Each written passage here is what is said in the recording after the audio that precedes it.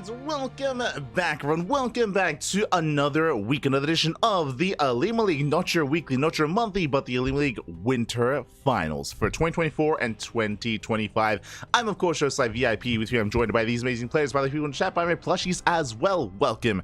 Whew. Again, it has been a pretty intense season of StarCraft, and we are here to crown our Winter Champion. For those that are curious, throughout the course of the past couple of months, and past couple of weeks and even past couple of months, players have been accumulating points over the course of these events to be invited, to be seeded into the Winter Finals. Here we go. It's a little bit bittersweet, a little bit somber. What I mean by that, of course, we did have the Fall Finals last year at the end of 2024. But what I mean by that, as we do wrap up this season of OlimoLeague, is that I believe currently this is the final season confirmed. Chijik, they did sponsor OlimoLeague for, I believe, 2 seasons. The Fall Finals and the Winter Finals, and whether or not it continues, yet to be confirmed, yet to be announced, yet to be confirmed.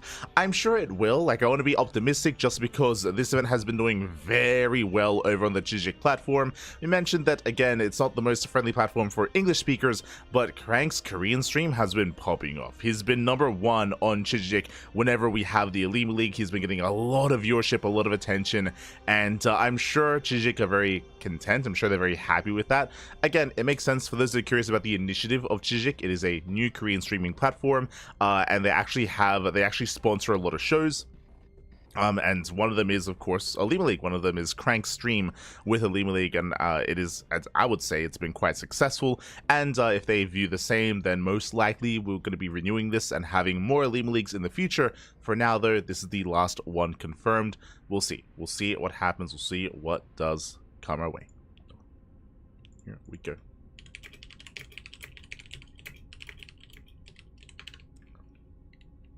Here we go. Otherwise, we're going to be jumping in. Again, let's switch things over and catch up on the brackets, and catch up on where we are and where we are headed. Bam! Here we go. Whew, we have our full set of matches. We have a full set of matches here. We have, how many players? We have 8. 8 players are facing off. We have herO versus Rogue, SHIN versus Classic, Clem versus Cure, and Zoun versus Creator. We have 8 players here all facing off against each other, and only one will be crowned our final, at least winter final champion for OlimoLeague. Oh boy, plethora of Korean players. We have Clem as the sole European. Let's go again, Clem. He has been very active when it comes to these OlimoLeague events, so great to see some Clem action later on down the line. We have Cure repping Terran. We have a plethora of Protoss, and we have 2 Zergs in Rogue and SHIN. Here we go. If you're curious, if you're wondering where are some of these players that we otherwise do see on a more regular basis, Dark has been inactive. Like, he still plays, he still competes, but Dark, he has kind of taken a step back. He's not as active as it used to be, not as prevalent as in the past. So we have, players like Rogue and SHIN kind of stepping up to take his place. Again, Dark, his military service is on the horizon, is still yet to be, or is coming up, I should say, coming up momentarily. Still no confirmed date, but Dark did end up leaving his team for that, and again has alluded to the fact that it is looming overhead. But for now, we have our top 8. We have our top 8 players here, and we're going to be casting every single series. Here we go. Whew. Pure best of 3s initially. It's going to be best of 3s in the first round, best of 3s in the upper bracket second round, and best of 3s in lower bracket round 1. And this is a 2-day event, by the way. I should emphasize that this is a 2-day event. Day 1, we're going to be covering the first 2 rounds. Day 2, tomorrow, we're going to be covering everything else. The lower bracket, the upper bracket finals, and the grand finals as well. So a lot of matches, a lot of StarCraft. Coming into day 2, that's where we have a lot of best of 5s and best of 7s. So it's going to be a very intense couple of days of StarCraft. very intense, very intense. And for those that are curious, I do see some people looking for the bracket command in the chat. This is a replay cast. These events did occur yesterday, or I should say, for the past 2 days. For the past 2 days, has been going on, and with that, we will be soon working through it. Here we go. But yeah, so yeah, for the past couple of days, they have been going over the OlimoLeague, and now we've gotten the replays here the day after, and we're ready to catch up. On all the StarCraft and all the matches. First, we have herO versus Rogue. Let's go. Let us go. Whew, as we are jumping in. to our first game of the night. Oh boy. So again, we're going to be covering eight best of threes, which is going to be quite a bit. Going through 8 matches, 8 series, and here comes the first. As spawning in the bottom hand corner of Whispers of Gold, we have the South Korean Protoss player, the blue Protoss representing Weibo Gaming. It is herO. And spawning in the top left-hand corner, we have the red Zerg player. We have the red Zerg, also from South Korea, representing Team Falcons. It is Rogue. Here we go.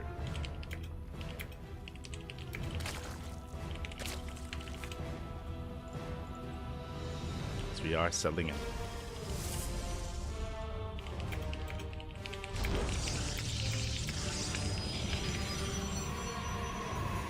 As we are going to be settling into our PVZ. First things first, we have our Gate Expand set up here out of herO, nothing too crazy. Likewise, Rogue going Hatch Gas Pool as well. Whew, oh boy, and it's been a while. We don't really get to cast Rogue too often on the channel, but he is a regular in the OlimoLeague, and Rogue typically thrives in the mid game here in ZVP. What we often see from, I say mid game, mid to late game, more often than not, we do see Rogue play things out more defensively, and usually the goal, the win condition for Rogue is to get into lair tech, to get into lurker tech, and then try to defend, survive, fortify himself until he can max out, and then he can be active on the map with Nidus play, with counterattacks. That's typically how Rogue does approach the matchup, especially on larger maps, but I should emphasize we're loading into a much smaller map here. Welcome one and all to Whispers of Gold. This map is known for aggression. If the goal here is to try to defend, turtle, and play towards the late game, you're going to be struggling here on Whispers of Gold, so I expect something very different out of our 2 players, both Rogue and herO. So I'm expecting more aggression regardless. Probe Scout here moving out, getting a read on what is going on. Again, standard opener so far out of Rogue, just Hatch Gas Pool into an eventual 3rd base. From the side of herO, we have seen him mix it up quite a bit here. Of course, we've been casting a lot of herO's PVZ as of late, up against players like Raynor, up against players like Serral as well in Lil League Cup, in Massive Coliseum, and herO, he again can be a very unpredictable player here. As mate, if you can glaive it up Serral to death, you can glaive it up anyone to death multiple times as well. Like like here, he was an animal, Pap. He was an animal. Aye. So I'm here for it. I am ready for it. As here he is being active, checking for the 3rd base, and does confirm. Does get eyes on it, does confirm. Likewise behind this, the first adept is going to be poking in. Again, looking for any kind of active tumors here, threatening a dive into a mineral line, whether it's in the natural, whether it's in the main base, and keeping tabs on the gases as well. There's the first tech of choice, going to be a Stargate opener out of herO. Nothing too crazy. Again, Stargate is the way to go, just to open up in a more standard fashion. I'm sure we'll see herO mix it up at some point in this series, but for now, standard opener, and we'll see if we go for the Oracle or for the Void Ring. And we have the answer. Oracle first. Oracle's moving out, and just to scout across the map and get a read on what is going on.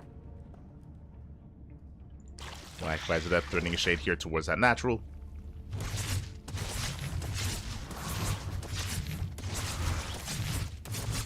Will threaten the shade. Now falling back. Likewise here, just securing himself. The Oracles are designed to, of course, scout, to harass across the map, to defend the 3rd base, and to safely get into a 3-base economy. So overall, just really safe play here out of herO. Nothing too wild yet. Really, my eyes are on the follow-up here. For example, does Rogue skip his Roach Warren? Does he go Evo Chamber first? Does he go for an earlier Bailey Nest? Does he cut workers? Does he not saturate his 3rd base? These are kind of like the big signs that we're looking for here from Rogue. Likewise, from herO, the timing of the Twilight Council. 3rd base has just begun, and we are looking for the timing of the Twilight Council and the Forge to see if he is going to be more aggressive or more mid-game oriented. As for now, we're just poking in. Oracle dives into the mineral line. Spore's not done. Getting 1 drone, oh, not quite 2. Whew. 1 drone so far. Rotates over towards the 3rd base. No major damage. Getting some larva. Being a nuisance here for Rogue. At the same time, threatened the counterattack, but last episode back at home, and herO does defend. We're even taking down an egg. Not bad. 1 drone, a larva, a cocoon. From here, backs up. And it looks like it's going to be a standard follow-up here from herO as he does catch another 3 drones. Oh my god, 3 more workers going down. Barely any hull damage is dealt. And herO does retreat. There it is, Twilight Council and a Forge, so it looks like +1 and Blink. Meanwhile, from the side of Rogue, Lair first. Is going Lair first. Into a Roach Warren, no fast Eva Chamber. It looks like safety Roaches into, I imagine, Roach Hydra is going to be the composition of choice for Rogue. If you remember, we did mention how Rogue is very fond of going into, like, Lurkers before really being too aggressive. This does feel like the setup for that. We'll see if that is the case. Adepts, they do catch out one of the Queens, though. Yeah, no Transfuse. One Queen goes down. He wants the other, and he's going to get it as well. Yeah, no Transfuse available. Lings are going to be under fire. Another Queen going to be pulling 3 Queen kills. Oh my god. The Lings, they melt. The Adepts, they're popping off. They're just pulling a Rogue apart. Drones are going down. There's 1 Queen remaining. Oracle's back up, but still lost mining time. And the drones out, they cannot come back. Not now. Not now, back. And herO barely loses anything. I'm afraid to look at the efficiency here. I'm afraid to look at the trades. He lost nothing. God damn. I was hoping maybe at least 1 Adept. But the value is insane here. herO losing 0 units. He gets 20 Lings, 3 Queens, and 8 drones. And with that, herO in a very comfortable position. With that, finally going to be forced back. As I say that, Adepts are going to be threatening another shade here into the mineral line. And they allow themselves to back off. Behind this, there's a Hydra, as we did mention, it is going to be Roach into Hydra, most likely into further tech. herO back at home, investing into his own upgrades. +1, Blink halfway done, and will soon come online. Will soon come online. Stays into the main. Oh! Catching out 2 drones. 2 drones going down. herO pulling away. Hydras are amassing. Now, Rogue, he knows that he lost a lot of workers. And as you can see here, Rogue, he's on 47 drones, and intentionally, he's not droning. He's not droning up. He knows he's behind. It's an all-in.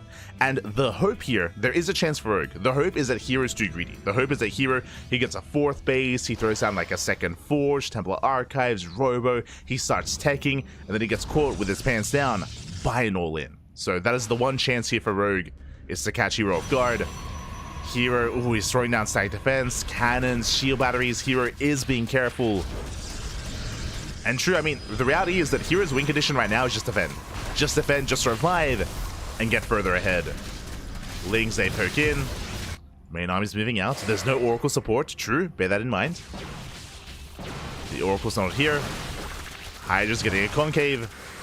Stalkers, they blink away. Adepts, they shed into the mineral line, and they're going to be shut down. Finally, units are falling. Adepts are cleaned up, and now it's go time. Now it's time to move out, as Rogue is going to be sending everything across the map. And can he catch out these Stalkers? Stalkers are racing back. Rogue with the intercept. Oh! Yeah, coming in from the flank. We'll try to catch out these Stalkers. We'll attempt to. The Hydras, they're a little bit too far behind. Stalkers, they blink away. Yeah, they get to safety. Stasis traps on wall of shield batteries. Again, herO, he's aware of the all-in. Remember, he shaded into the mineral line. He saw the window drones. He saw the lack of workers. He saw the lack of saturation. He knows what's coming. The boys have been... Let's go! The boys have been pulled. There's a wall of cannons. Wait, oh no, the boys! They cannot bust in. It's not going to happen. It's not going to work. Storm is still not done. True. There is no storm. Cannons are falling, but we're running out of drones, running out of Lings, and running out of Hydras. As even without Storm, herO, he holds. Yeah, he is holding. Storm is now done. Storm is now available. There it is. And GG gets called. herO will take game number 1. Whew. GG. GG, well played. herO, of course, one of, if not the best Protoss in the world, is a titan to behold and is difficult for anyone to face off against.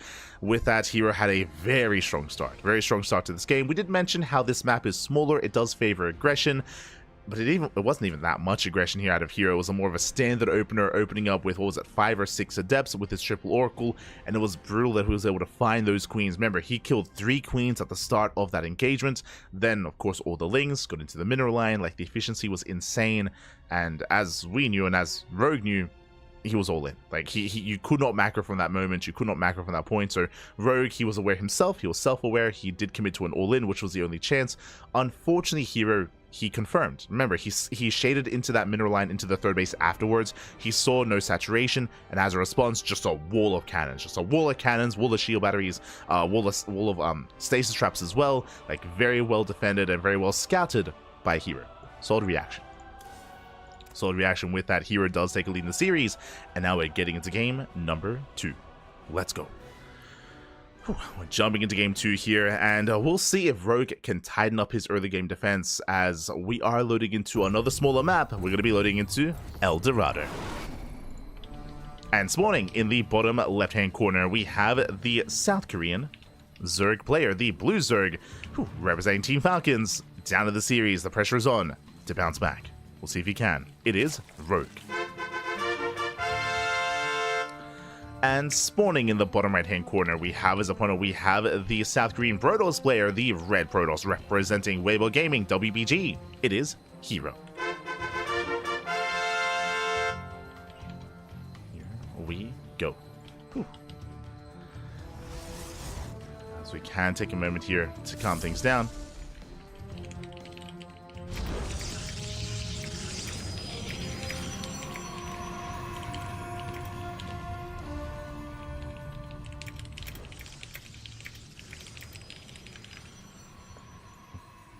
Here we go. We are going to be settling in.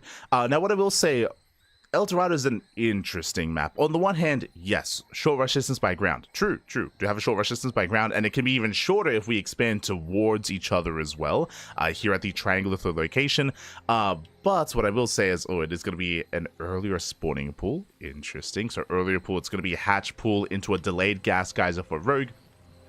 But on the flip side, the attack paths are definitely lessened here. There are less attack paths in general. We should be pushing through the center of the map. Like, we wouldn't be really seeing too many flanks or backstabs here. Or I should say, it's easier to scout because the attack paths are more limited. So ideally, Rogue will be more aware, especially considering that Rogue is expanding here towards his opponent. What I mean by that is that he can fully wall this area off towards the top side to be safe against the depth harass, and he can just focus here towards the south instead. And again, there's only one real attack path of your opponents, of the aggression, so it's easier to keep up with and easier to be able to respond to. Still very short by ground though. It's like we'll see how our players approach this. For now, Queen's already on the way, a couple of links as well. Gas now being taken. Again, gas was delayed here for Rogue, and for now is just saturating his bases, setting up for his third as well. Likewise, here he mines through the minerals. He's also checking for the third base, and he might be able to delay as well. Yeah, the drone is coming in. herO's in position just in time, and yeah, with that, he will delay the expansion. Rogue, he thankfully has a couple of links that he can use, except right on the map. Yeah, links are out of position. Pylon gets thrown down. And Rogue, his opener is going to be disrupted. Adept is going to be shading in. Again, Lings across the map. They run. Oh, they actually do slip into the main. They slip into the bases. Adept shades in. Up. Oh my god. Denied some mining time, but no major kills, no drones. All of them do survive. Probes do survive. Sorry, drones do survive at the same time. Probes do not, but there's still no expansion. The pylon finishes, and Rogue, he's stuck on 2 bases. So this is really nice counter damage here by Rogue, killing 2 probes. It is good, but still he's being denied his base, and he's being forced to expand towards the top side instead. Forced to expand away, so a delayed third base. Likewise, a little bit more of a defensive base is forced to be taken. Whereas I'm sure Rogue wanted to be a little bit more aggressive instead. As now it'll take longer to spread creep across the map. Likewise, the space is going to be more exposed, more vulnerable. We spoke earlier about how, if we can take like this triangular third base, then it can be easier to defend, as it like the attack path is very linear here to actually get aggression on this base. But that is not the case, not anymore. Oracle moves out. herO getting in position with the Adept. And we'll take his own third. Third bases are on the way. Likewise, because of the expansion taken by Rogue, it also means that he's being denied the gold. So typically when you take this triangular third base, it is very easy, very seamless to expand right next to yourself and take the gold as well as the fourth. But that is also denied from Rogue. So this is kind of throwing a wrench into the works here of the overall build of Rogue. Meanwhile, Dev Shades into the main. Gets 2 drones, not bad. Oh, sorry, did I say 2? 4 workers even. Oh my god. 4 drone kills, oracles, they dip in between the bases, they get away.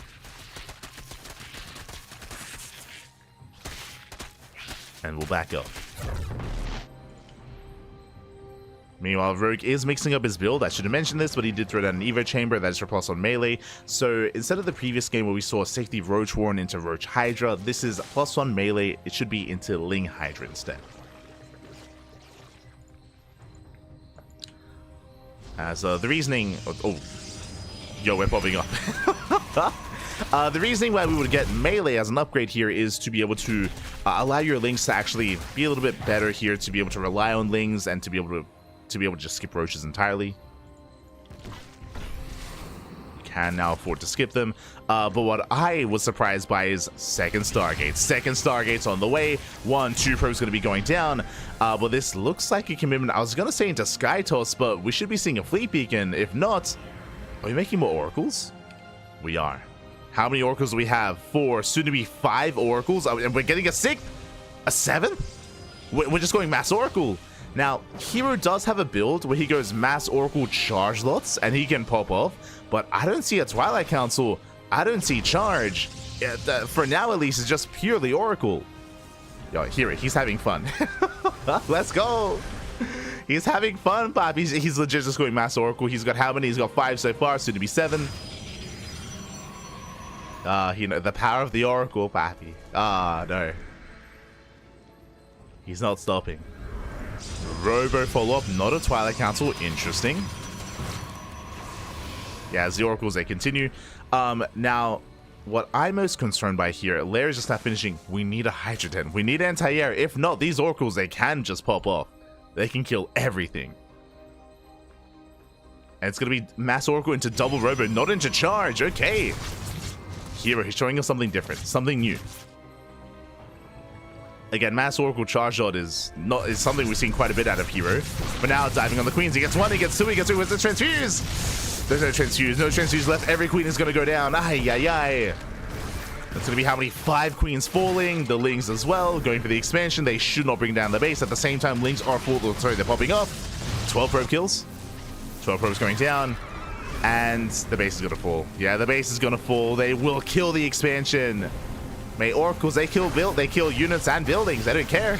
Oh my god. That was a full HP hatchery, by the way. Oh god. Ay, ay, ay. Zerg players, look away, is what I will say. Just look. It's like, look away, Pappy, look away. It's going to be a thing of nightmares as the Mass Oracle is popping up. Behind this, going into, I would imagine, double Immortal production. Now we got the Twilight Council on the way. And you can see that we're forcing Rogue to double down and to make as many Queens and Hydras as possible. Hydra Den is on the way.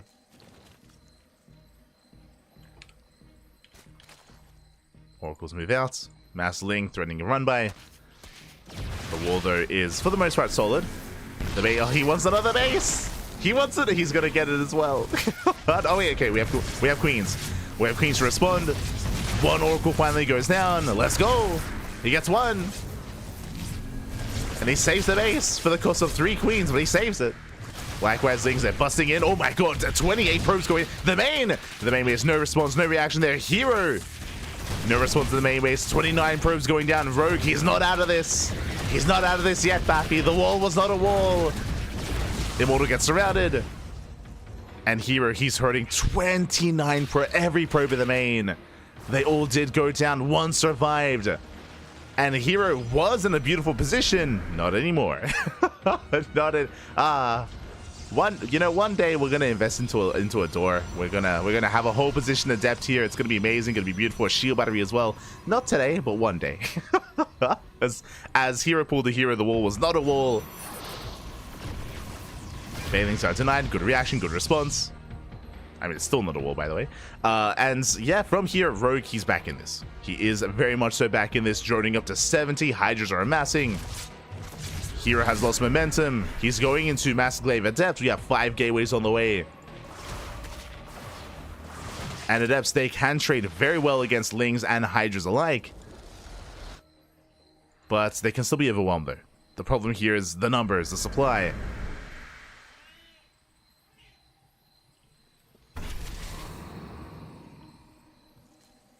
Here we go.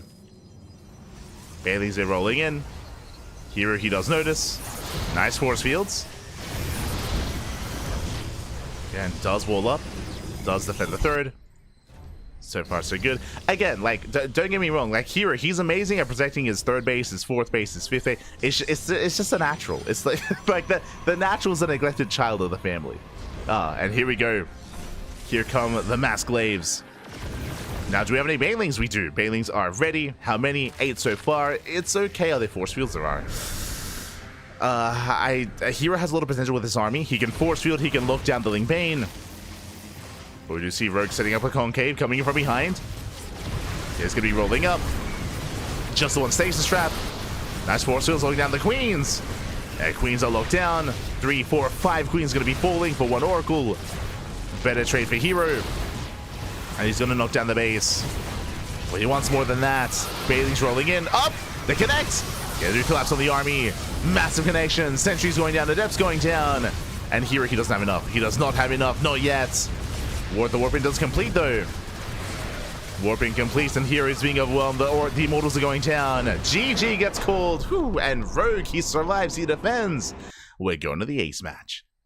Whew.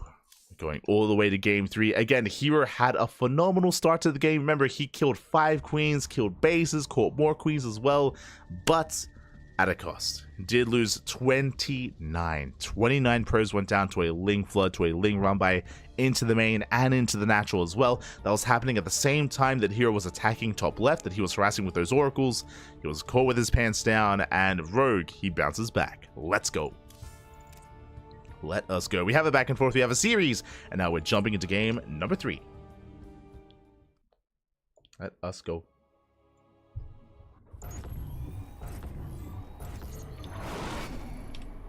And spawning in the top right-hand corner of Frostline, we have the South Korean Protoss player. We have the blue Protoss representing Weibo Gaming. Whew. As we're forced into game 3, it is herO. And spawning in the bottom right-hand corner, we have the red Zerg player from South Korea representing Team Falcons. It is Rogue.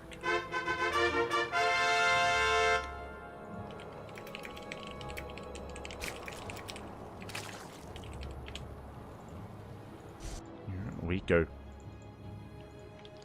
As we are going to be settling in. So far, so good.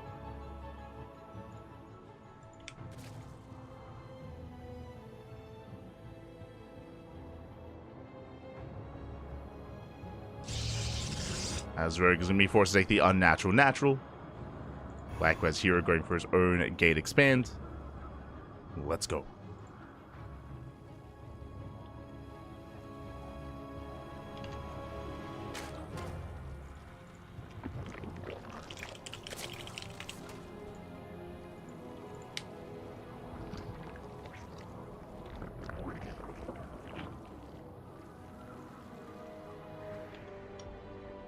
Now we have our hatch gas pool standard opener out of Rogue.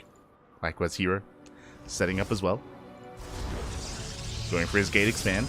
So far, so good. And welcome one and all to Frostline is going to be a larger map in the map pool. It is going to be one of the larger maps. Likewise, a longer rush distance by ground. And we could actually see a bit of a longer standard game. It's possible. It's possible. We go.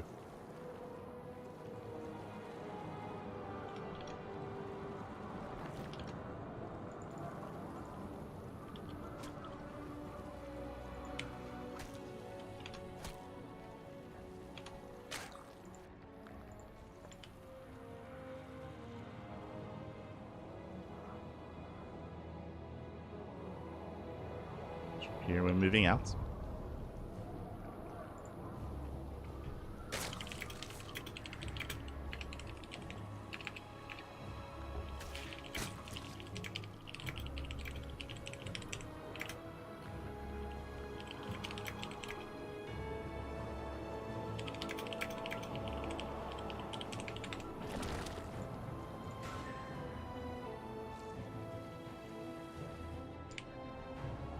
For now, just saturating our bases. Gonna be saturating our bases here, getting our third as well. Droning on up. Likewise, herO across the map, gonna be settling into his own Stargate opener once again. Gonna be opening up with the Stargate. Into Oracle. No Void Ray this time. And the question becomes, do we keep making Oracles? Do we go up to 1, 2, 3? Do we go up to 7? Do we go up to 10? Was that the issue? Was the problem that we stopped at 8? He had 8 Oracles, by the way. I want to say up to 9, maybe? But he did lose 1 early on. So I went up to 8 Oracles. Do we keep going? Do we not? Again, it is going to be on herO here. Whether he commits, whether he doesn't. For now, just the 1. Does move out across the map. Setting up for his third base. Maybe the better question, do we see a wall? Do we wall off the natural?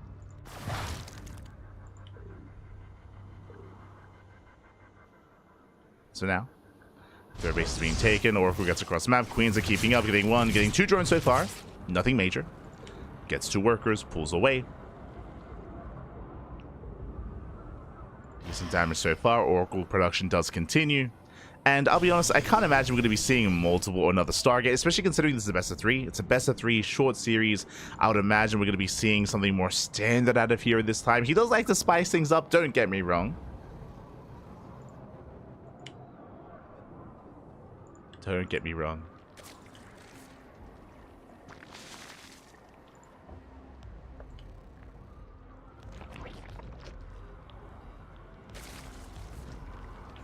herO rotates.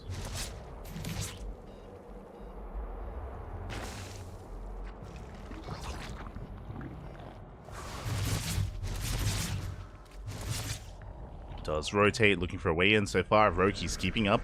Safety Roach Warren on the way from Rogue.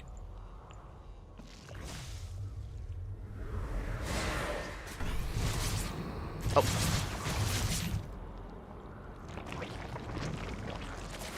Getting to the safety Roach Warren. Likewise, did Upstate rotate. Still looking for a way in. So far, Rogue is keeping up. Lings are amassing. This time, no major damage. If you recall, we had a similar push on Whispers of Gold where herO was able to break through and get 3 queens and just end the game, almost. This time, Rogue is keeping up.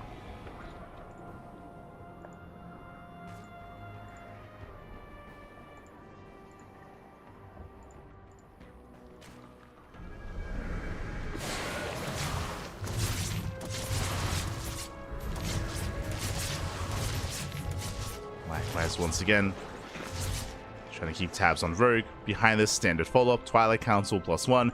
For the first time this series, we have Roach Speed. Bear that in mind. So Rogue, he is going to be investing into Roaches. Something we haven't seen yet in this series. And we'll see if Rogue does cut worker production. Oh, never mind. Hydras, okay. Never mind. Is going Roach Hydra. Should be working towards, yep, a 4th base. Droning up, taking gases, stasis goes up. We're headed towards a longer game state.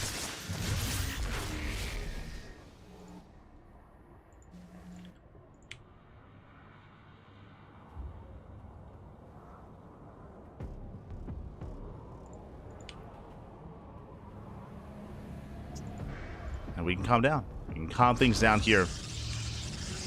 Here, he's on a 6-gate setup, pushing towards that 4th.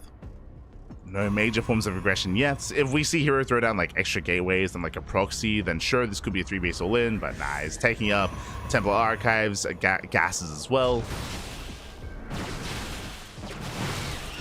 So much more passive kind of mid-game setup here from both players. herO is pushing in though. Oh. Catching at a Roach. Picks up a Roach, pulls away.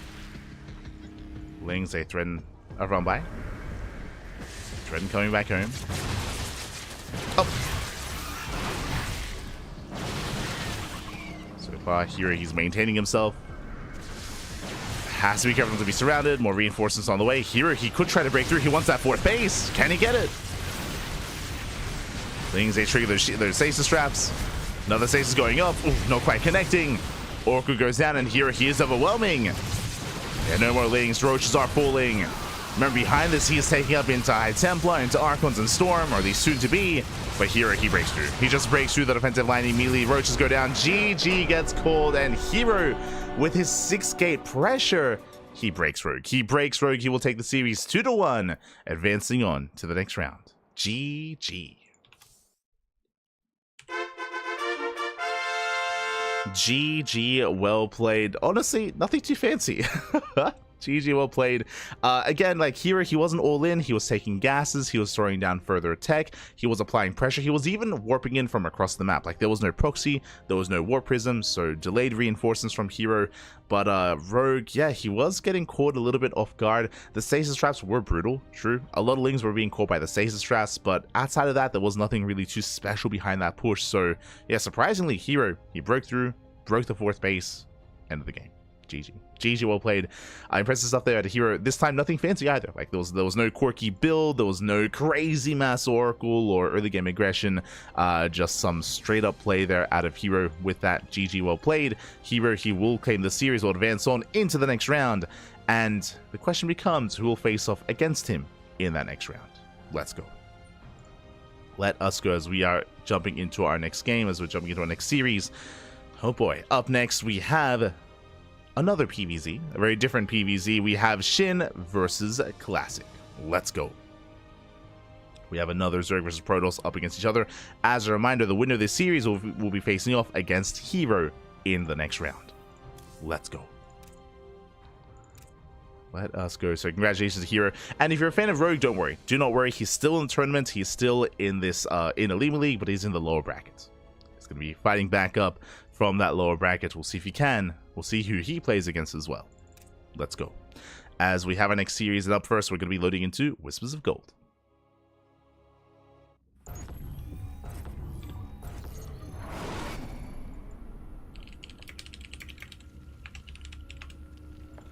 And spawning in the bottom right-hand corner, we have the South Korean Zerg player, the Blue Zerg, representing Gaiman Gladiators. It is SHIN.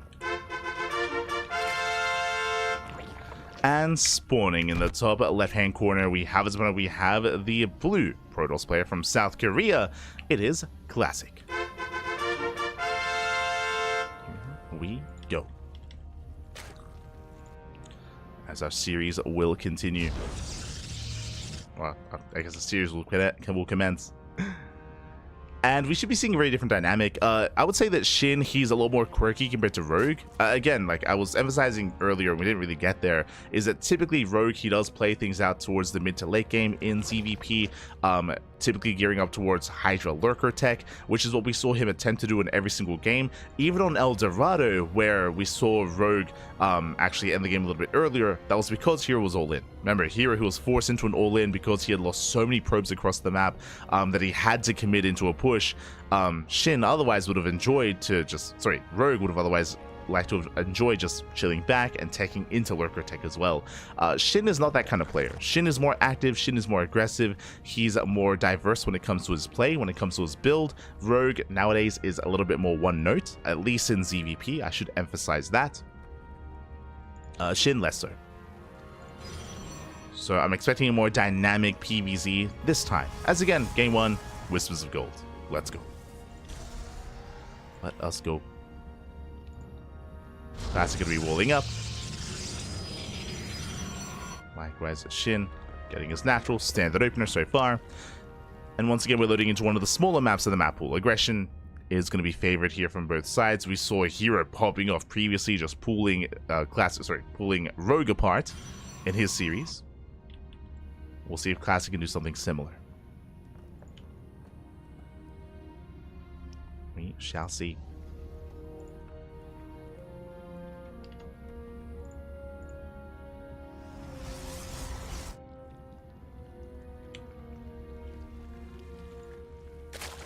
So now do have our hatch gas pull. SHIN, he pulls out of gas.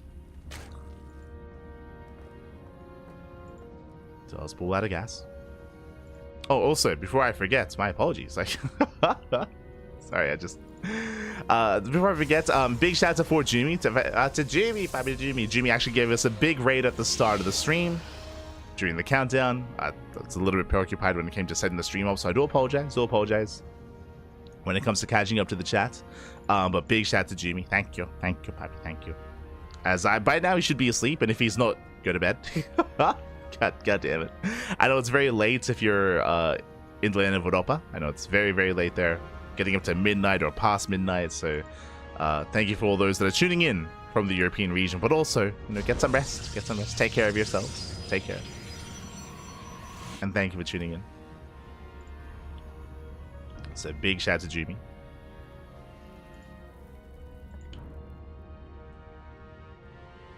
I'm sure he's inspired by herO's Mass Oracle play. For better or for worse. Oh no.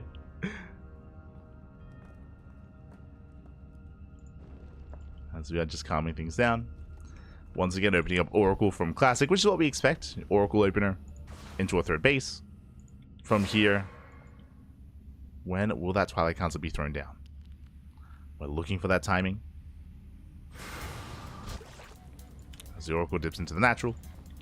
Shin's in position. He's got his 2 queens. Despite that, 1, 2, 3, 4 drones going to be going down. With the Star stepping the base. Sorry, the Oracle takes a lot of hits, but will survive just barely. Does escape. The Oracle pulls out. So far, decent damage here by Classic.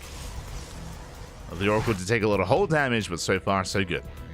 Does keep it alive.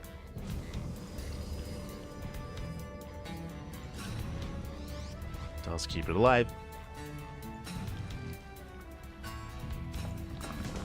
Behind this Evo chamber on the way.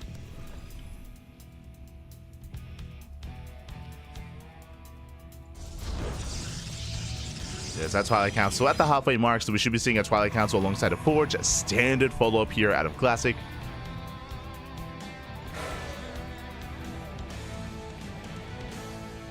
And here comes the initial move out.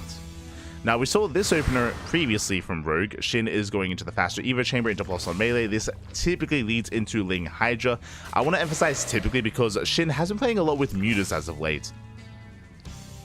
And that is also an option. As Zepse commits.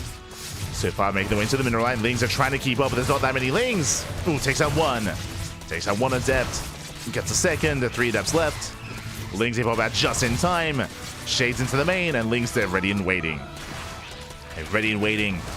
2 drone kills for, what was that, 6 adepts? Better trade for Shin. So soul defense here from Shin. Despite that, Oracles, they come in for a second wave. Ooh. Getting up to 3. Oh no! Getting up to 3 more drones, but 1 Oracle goes down. Ay, ay, ay. Against Spores, they hit harder now.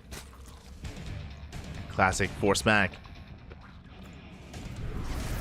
Likewise, Shin across the map. Oh, friends are run by.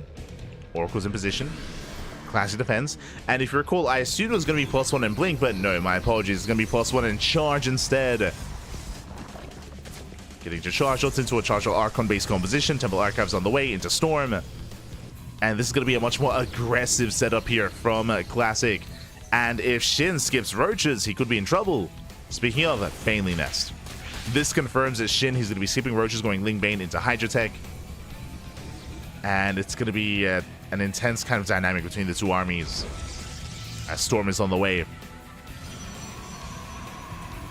So basically, Shin is going to be working with a very fragile composition. Ling, Bane, Hydra, all things that are light-based units, all things that just get annihilated by splash damage, by Storm, and by Archons. So it's not going to be easy here. For Shin to engage. Of course, once he gets into Lurkers, different story. That is once Lurkers hit. And now nice star stepping. Classic shaving off Lings. Looking to expand and get a 4th. Schindler's still being active. Coming in for the surround, not bad. Charge is not done. Neither is +1. Better trade here for Shin. Catches out the Zealots, pulls away once the Oracles arrive. Very nice efficiency. Pulls back. Likewise, Shin just focusing on his Ling, Bane, Hydra. Of course, seeing all those Zealots, he knows the kind of composition he's up against. Baneling speed is on the way, and he needs those Banelings. As that is going to be the answer to the problem that is this more Zealot, High Templar based composition. Joining up to 78. Solid drone count. Focusing on his army. Massing up. Going for a massive Bailing run, but he gets found. Oh, he gets spotted. Classic sees everything. He's aware of the Bailings. Stasis is denied. He's baited ahead of time. Archon's forced to respond. Side defense on the way. And SHIN, he doesn't go for the run by. He knows he got scouted. Meets up with the main army. Storm is done, and can he get on top of those High Templar? Can he break through the storms? He's going in. Does go for the dive. Oh, brutal storm shielding Bane. Lands 2, lands 3. Yeah, there's one storm left. Bailings, they graze the arm, but they do not take down the High Templar. Hydras, they get on top of the base. And Bailings, once again, they zone. They're going for the mineral line. And probes are going down. The base falls. And can he break through the Archons? Up. Oh, barely not. Again, in a head-on fight, SHIN, he cannot contest against this, but Classic was out of position. He had his Immortals here on the right-hand side. Some of the Archons as well. He was ready for that Bailing run-by, the run-by that never came. And SHIN, he got the base. That's all he wanted, to bring down the expansion. From here, SHIN, he backs off, he regroups. Remember, he's on 78 workers. He's at that ideal drone count. Then he just focused on remaxing, rebuilding, and going in once again. And he wants High Templar. Up! He wants them. He gets one. Gets one. Gets two. There's two left. Zoning back the army. And there's just not enough here for Classic. The numbers are not there. He needs more Archons, more Immortals. That was the final storm. And once again, the base goes down. Denies the expansion, takes down 2 Immortals. And SHIN, he breaks through. He has done. He's broken the back of Classic, takes down every single high-tech unit. Getting another Immortal. Another one goes down. And SHIN, he rotates, he responds, takes down the pylon. Pushing in towards the natural. And Classic, he was just torn apart. Even, oh my god, the Artosis pylon depowering the rowboat. Everything gets depowered. And with that, the boys are being pulled. Passes out the Archon. Classic, he will hold for now. But behind this, SHIN, he's just remaxing, rebuilding once again. Again, he finished droning a long time ago. And the aggression does not end. And something that we should have tried to have emphasized here that we bring up typically when we load into Whispers of Gold is how indefendable your 4th and 3rd are. Again, there's no choke point, there's no ramp coming into these bases. It is much more difficult to hold on to compared to Abyssal Reef, Neon Violet Square, even maps like Ultra Love. Here it is so much more exposed. As you can see, Classic struggling to defend, and here come those Bailings. Towards the mineral line, towards the High Templar. Ooh, big connections, catching out 2 of them. There's 2 left. And SHIN, he dives in and takes on the final High Templar. There's no more storms remaining. GG gets called, and SHIN, he will take game number 1. Whew. GG. Does take the game. And does take a lead in the series. Again, just hyper aggression out of SHIN. This is what you mentioned. This is what we alluded to when talking about how aggression is favored on Whispers of Gold. It isn't just the rush distance by ground, but it's also how indefendable the 3rd and 4th base are as well. This is like the rush map, more so than I think any other map in the map pool. And this is where SHIN does thrive. GG. GG, well played. From the side of Classic, he wanted to hit his own timing. Like, typically when you're opening up Charge or Archon Storm, you're building up towards your own move out, but unfortunately he was stuck on the back foot, stuck at home. Once he saw all those Bailings, like, he was just pinned and trapped against the wall. And with that, that leads us into game number 2. It is going to be loser's pick. It's going to be Classic's map of choice, and we're going to be loading into Ley Lines. Let's go. Loading into Ley Lines here. Ley Lines being a, I would say, medium-sized map in the map pool.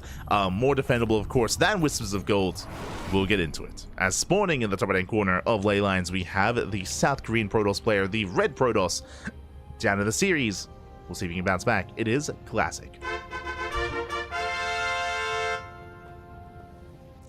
And spawning in the bottom left-hand corner, we have the South Korean Zerg player, the Blue Zerg, representing Gaiman Gladiators. It is SHIN. Here we go.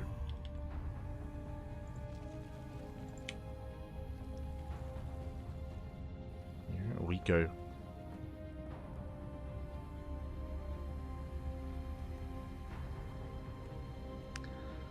So for now, we are going to be getting to our natural. So far, Hatch Gas Pool, standard opener out of Shin. Likewise, a classic across the map going for his own standard opener as well.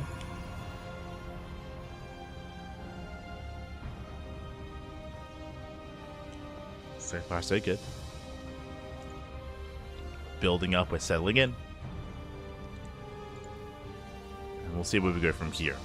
Now, after game 1, I don't expect Classic to once again go charge or Archon. It's typically something that you mix into a series, but you don't necessarily heavily rely upon. I mean, I say that. I do believe that there's going to be a little bit more success here on ley lines if you try to go into that style, just because it is more defendable. Like, talking about the previous map, comparing it to this one, here we do have a much more narrow ramp coming into the third base, so a little bit more defendable. Likewise, we have points of elevation here at the fourth as well, or at the forward base. So in general, it is easier to defend on this map compared to Whispers of Gold. So I would say that Classic would have more success, but we'll see. We shall see. SHIN is going for his third. Going for a much faster third base, by the way, so very greedy play here out of SHIN. To be able to afford this, SHIN, I believe, is going to forego a queen. There we go. We have one queen on the way, but only one queen, so this is going to hinder queen production for SHIN, but he's going to make up for it with, you know, a faster base, a better larva, better saturation, and in the long run is going to be more efficient here by SHIN if he gets away with the lower queen count. So again, it is a risky move here out of SHIN, as he does delay his queens. Behind this, a Stargate is being thrown down. We now have the second queen starting up. With less queens to defend, it is possible that these oracles could do more damage, but a big cut on that one. Likewise, the Eps as well. There's potential for Classic to abuse this. Meanwhile, SHIN slipping in.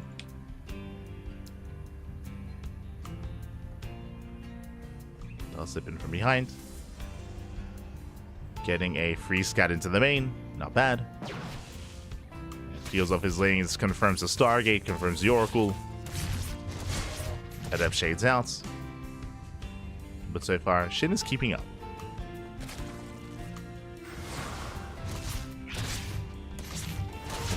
SHIN is keeping up. One drone going to be falling, just the one. So 1-to-1 trade.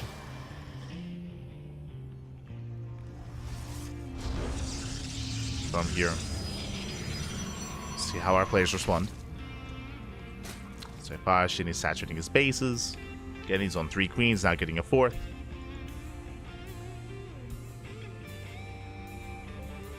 And because Classic lost his first Adept, because Classic went Stalker after the Adept, I mean, he has no Adept Harass. He has no Adept Aggression. SHIN, he will be able to defend quite nicely here with the minimum amount of units. And even here, catching out another Adept as well. Oh my god! Deal some hull damage. But there's nothing really threatening SHIN, so yeah, gonna be able to freely drone up. He gets away with his opener. Now the oracles are being active. Now they're pushing out across the map. But SHIN should be fine. He's got 2 queens, has a Spore. Likewise, Spore here at the natural, Spore at the third, Spore in every single base. He should be okay. We'll lose a drone. We'll lose multiple drones here. Second, third, fourth drone going down. Ooh, for the Oracle though. Yeah, that was not worth it for Classic. The Oracles, they just have so much value, so much utility coming into the mid-game. With their stasis traps, with their pulsar beams. So better trade for SHIN.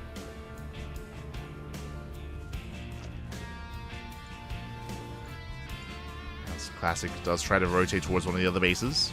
SHIN getting a safety Roach Warren. As a reminder, last game, SHIN he went into +1 melee into Ling Bane Hydra. This time, looking to go for a different setup here. Setting up his Roach Warren. This could just be for safety, or he could commit into Roach production. As the wall is a little bit messy. Let's say threaten a shade.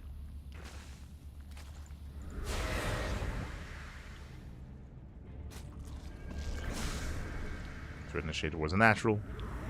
Classic, he rotates. We have a gateway explosion behind this. Classic, he wants that mineral line. Lings, they respond in time. Plenty of Lings. Adepts are forced back. And Shin defense. Now, with the amount of gates on the way, ooh, it's going to be a 6-gate setup. We have the Temple Archives working towards Storm. No Colossus. Adepts, they get away. Alright, extra gateways being thrown down.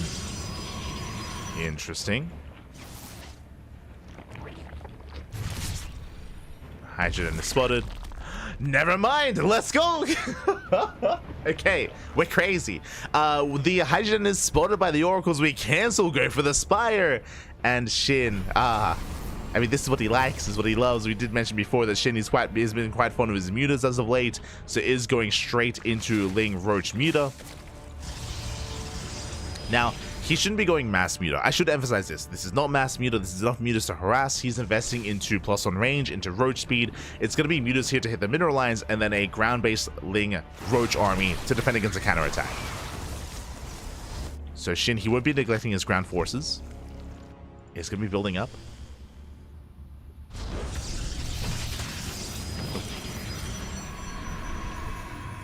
Things are forced back. So far, Classic is unaware.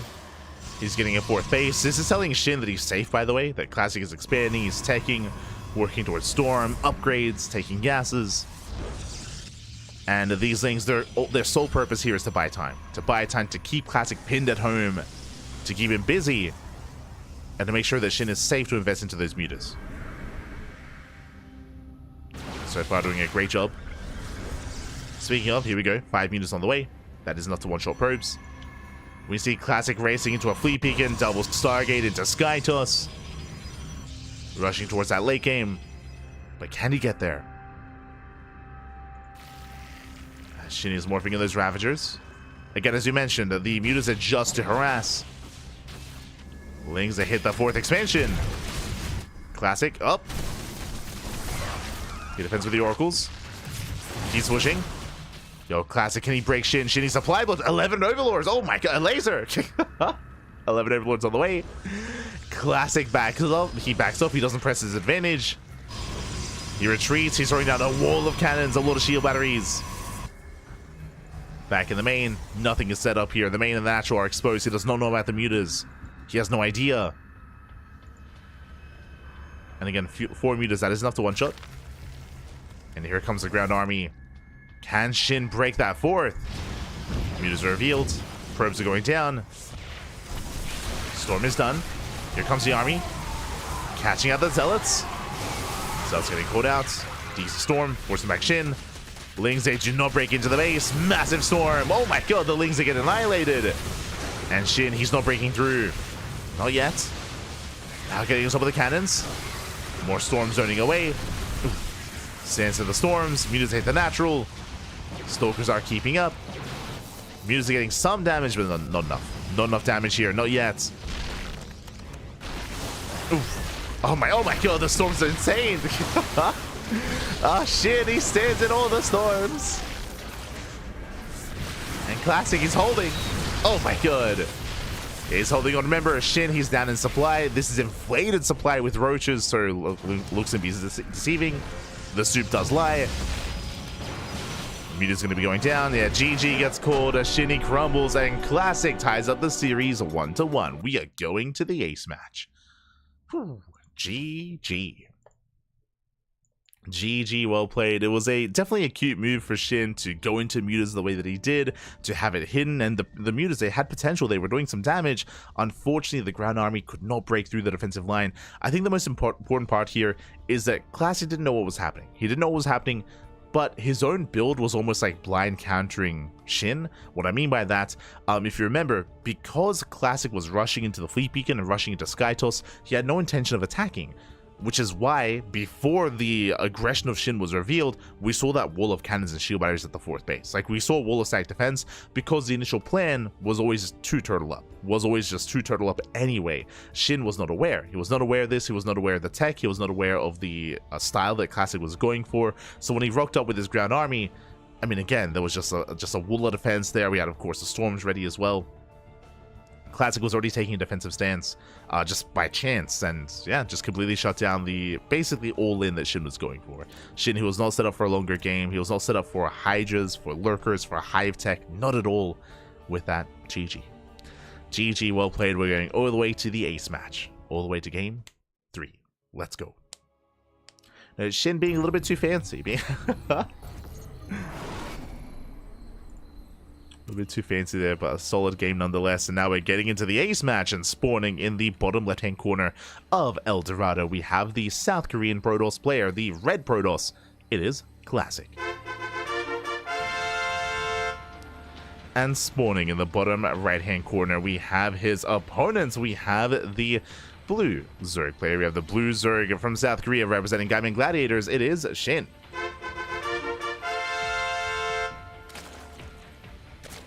We go.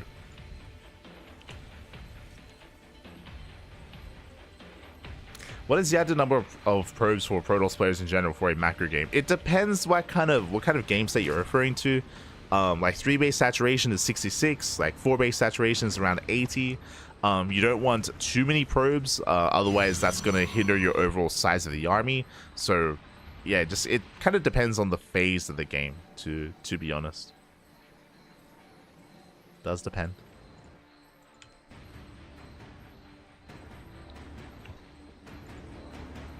But if you're referring to like sustaining like a proper like late game army, and if you split the map in half, then like between like 60 and 80 workers, I say between because I feel like initially you do want to reach 80 workers initially, but over time you're content with trading out workers, having a lower probe count just to have a larger army. Like there's a little bit more finesse towards the late game, where you're okay with throwing some workers away and having a smaller worker count. But the reasoning for that is because the Protoss army is more efficient. It's more efficient, and you often have to split up your army as well. So having a larger army has its benefit there. I'm referring to late game PvZ, but yeah, there's some finesse that's involved. For now though, settling in. Arcone settling in. Overlord does check the natural. And it looks like Shin is setting up to expand here at the triangular third. Let's go.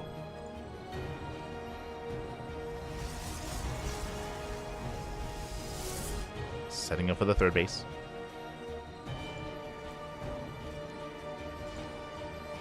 Likewise, Robo opener. Oh my god, Robo at a classic. Okay, we're popping off. Despite the more passive openers that we've had so far in this series, we have a Robo first at a classic.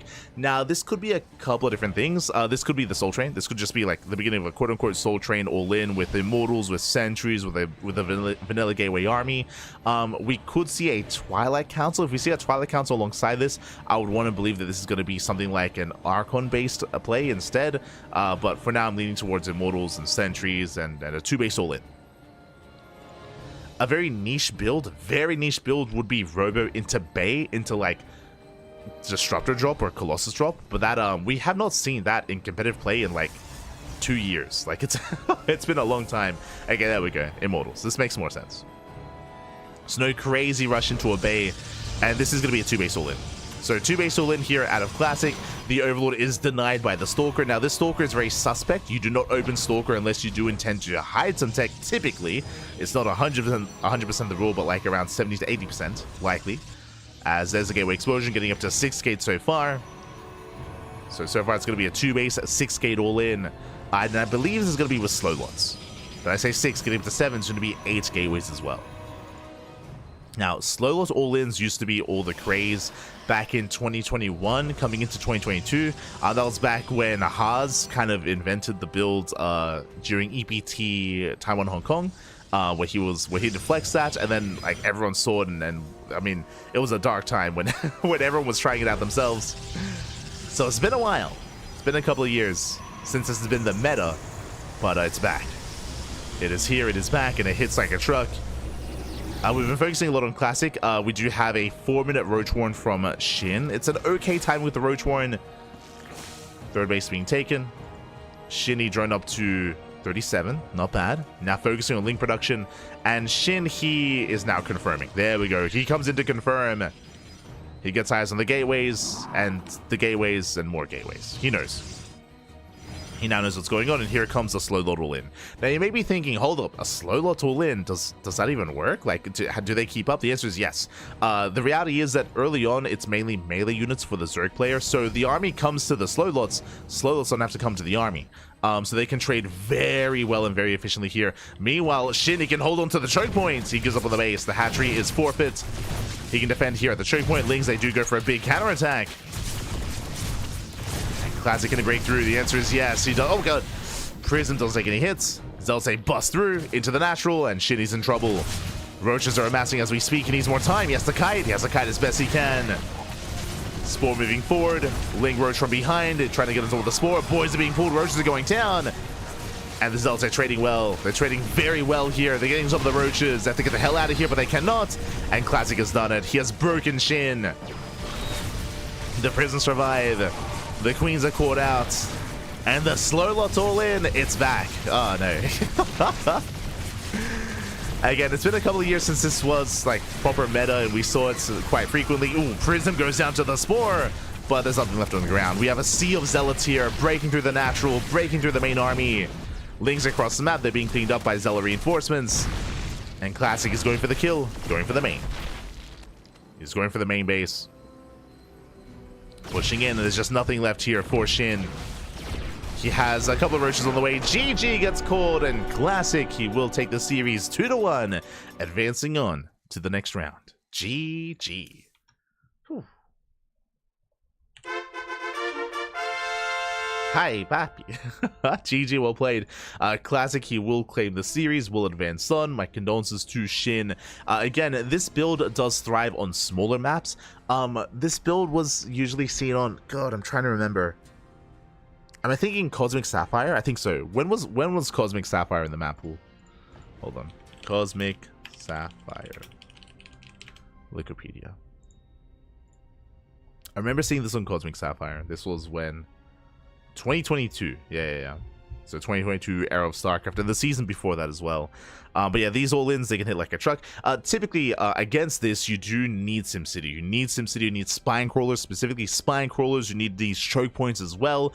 I do really like that we saw SHIN try to defend at the wall, at the mineral wall, but because he went for a big Ling counterattack, and bearing in mind, he went for the Ling run-by before the all-in had hit the field. Like, he didn't really know, or he wasn't quite ready for the all-in, or the all-in, again, like, it had yet to really push in. That Ling run-by in the end did hurt him more than anything. If the Lings were back at home, the goal would have been to defend at that choke point for as long as possible, to mass up Roaches and Spine Crawlers behind that. As we saw, because it was only the Queens, Classic, he was bold enough to actually drop over the wall. He dropped over the wall with that War Prism. Otherwise, the Queens could have held the line. One Queen in that choke point, like non-stop transfuses to buy more time, but very quickly that position was broken. Very quickly, Classic, he hopped over the wall, which was crucial, by the way. He was able to hop over the wall, was able to force the Queens back. The choke point was non-existent, and then GG. Like, initially, I think it was really smart for SHIN to try to hold there, but I don't think SHIN was also expecting for Classic to hop over the wall the way that he did. Like, it was so brazen and so risky, because if he had lost that War Prism, in doing so, that would have been game, right? No more reinforcements, no more warp-ins, like no micro to juggle back the Immortals. Like, losing that Prism would have been huge. So it's a risky move at a Classic, but he pulled it off. He broke through the initial mineral wall, and GG. Like, that was game then and there when he broke through that location, that position, I should say. Oh. Regardless, GG well played. Very tense series there between Classic and SHIN, and with that does also mean that Classic advances on to face off against herO in the next round. SHIN, I believe he gets knocked down to face off against Rogue in the lower brackets. And we are not done. We are still wrapping up with the upper round one. Up next, we have two fresh players here. We have a Protoss and a Terran. Let's go. We have a PvT Clem. He's going up against Cure in a Protoss versus Terran matchup. Let's go. And Clem is a beast when it comes to Protoss. For those that are maybe unaware, for those that haven't been watching StarCraft as of late, you may not be familiar, but Clem has been avoiding TvT for over a month. For over a month at this point, has been avoiding TvT. He's been playing purely Protoss against Terran players instead. TvT historically has been Clem's weakest matchup, and now he has fix that issue by playing Protoss instead. and I don't think there's a Terran. I think the only Terran player that hasn't lost to Clem's Protoss is Maru, because they haven't played. I think Maru is the only player that has not lost to Clem's Protoss when it comes to Terrans. I mean, everyone else has. Like Clem, we've casted him, he's beaten Cure already. He's beaten Cure, he's beaten Bjorn, Spirit, Gabe. Like Clem is an animal. Like an absolute animal. Gumiho as well. Actually, I might have to take that back. I think it's Maru and Gumiho, because of course Gumiho did defeat Clem's Protoss at Home Story Cup. And I don't think they've had a rematch yet. So I think those are the only two notables that I can think of that Clem hasn't brought down. But yeah, Clem is an animal. Of course, he hit number one. He hit number one when it came to his Protoss on the European ladder. I was able to overtake Max, and I think what I find most fascinating is that we've been hearing, even though Clem only competes against Terran with his Protoss, we've been hearing that he's actually really good against Zerg as well, and he was actually giving Skillous some builds for PvZ, and Skillous used that to actually defeat Solar, which was crazy. So Skillous, he gave a shout out to Clem after he beat Solar. I think that was in the qualifier of, I keep forgetting, it was either qualifier for Master Colosseum or qualifier for OlimoLeague Cup. But Clem has been vocal, and he said that that the thing that's stopping him from competing as Protoss is PvP. Like, funnily enough, it's the other mirror matchup where he's not too fond of the PvP matchup, and that's kind of like stopping him from fully switching. But yeah, he's more than happy to play it against Terran. More than happy.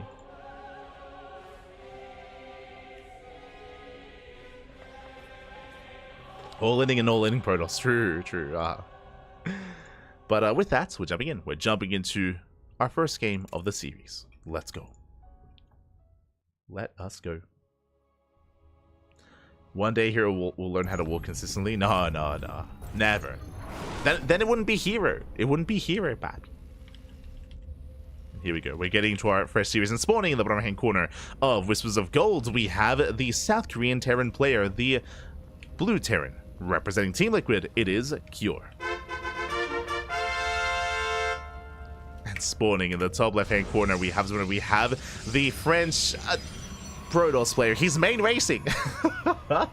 He's no longer off racing as Terran. The mask is off. The red Protoss, Team Liquid, it is Clem. Let us go. Whew. It's time to Mlem. So we have our PVT. Ooh, hello. As Cure, he does move out across the map, does skirt around the edge here, and we'll see if Cure can catch Clem off guard. Does move out with the SEV. I'm curious if he just intends to come in for an eBay block, or if he intends something more sinister here. eBay block. Oh, never mind. He's throwing down the racks. Okay. He's going for the eBay block here at the natural, and we'll see if Cure can abuse this. Clem, ideally, he's going to be forced to expand at the third location, and once again, welcome one and all to Whispers of Gold, a very small map, very aggressive map as well, and Clem, he refuses to expand elsewhere. He pulls the boys, and he will take the natural. So Clem, he will accept the fact that he has to... Oh my god, the double eBay! Cure, you're an animal. Oh my god. Double eBay here out of Cure. Again, heavily delaying the expansion for as long as he can here. Again, Cure, he wanted Clem to expand elsewhere, but he refuses. Regardless, we'll delay the expansion. We'll delay. Again, Cure trying to slow Clem down. But Clem will eventually take control and expand. Let's go. Let us go. Back at home, we do have our factory follow-up. Again, it's only one gas geyser, but the reason why we can't afford a CC is because the eBays. Like, the eBays, they take up a lot of resources, so it's going to be a factory follow-up instead of the command center. From here, Curie can go into Hellion aggression, can go into Cyclone aggression as well. We'll see. We shall see.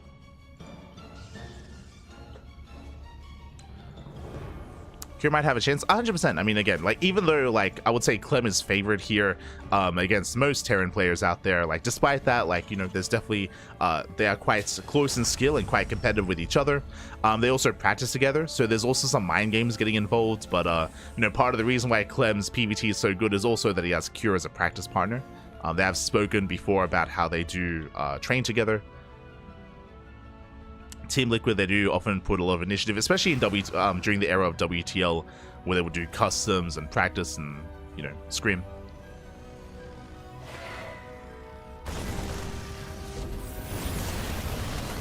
For now, Clem being forced back. Up. It's going to be forced back. Twilight Council opener here out of our Protoss. Working towards Blink. Meanwhile, Kira getting to his 1-1-1. Oh, a little bit supply blocked. They're setting up for a mine drop. Clem for now backs up. And if you haven't seen Clem's Protoss before, he is very mid-game oriented. Very much so. Embracing Blink, getting to his robo composition into a 3-base economy. He's not cheesy. I should emphasize that as well. Like, especially if you haven't seen Clem before, you might be thinking, oh, if he's going to be off-racing, he might just all in, like, all the time. Like, not really. Does often play standard into the mid-game. And then in the mid-game, he can be aggressive. Don't get me wrong. Like, a lot of the micro skill that Clem has is, of course, transferred over to Protoss, and he can have some very devastating blink control. It'd be terrifying. Drop is moving in. Medevac gets spotted. And Clem, he's aware. He's aware of the drop. Cancels the shade. Chasing it down. Getting ready in the main. There's the warp in. So far, going to be 3-gate blink. Stalker's in position. Marines, they should be deflected. Committing to the unload. Medevac taking a lot of hits. Does push his way in towards the main. At the same time, mind drop. Oh! Does react in time. But will lose a Stalker. One Stalker goes down. Not bad. He's going for the mineral line. And probes are falling. He gets one. He gets 3. 3 probe kills so far. Medevac does get picked up. And he's going to get a 4th probe, a 5th probe. Yeah, solo trade. It is going to be a one-way trip, but he gets 7 probe kills. And this will slow Clem down. Getting 8 probes. Oh my god. Getting 8 probes. Now, it did cost Kira a lot of Marines, and the downside here is that even though he's getting into tank production, he will have less to support his tanks. Like, the tanks are going to be much more exposed, much more vulnerable, and here comes the counterattack. War Prism's on the way. Blink is on the way. And Clem, he will soon move out. And we'll see if Kira can survive, and if he can maintain his economy and maintain his lead. So it's on Kira to defend. Tank is on the way. He's got 1 on the low ground. He's got 1 in the main. And can Kira survive? Some of the production is looking... I mean, it should be covered. Should be covered here by the tank. Clem behind this is expanding. Remember, this is not an all-in. It's only 3-gate blink. So he's expanding. He's teching. He's probing. But he's also looking for damage. So he dives into the main. Ooh, tank volley going up. But he is within range here of the starport. Starport taking a couple of hits. At the same time, Raven Harasser catching 2 probes. That upside shading to the natural. And Survey goes for the dive. He gets 1. Oh, not even. The tank survives and Cure holds. Whew, oh my god. Very tense there. Clem, barely did not have enough. He saves those 4 Stalkers on barely any HP. But he needed a couple more Stalkers, a couple more volleys. He did not get the tank. That was not worth it for Clem. At the same time, Order Harass continues. Tank on the low ground. Clem is being shut down. And Cure holds. Cure, he is ahead. He deals economic damage across the map. He defends back at home. Saves all of his tanks.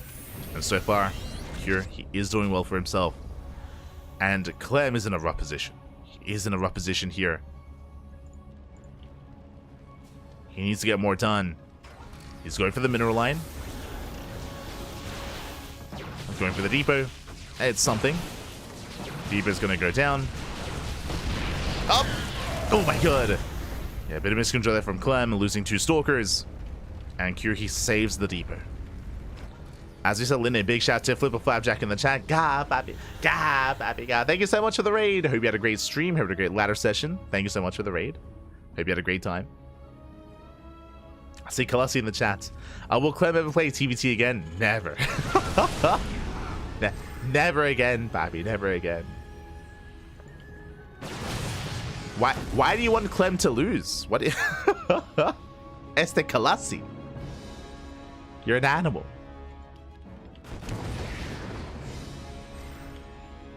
Screw is pushing. Likewise, War Prism across the map. Will threaten a dive.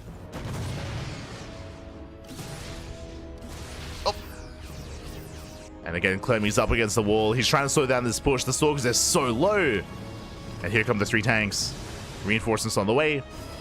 And Kyrie's going to knock down this third base. Nice force fields. But again, we have 3 tanks. Soon to be 4. And this should be too much.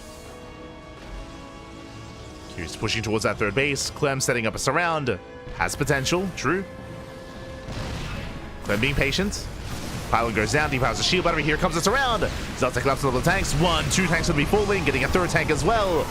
And he will get the final tank. But what about the Bio? What about the Marines? Oh, the tanks, they survive. GG gets called, and Cure, he takes game number 1.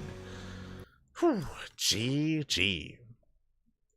Does take a lead in the series. Again, all of this came down to the failed aggression, to the successful aggression of Cure and the failed counterattack of Clem. There was so much pressure on Clem's 3-gate to get some kind of damage across the map.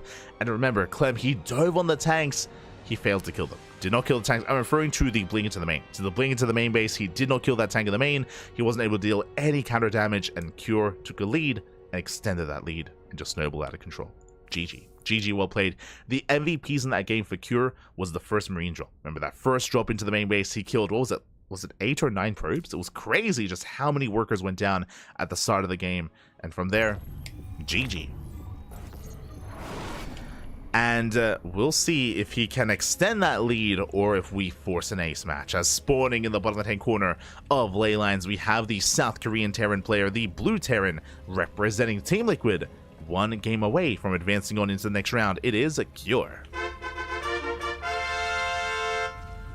And spawning in the top right-hand corner, we have as opponent, we have the French Protoss player, the Red Protoss representing Team Liquid. It is Clem. Exactly how I often lost when 4-gate blink pressure failed.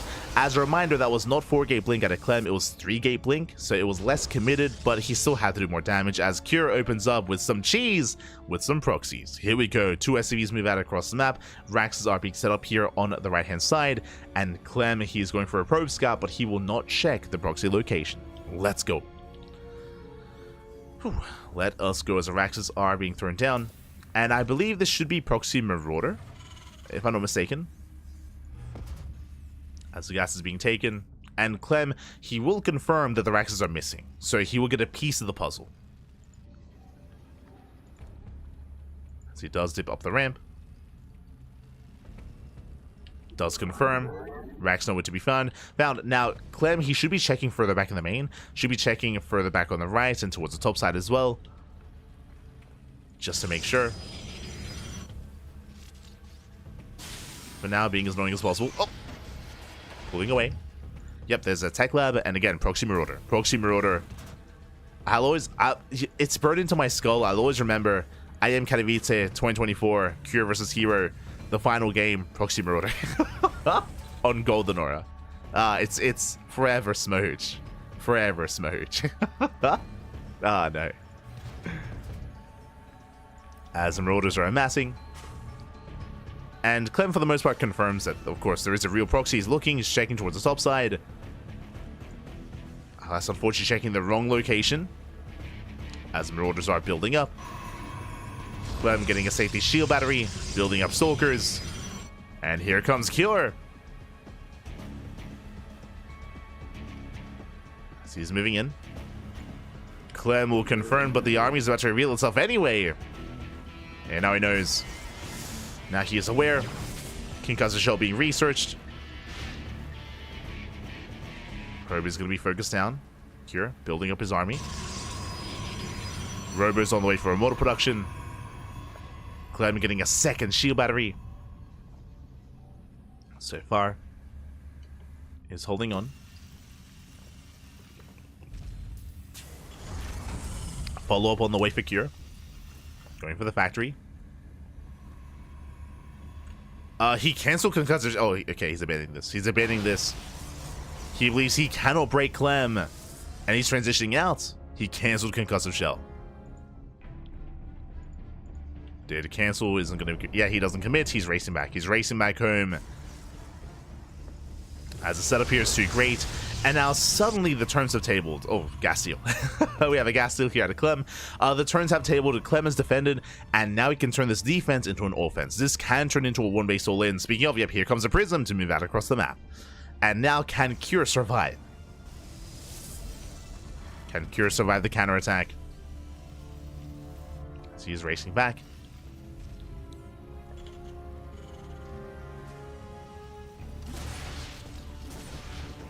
Again, the Marauders are revealed. Clem knows he's safe. Clem is expanding, so it's not going to be a one-base all-in, but aggression nonetheless, as he should be pushing. Gasgazer goes down. Clem, he won't find the depot, will survive, but is pushing nonetheless. Here comes that Warpism. And we'll see if he can break into the main base. If he can't break into the main, then I'm sure he would be content with just containing the Terran on one base while he expands and reaps the rewards of a better economy. That's all that Clem needs.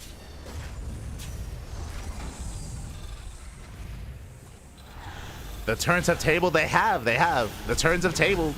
Add-on's going down. He gets one. Up. Tries to bet at the mine shot. Nice control out of Clem. Saves the Stalker, takes out both add-ons, goes for another warp in, and Cure, he's in trouble. He's in a lot of trouble here. Nice force fields, they lock him down. Another Widowmine falls. Oh my god, the micro. Baits out the shot. Twice. Takes down both Widowmines. And Curie's up against the wall. The boys are being pulled. He's getting desperate. Getting desperate here so far. Nice control. Clem juggling back, saves all the Stalkers, takes down all the SCVs. 5 SCVs going down. And Curie saves the main. He holds on for now. But as a reminder, Clem is not all in. He has a natural. It's getting saturated. All that Clem really needs to do is just contain. Just contain and delay the base and keep Cure on one base for as long as possible. That's all Clem needs to do. Reinforcing, observers in position to see any kind of move outs. It's going to be Viking first out of Cure. Still no add-ons. What does that mean? No stim. Delayed stim, delayed upgrades here for the bio, as add-ons were denied. Ooh. Nice force field.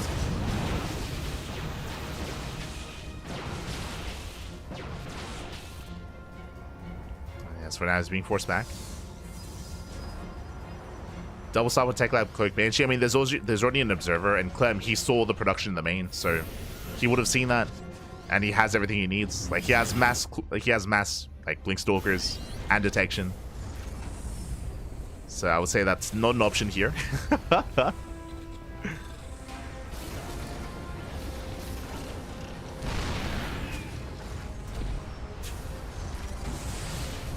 As Curie's trying to break out.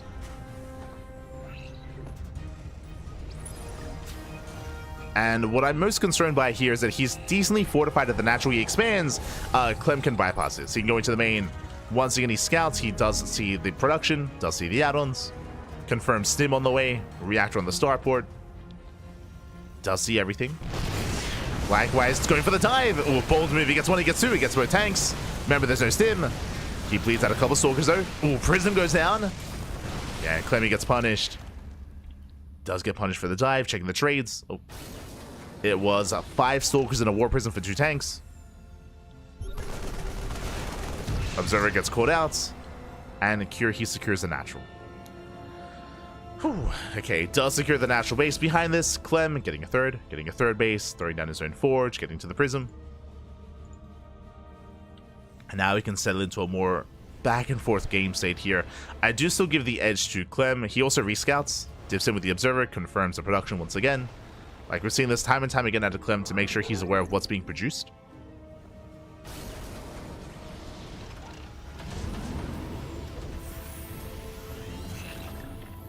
To make sure he's ready.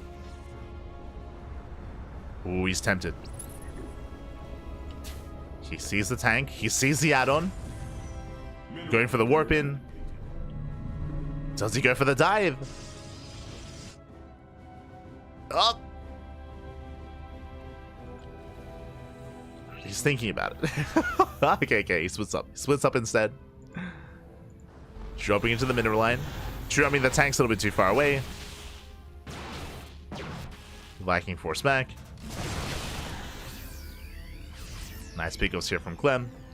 And behind this, we have Storm. It's going to be Storm, Charge, third base already fully saturated. Soon be getting into a fourth. Yeah, fourth is down the way.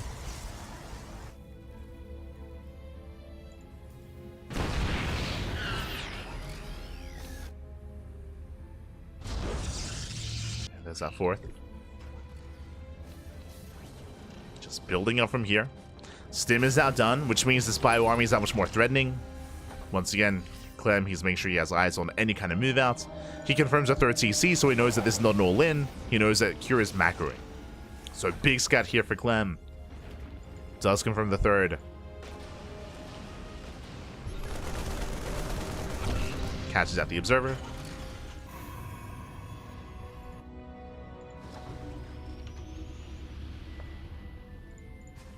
Does catch him out. Likewise, Clem reinforcing. I believe he has High Templar ready. Yep, he has 4 High Templar. He's going to have at least 4 Storms. It's going to be a lot of Storms.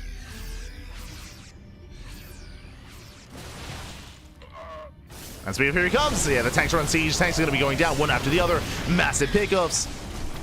Mine shots are decent. But now there's no backburn. There's no backburn to the army. Curious Force all the way back home to the bunker.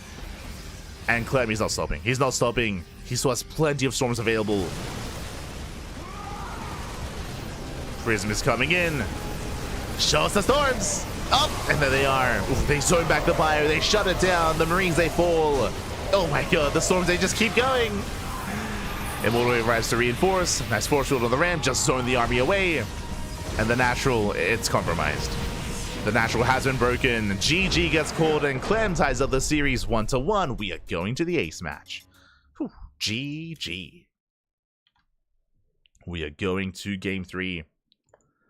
And we'll see how this story ends. Again, Cure with the attempted proxy was shut down ahead of time. Clem just playing very safe. Clem, if you recall, after scouting what was going on, he never expanded. He threw down a second gateway in the main base, a safety shield battery as well. That is why I should have emphasized that. The reason why Cure backed off is because Clem was set up defensively, right? He chose not to expand. He chose to play safe. Once Cure confirmed the safe play out of Clem, he had to transition. He had to back off. He knew that he could not break Clem. And then we had the counterattack that we saw Clem just popping off with his micro, with his control. When it came to the first push into the main base, sniping all those Widow Mines, the Marines, the add-ons as well. Yeah, crazy pickoffs there by Clem. And now we're getting into the ace match. Here we go. Jumping into game 3. And who will take the series? Will we see it go to one Liquid player or the other? Let's go. Let us go. As spawning in the bottom left-hand corner of Ultra Love, we have the South Korean Terran player, the Blue Terran representing Team Liquid, being forced into the ace match. We'll see if we can bring it back. It is Cure. And spawning in the top right-hand corner, we have the French Protoss player, the Red Protoss, also representing Team Liquid. It is Clem. Here we go. But yes, I believe the last time we saw Clem play Terran, I think it was in the first week of OlimoLeague, and it wasn't even a full series. Sorry, the first week of OlimoLeague in December, or maybe end of November. Specifically, I'm referring to Clem. He played a series against Ryung. Initially it was a TVT against Ryung. It was either again end of November or beginning of December, and he played Terran game 1. He lost, and then he switched to Protoss. And I think that was the last time, and then he beat Ryung, of course. And I think that was the last time I've casted Clem play Terran against another Terran player, I should emphasize, in a TVT. I think that was the last time. Yeah, it must have been the first week of December. I think it was the first OlimoLeague after Home Story Cup, because Home Story Cup was also beginning of December as well, right? So it would have been after that. True. So it's been like 2 months? Around that? Yeah. Around 2 months. Sounds about right. It's fine. We'll see. We'll see if we'll see his TBT again. Curb, yeah, curb. Ah, no. Not like this.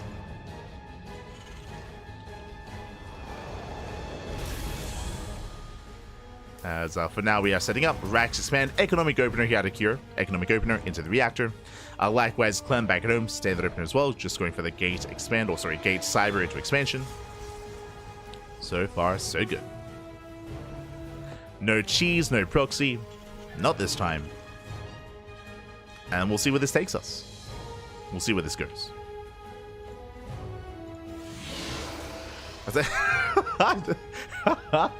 I thought for a second Clem was Terran and Cure was Proto. Oh no. Oh no. We haven't reached that point yet. We'll get there eventually. We'll get there eventually. Oh no. Not like this.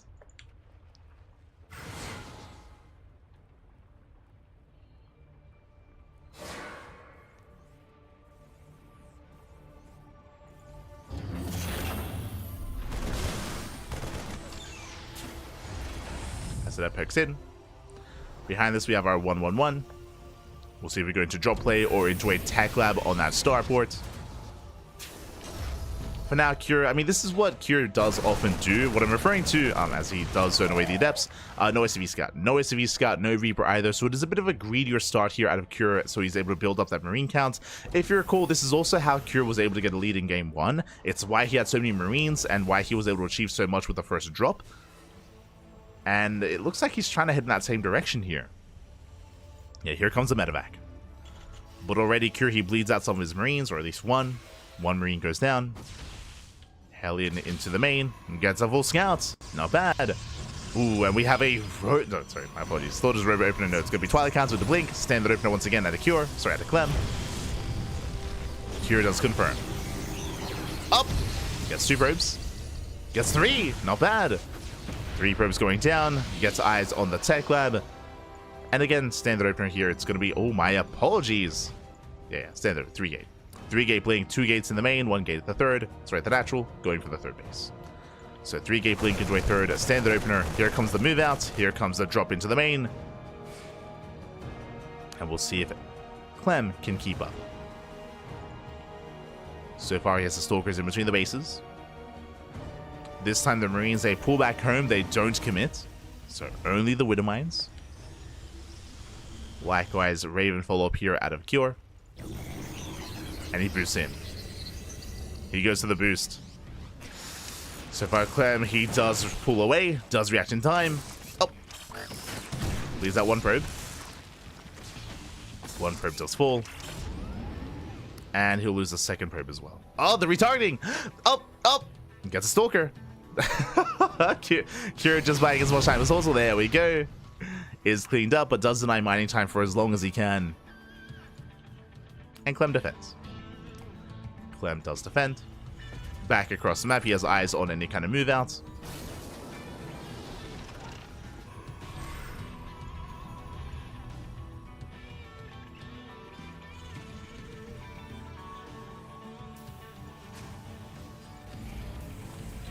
As you see Cure building up his tanks. Building up his tanks, getting himself secure here for Blink defense. And Clem just happily just macroing, saturating his bases, and getting to a safety immortal. Very safe play here at a Clem, as you would typically want to avoid or skip it. Auto charge into the natural. Oh, getting a sentry, not bad. 1 sentry falls. Clem getting in position. Ooh, rallies out a 2nd probe to the same location. Hopefully he notices in time and pulls away. Does want to lose both to 1 scan. It's a little bit scary. What am I coming back in? Will not borrow in time. Clem defends. Behind this, getting into an 8 gate setup. 8 gateways here with +1 with charge. Being very gateway heavy, delaying his splash damage intentionally. So basically, you can go one of two ways with this. You can take extra gases and go for like Colossus or Storm, but here Clem, he delays that in favor of a charge lots, in favor of +1, and just now going for the Bay. Here comes a move out. Kira establishing his third. Remember, the third base is almost done. Clem did confirm, so he knows he's safe to macro. Here comes the move out. And Clem, he needs to slow this down. Ideally forcing a stim. Picking up a Marauder. Oh! Oh my god! Marauder does not go down. Gets a Marine. Marauder gets very low. Pushing in towards the third. Clem getting in position. Remember, charge is done. But the tanks, they do siege in time. Clem going for a backstab. Bold move. Raven back online. Does friend the natural. Gets a couple of probe kills. Gets one, gets two. And Kira backs off. Kira, he backs off. He sees the defensive setup here. Does what he wants. None of it. So far, 5 probes. Once again, very nice damage here by the Raven. Very nice. Oh, he barely misses the Observer. He barely does miss it. Misses both, actually. Ay, ay, ay. So a blind scan out of Cure. Drop into the main. Headed for the mineral line. Here comes the main army. Going for the tanks. Ooh, brutal mind connection. He gets one. He's going to get both tanks. But can he keep going? As he cannot. Has to retreat. Pulls away. Warp in. Does not quite complete. Just a couple of zealots. 5 SCVs. Clem pulls away. Bleeds out the Immortal. Massive pickup. And Clem is in a bit of trouble here. Gonna bleed out some Stalkers. At the same time, another harassment towards that third base. Another drop. 8 SCVs. Can try to go for the tank. Miss Rally Colossus. Clem. What are we doing? The Colossus is gonna go down. Oh my god. Yeah, it's gonna fall. Massive pickup. Clem rallying in. Miss rally. Yo, he's a real Protoss. He's happens all the time. And Clem, he's in a rough position here. He gets some harassing damage, that is true. But losing that Colossus was brutal. Prism goes down. Oh, catching at the main army, not bad. Sniping a medevac. But Clem needs time to recover. Needs time to build up.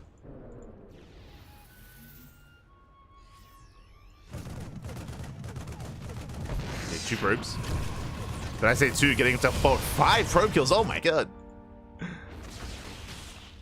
Gets another 5 workers. The game state getting very chaotic. On the one hand, Cure, his tank count is really low upon losing all the tanks earlier, but he has plenty of EMPs, plenty of ghosts.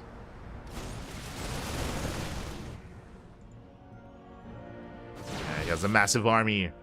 Can he push through? Clem trying to slow him down. But Cure, he should just be able to overwhelm. Yeah, there's not much here to stop him.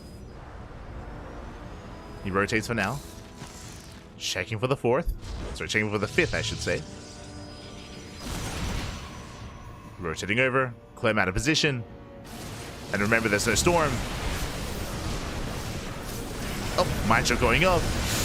Clem, he has to commit. It's going to be a rough fight here. He does break through some of those Marines. The tank is going to go down. And the Colossus, they do a great job in the back line. Not bad. Breaks through the bio. Takes down the Medivacs. Clem with the greater fight. Does catch out the army. He has to be coming to overextend. Pulls away. Does pull back. Again, despite only having 2 Colossus, they did so much in that fight. Viking count, there's only 2. Here he has to get the hell out of here. Raven goes down. Likewise, Clem, we have to calm down as well. There's not really much support here for the Colossus. Oof. Avoids the mines. Clem pulls away. Whew. Clem pulls away. Saves the expansion. I was almost certain this was going to be denied, but no, the 5th base gets up and running. 5th base gets up.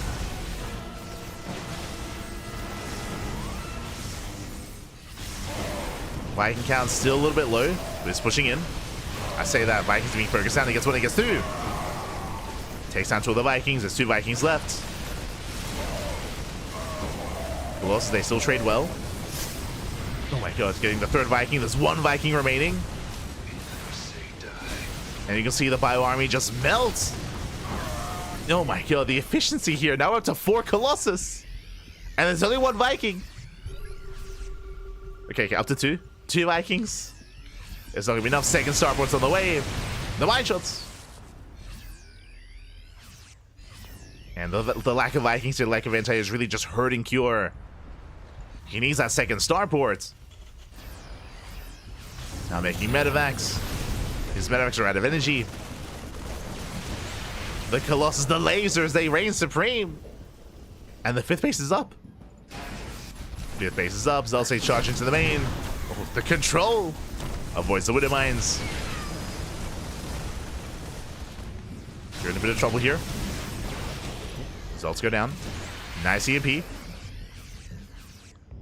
Nice EMP on the Colossus. Zelsay busts into the mineral line, into the natural. More SCV is going to be falling. And the Bane Army is getting called out. He gets 2 ghosts. It does catch out 2 of those ghosts. Oh, the swipes are brutal. And again, the Viking count is just not there. And Cure is being pulled apart. Disruptors have arrived. Here come the reinforcements.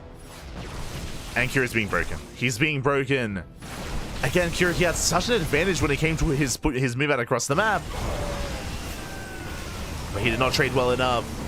Nova's going off. Massive connections. GG gets called. And Clem, he overwhelms. Clem will take the series 2-1. Advancing on to the next round. GG. Press the wrong button. Regardless, GG, well played. Clem, he will take it. He will overwhelm. Again, Cure, he was up, I want to say 20, 30 supply when Cure was pushing. I'm referring to when Cure wedged himself between the 3rd and the 5th. If you remember, when he pushed on the right-hand side, he wedged himself between the bases. I thought he would at least deny the 5th base, or even just break through the main army, but the force fields were brutal. The main army was just cut in half. The tanks went down immediately, and those 2 Colossus at the time, they got so much value. They just shut down the bio completely. It was crazy just how efficiently Clem was trading there, and the lack of Vikings in the end did really hinder Cure. He was trying to get back into Viking production towards the end. His second starport was very late, and we saw that Clem was so attentive at just focusing down those Vikings time and time again, making sure that there was no answer to the Colossus. And the laser show even was crazy. Oh my god. As Clem, he got up to 4 Colossus towards the end there. And even towards the end, he was done with the Colossus, was getting to Disruptors. He saved his 5th base, of course. It got up and running. And Clem did overwhelm. GG. GG, well played. Clem does take down Cure. And we have 1 series left in the upper bracket. 1 series left to go to determine who will advance on into that next round. Let's go. Almost there.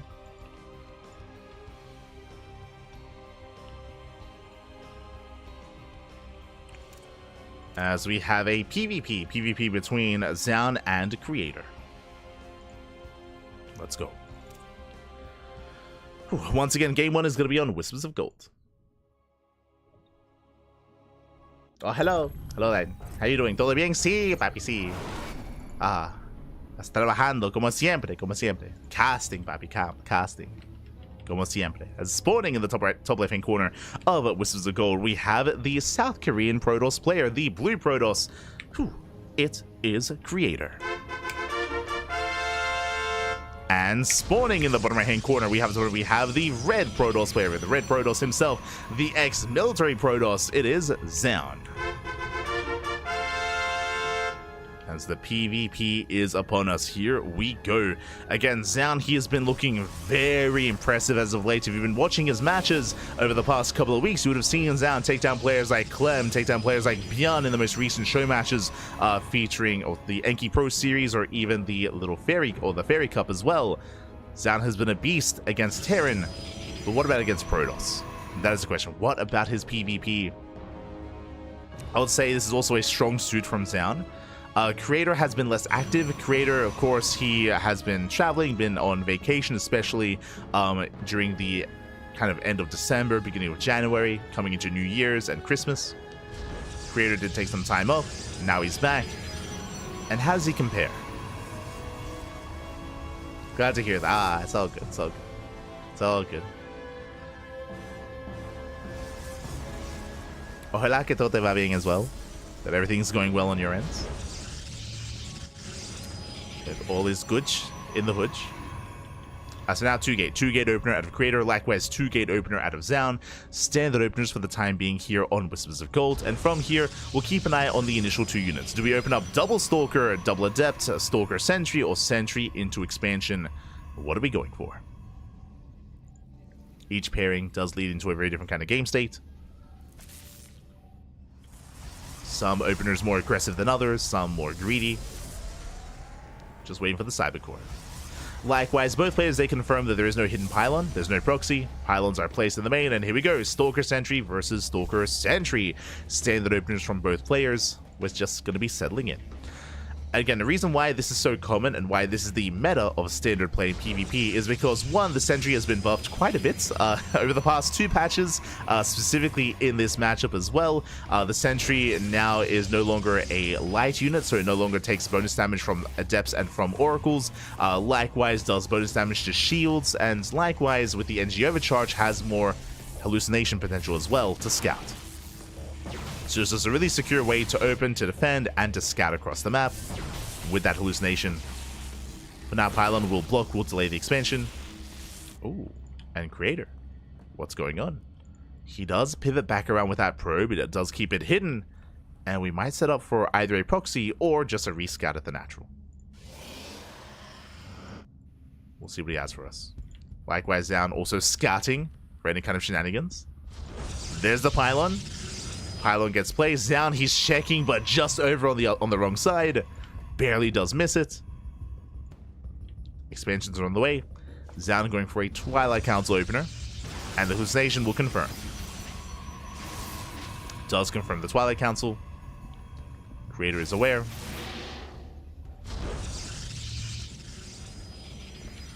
Likewise, Zoun also got a full scout. Zoun confirmed that there was no tech, and we can see it. It's here. It is going to be a gateway across the map instead. So a proxy gateway. Now, this does mean that Creator will have the larger army. It means that he can overwhelm. Here comes the aggressive warp in, and Creator, he should soon be pushing. And we'll see if Creator can overwhelm Zoun. Likewise, Zoun proxy Dark Shrine. Let's go! Dark Shrine is on the way. So proxy DTs out of Zoun. Meanwhile, just a straight up proxy out of Creator. And I'm a little bit concerned here that before we get to see Dark Templar, Zoun may just be broken. He may just be broken here and now. Ooh, Glaive Adepts? Okay. Zoun, he's committing. He's crazy. As a Creator is pushing in. And again, he is up in Stalkers, 8-2. Now 8-3. And Creator, he might just have too much. Force fields, they do try to lock down the army. Boys are being pulled. Shield battery is targeted down. And no more shield battery. Decent catchy on 3 of these Stalkers, though. Does with, oh my god, he locks all of them down. The force fields, crazy. Despite being, it was 3-8. 3-8 Stalkers, and despite that, Zoun, he's holding, he's defending. It's going to cost him all these probes, though. 13 probes going down. And Creator, he has the robot. He has detection. Creator, he'll lose everything here, but he gets a massive worker lead, takes down 14 probes. And there's a potential for the Dark Shrine. But again, there's an observer. There is an observer. Creator, he should be fine against this. At least, I should say he has the tools to defend.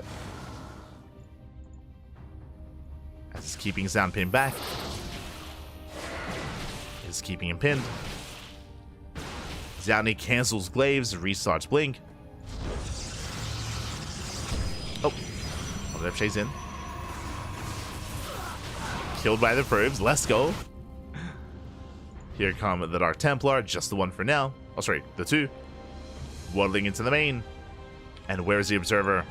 Observer's across the map, out of position. He has to recall. Yes, the recall is making a probe as we speak. Workers are falling. So far, good damage here by Zoun.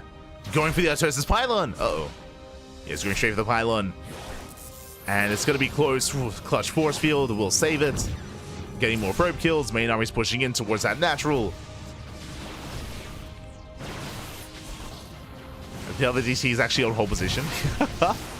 But despite that, very nice force field, and he's just locking Creator down. GG gets caught, he gets pulled apart, and Zoun, he takes game number 1. Whew, GG. GG, well played. I assumed that Creator would be fine because he had the Observer, he had the Robot, but the Observer was out of position. It was across the map. There was not enough energy for a recall, and with that, he was pulled completely out of position. And Zoun, with the 1-2 punch, he dragged the army into the main base because of the Dark Templar, and he himself went to the natural and he force fielded the ramp. And again, there was still no energy for that recall. Creator just pulled apart completely, and with that, GG. GG, well played. We're getting into game number 2. Let's go. Getting into game 2, going to be loading into ley lines.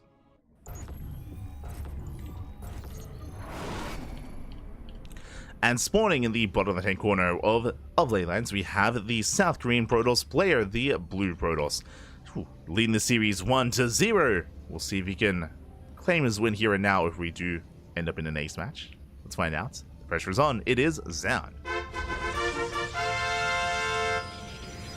And spawning in the top right-hand corner, we have his opponent. We have the Red Protoss player. The Red Protoss down in the series. We'll see if he can bounce back. And force the ace match, it is Creator. Haven't seen protection with a force field like that. Yeah, the force field can actually, reduce surface area or even just completely cover the pylon to save it from a DT. Likewise, another way to save the pylon is to hold position your units. You can surround the pylon with your own stalkers and try to just buy time to protect it. You can get creative. You can get creative here when it comes to trying to save some of your buildings and buy time for the Observer. Unfortunately, it wasn't enough. Unfortunately, it still dealt enough damage, and again, we had the main army hitting the natural at the same time. So Creator, he wasn't able to defend. But we'll see if we can recover here in game 2. See someone asking about DreamHack Dallas, including StarCraft. Right now, nothing is confirmed. We are still waiting for the EWC announcements. Again, I believe the announcement was pushed back a couple of days. I say a couple of days, like a week, maybe. So, alas, there's still 6 games to be announced for EWC, and we assume that after it gets announced, then the circuit would be confirmed. Until then, we don't really have any confirmation. So it is hard to say.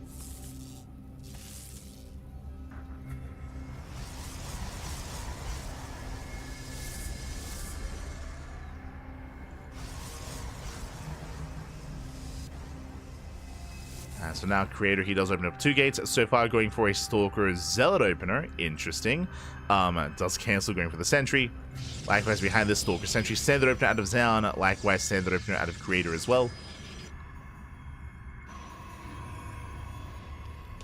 Nothing too wild. The Zealot initially was a little bit crazy, but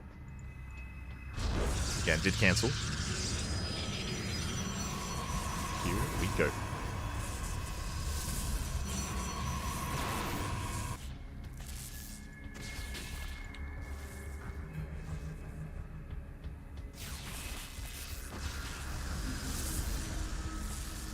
As for now, bases are being delayed. Expansion faster here for Zoun, and Creator will soon be able to take his own. Soon take his own.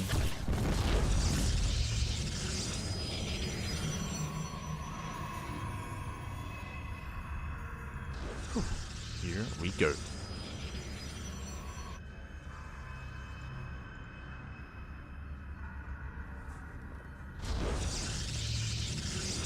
And interesting setup here. Okay, so we do deviate. We do now deviate. It is going to be a Twilight Council opener out of Creator. Of course, Zoun does confirm with the hallucination. Meanwhile, from the side of Zoun, it is going to be a Robo opener instead, which is also confirmed by the hallucination. So both players, they scout each other. Both players are fully aware.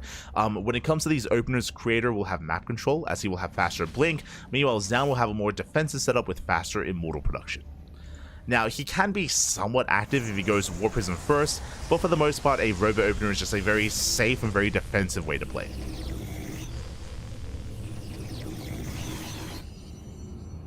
And have some warping in.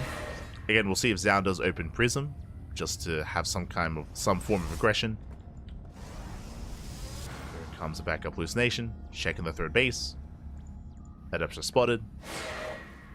Creator getting in position. Meanwhile, going to be Observer first. Observer first here from Zoun.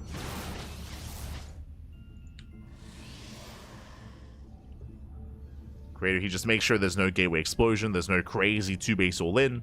Zoun is pushing though, and early on he has a lot of power with this push. What I'm referring to, yes, Blink is on the way, but Blink is halfway done. Without Blink, Force Fields reign supreme. Like, Force Fields can completely slice an army in half and allow you to overwhelm your opponent.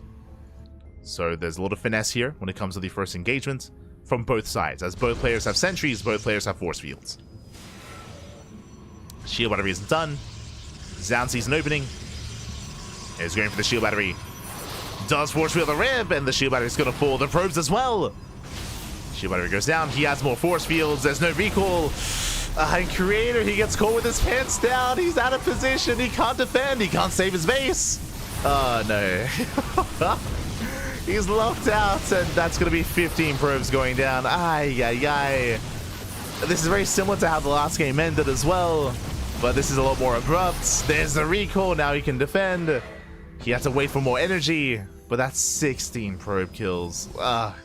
And that wasn't meant to kill 16 probes. That was meant to trade. There was meant to be a back and forth, but unfortunately, Creator just completely out of position. And with that, Zoun has a massive advantage. He's got 44 workers. No. And Creator, he's pretty committed at this point. He has Blink, true. Blink is now done.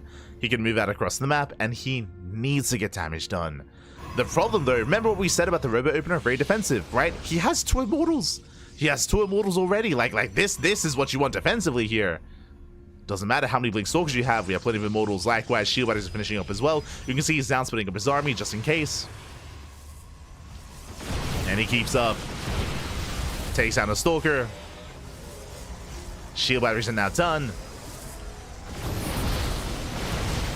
And Creator is trying to commit to the fight, trying to lock down one of those Immortals. But the Shield Batteries, nothing dies. Yeah, nothing dies down. He shuts down the army, takes out all the Stalkers. GG, and Zoun will take the series 2-0, advancing on to the upper bracket round 2. GG. GG, well played. Oh, a bit of an abrupt end here to the series. Again, the move out from Zoun was not meant to end the game. Typically, Creator would have an army at the natural. There'd be like a back and forth trade. Maybe they both Force Fields, and maybe we can pick off like a Sentry or 2 or Stalker or 2. We trade, then we get into the mid game. But alas, because of the Adept Shade, Creator, who was dragged into the main. His entire army went to the main base. He was completely out of position, and Zoun saw an opening. He saw an opening, went for the kill, went for the Force Field. GG. GG, well played. If Creator had NG at the natural, then he could recall. He could recall over to save the natural, but alas, there was no NG. There was no way for him to save that natural base, and he lost everything. He lost, what was it, 16 probes? Like 14 to 16 workers went down, and GG. GG, well played. Zoun will claim it, and let's catch up on the bracket here, as that was the only 2-0 of the first round. Let's go. Let's catch up on that bracket as we have wrapped up our first 4 matches of the night. Oh, there's a lot to get into. I know it's a bit of a intense bracket to indulge in, but here we go. So initially, herO took down Rogue, 2-1. herO advanced on to the next round. Classic took down SHIN, and we have our next upper bracket round 2 match: herO versus Classic in a PvP. Likewise, Clem takes down Cure, Zoun takes down Creator. We have a rematch: Clem versus Zoun. Not in a PvP. We'll fix that up. It's all good. Un momento, papi, un momento. Oh my god. As there we go. As Clem, he only off races, he only plays Protoss against other Terran players, so that should be a TVP there in the upper bracket round 2. Meanwhile, heading down towards the lower bracket, we have a ZVZ mirror matchup. There are only 2 Zerg players in this tournament, and now there's going to be only 1 as Rogue and SHIN face off in the mirror matchup. Likewise, Cure is up against Creator in that lower bracket round 1 match as well. Let's go. So no one has been eliminated yet. No one has been knocked out of the tournaments for the time being, but they soon will be. Oh boy, we're getting there. For the time being, though, we're going to be going on a short break. We're halfway through the broadcast. Again, this is a 2-day event. 2-day event. Here, day 1, we are covering 8 matches. We just covered 4. There's another 4. So we're going to be covering the upper bracket round 2 and the lower bracket round 1. So 4 matches remaining. And tomorrow, we're going to be back to wrap up the rest of the bracket. I believe it's going to be 6 matches. The reason why it's cut in half is because the remaining matches for tomorrow are going to be best of 5s. Best of 5s and a best of 7 grand final. So this is a 2-day event. We are merely here with day 1. So we're going to be going on a short break. Take this time to stretch your roaches, hydrate your hydras, tuck in your tempests, cuddle your carriers, and massage all of your marines. When we come back, we'll have the second half of the broadcast, and we'll be crowning our first, in a way, semi-finalists of the event. We'll see you guys after the break. See you soon.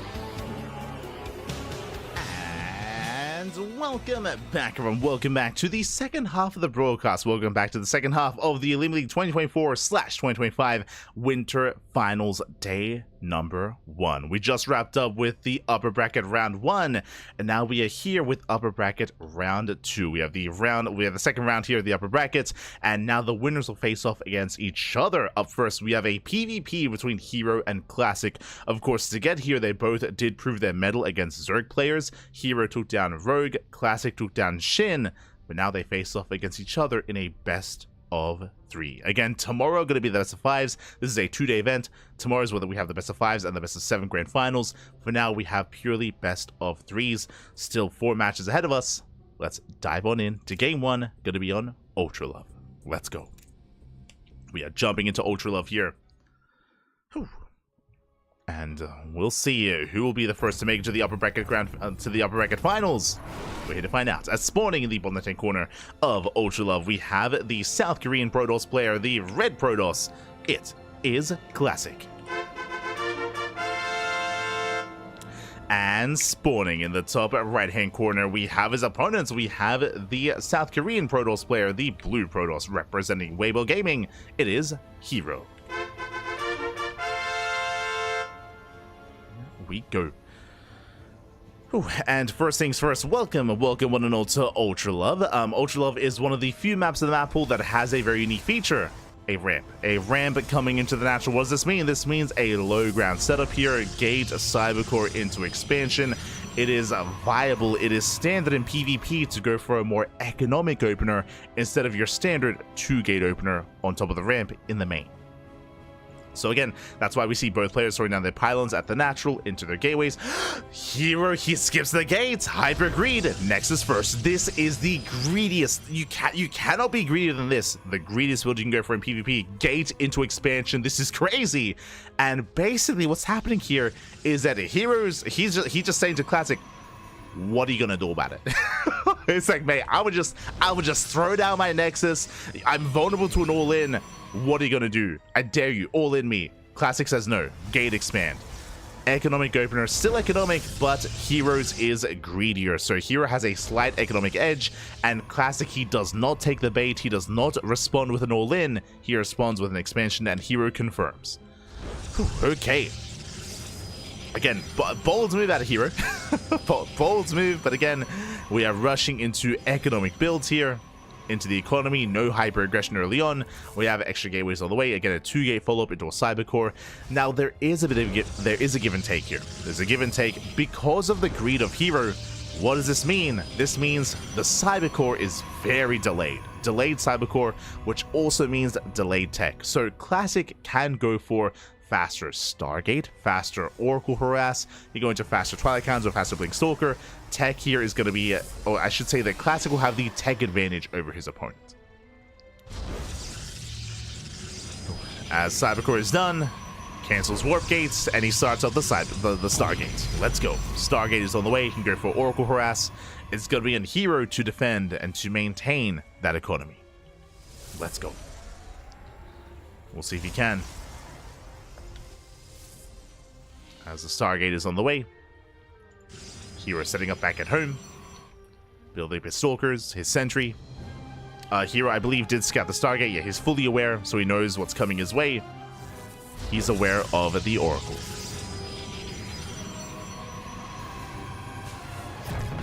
Pull the chase in. Yeah, nicely done. As the initial pylon gets cancelled, a probe going to be falling. Nice damage already, getting 1 probe so far, getting a second. At least hoping to. Oh, barely gets 2. Takes down 2 workers. Is gonna be shut down. But not the worst trade here from Classic. And he's not done. That Oracle is on the way. Here he's going to shield battery in the main. Shield battery in the main base. Stalkers amassing here at the natural. Going to be a Twilight Counter follow-up into Blink.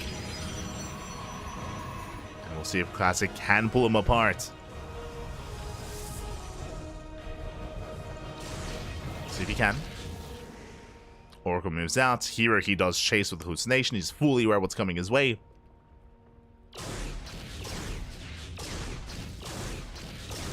So where is keeping up? Back in the main base, Stalker does intercept.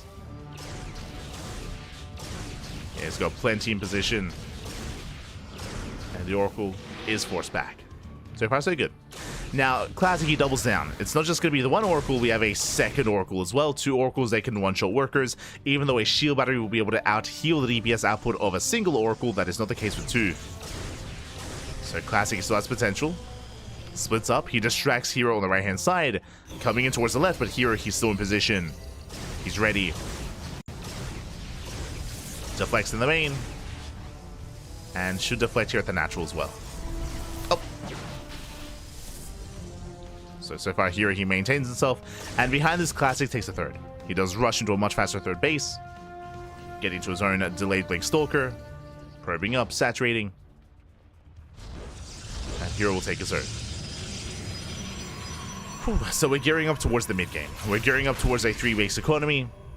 After all said and done, herO does have a slight economic advantage over his opponent. Again, that is because of the faster Nexus. And there's still a bit of pressure here on Classic to try to make up for that. Throwing down stasis traps. Robo as well. No major damage yet. I mean, it did help that Classic did kill 2 probes at the start of the game with the Adept. Going back in. Oh. Dipping back in, getting 1 probe. Getting 1 worker so far. I mean, Classic now taking a lead, again, because of the faster third base. And the economic damage. Stasis pops off, catching out herO.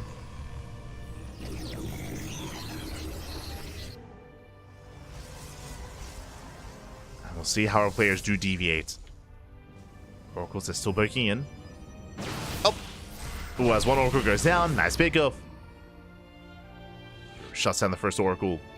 Gateway explosion for Classic, hitting here into Mass Blink Stalker. Meanwhile, herO is teching into his own Forge, into Charge. Stalkers into Chargeless here. Knocking down the tower, taking a more defensive stance. Classic, he will be up in production. And he might just commit. As he is being active. herO setting a proxy to harass, to counterattack. 4th base on the way for Classic. He has gained map control, at least he's trying to. Lose the Observer. He's poking in. Stays towards the natural. Oh, no reaction. Yeah, no reaction here by herO. Massive connection. Half the middle line gets caught out. Here he was distracted by the main army. We'll catch a couple of Stalkers. Yeah, 1 Stalker is picked up. Trying to find another. Here he does move out. Oracle back into the natural, getting 2 more probe kills. Nice damage. And here he has to commit. He's going for the 4th. And can he force a cancel? And Classic not too far behind. Force feels like he's turned away some of the Zealots. Here he commits. And he might barely have enough in saying that those Zealots they warp in to defend. herO getting surrounded. He has to get the hell out of here. He has to pull away. And Classic holds. Classic does hold on. Oh, herO bleeding out some Stalkers. Yeah, 1, 2 Stalkers going down. Brutal pickoffs. Every Stalker counts. And hero's behind. Hero's falling behind. He's down a base. Down in economy. Down in production. Hero forced to recall. Dark Shrine is on the way. When behind Dark Shrine. Are there cannons in position? No cannons, by the way. So Classic is a little bit vulnerable to those Dark Templar, at least for now. hero's got safety cannons. They'll say attempt to run by. herO picking off a couple of key units. Ooh, leading out some of his own though. Not as worth it for herO.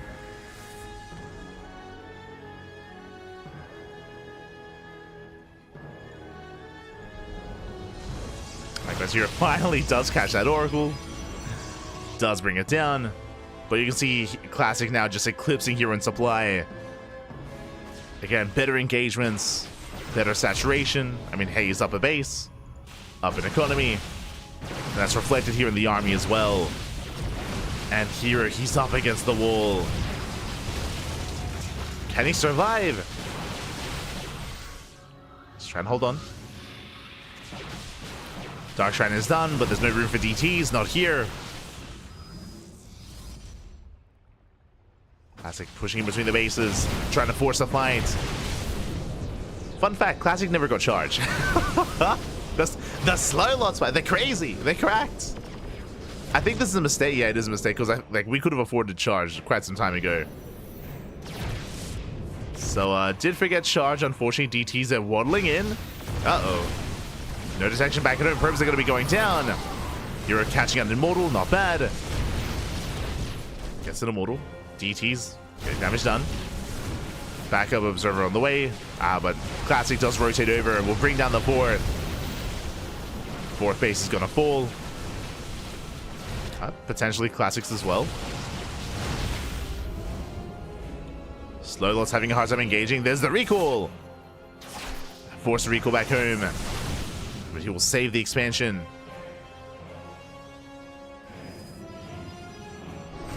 Wes catching on half the army. herO, he's popping up. Gets the Immortal.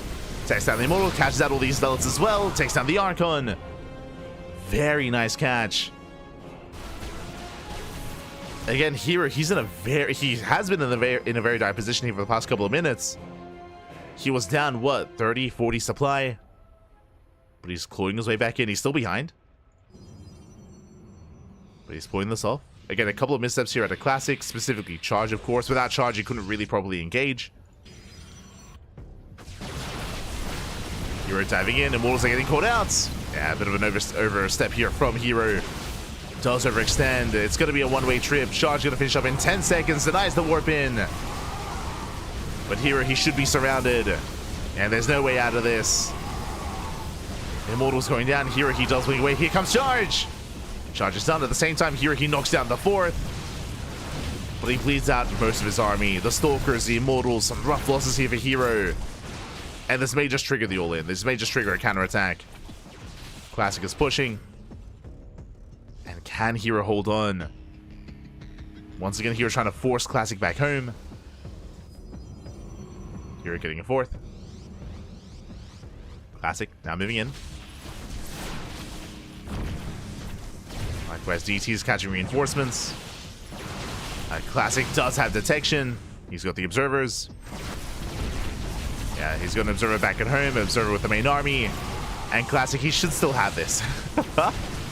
I mean, it was impressive what herO was pulling off, and he has to go for the base raid. He's just going for the base raid. It's his only way. Moving out across the map. Nice blink, nice control here with the Prism. Takes down all the probes. Knocks down the third. And really, this is the only way for herO to claw his way back into this, to take this game. It's still not going to be easy, though. His main base is under fire. herO now breaking into the natural. Probes do survive. And Classic, he has enough money to afford an Nexus. So does herO if he escapes. He has to get out of there. Diving into the main. Denying a recall. Yes, Classic, he tries to expand himself. Classic is running out of buildings. But herO, he has to escape. Oh no, the probes! The probes have to evacuate. They have to get out of here. Probes, they do make it out. herO, he does have the money for an expansion. And he needs the Nexus. And Classic, he's on the hunt. He's racing back home in a head-on fight. Classic, he will win this. Catching out free Zealots, catching out the probes. Classic moving in. And herO just doesn't really have much of an army. Oh no, the Prism! Prism goes down. And herO, can he recall? He can't fight this. Not like this. He has to try to get the hell out of here. Takes down the Prism. He cannot blink out. He's being zoned away. And herO, he will lose everything. Gets a fully surrounded. Tries to blink out once again. The micro, the control of him doing so much. And herO, he will lose everything. Escaping with 2 Stalkers. He saves a base. We have a couple of Zealots left over. There was an army on the map.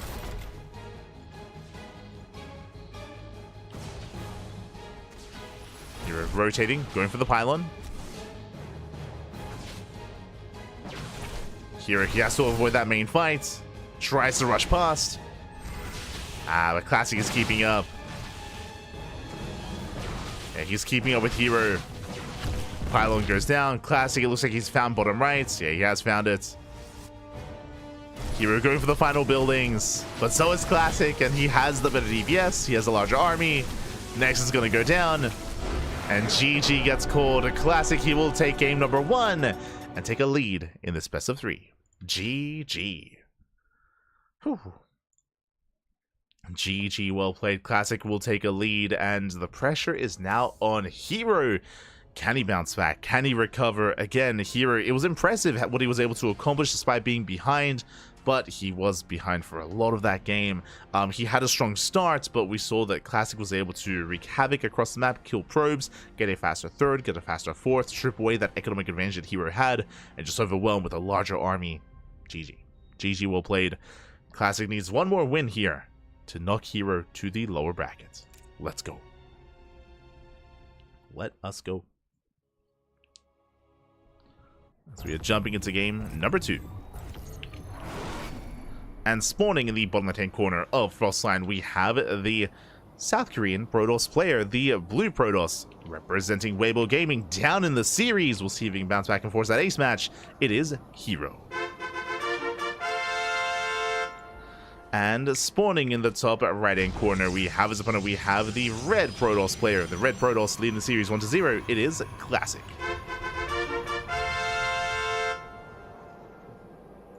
We go.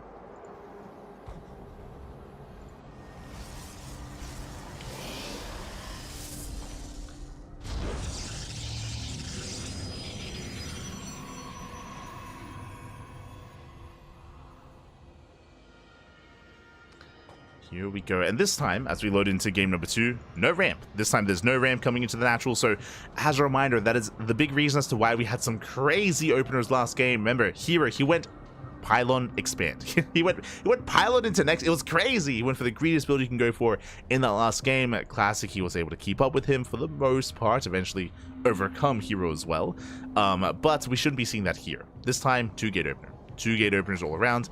Ooh, never mind. herO is going for a 2-gate opener. Classic going for, again, 2-gate opener himself. We're settling in. So far, standard builds. As the Cyber Course now on the way.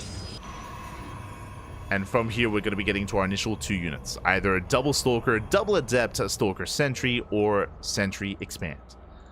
We'll see what we go for.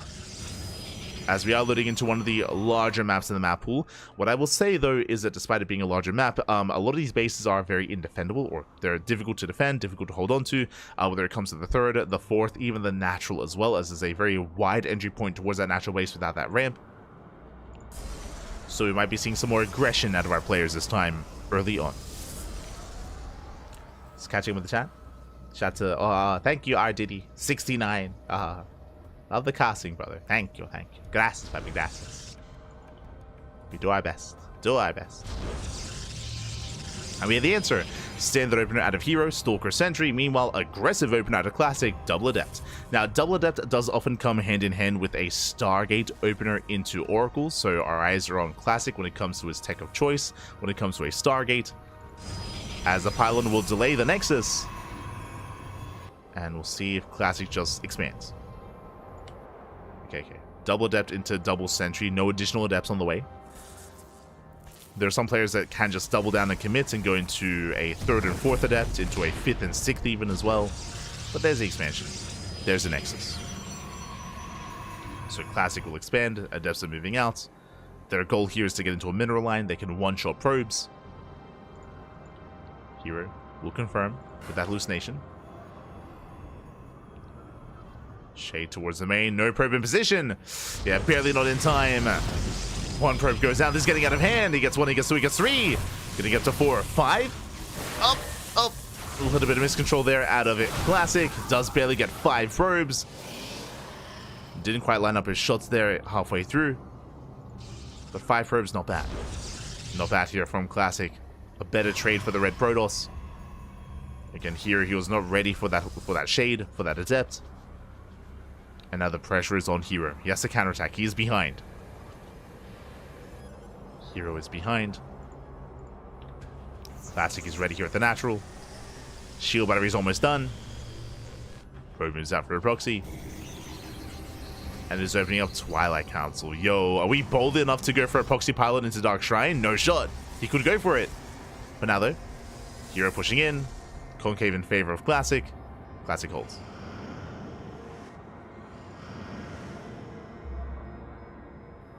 Classic, he will hold on. herO shading towards the main. Hoping to find some damage. Likewise, Classic, he doesn't wall off. He commits. And deja vu. now it's herO's turn. Gets 1, gets 2, gets up to 3. Potentially 4. Not quite.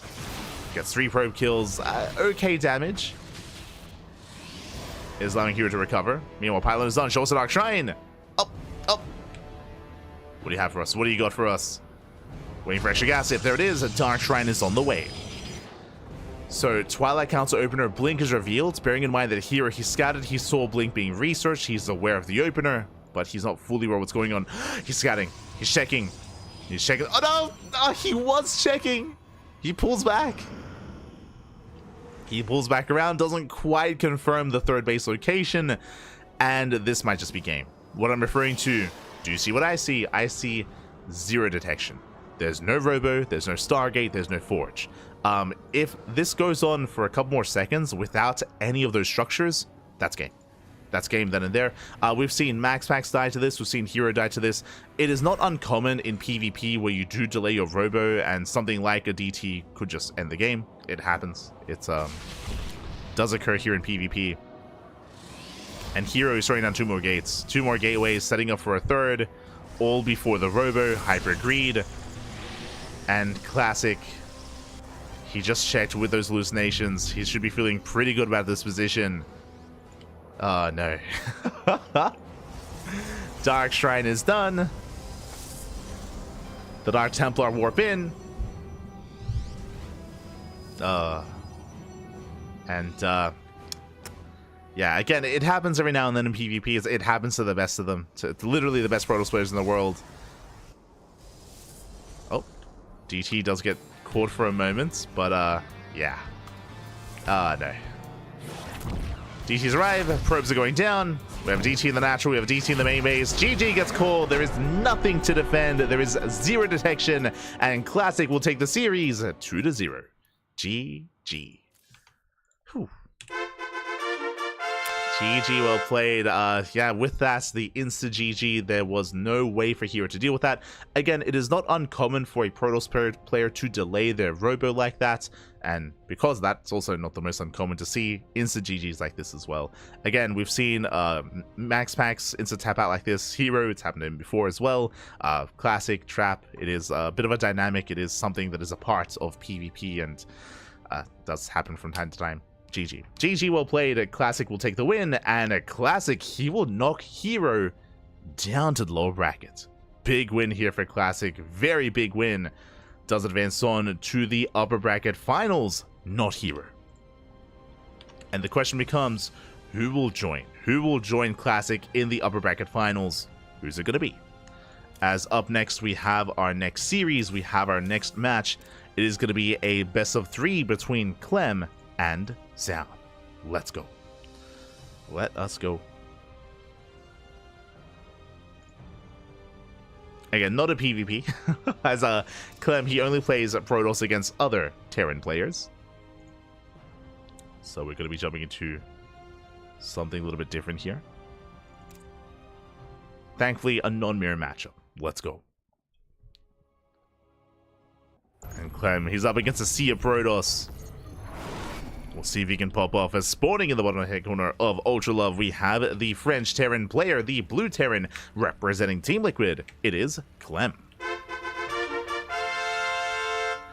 And spawning in the top right-hand corner, we have his opponent. We have the Red Protoss player, the ex-military Protoss. It is Zoun. And again, this is a rematch. Zoun and Clem, they have started a bit of a rivalry as of late.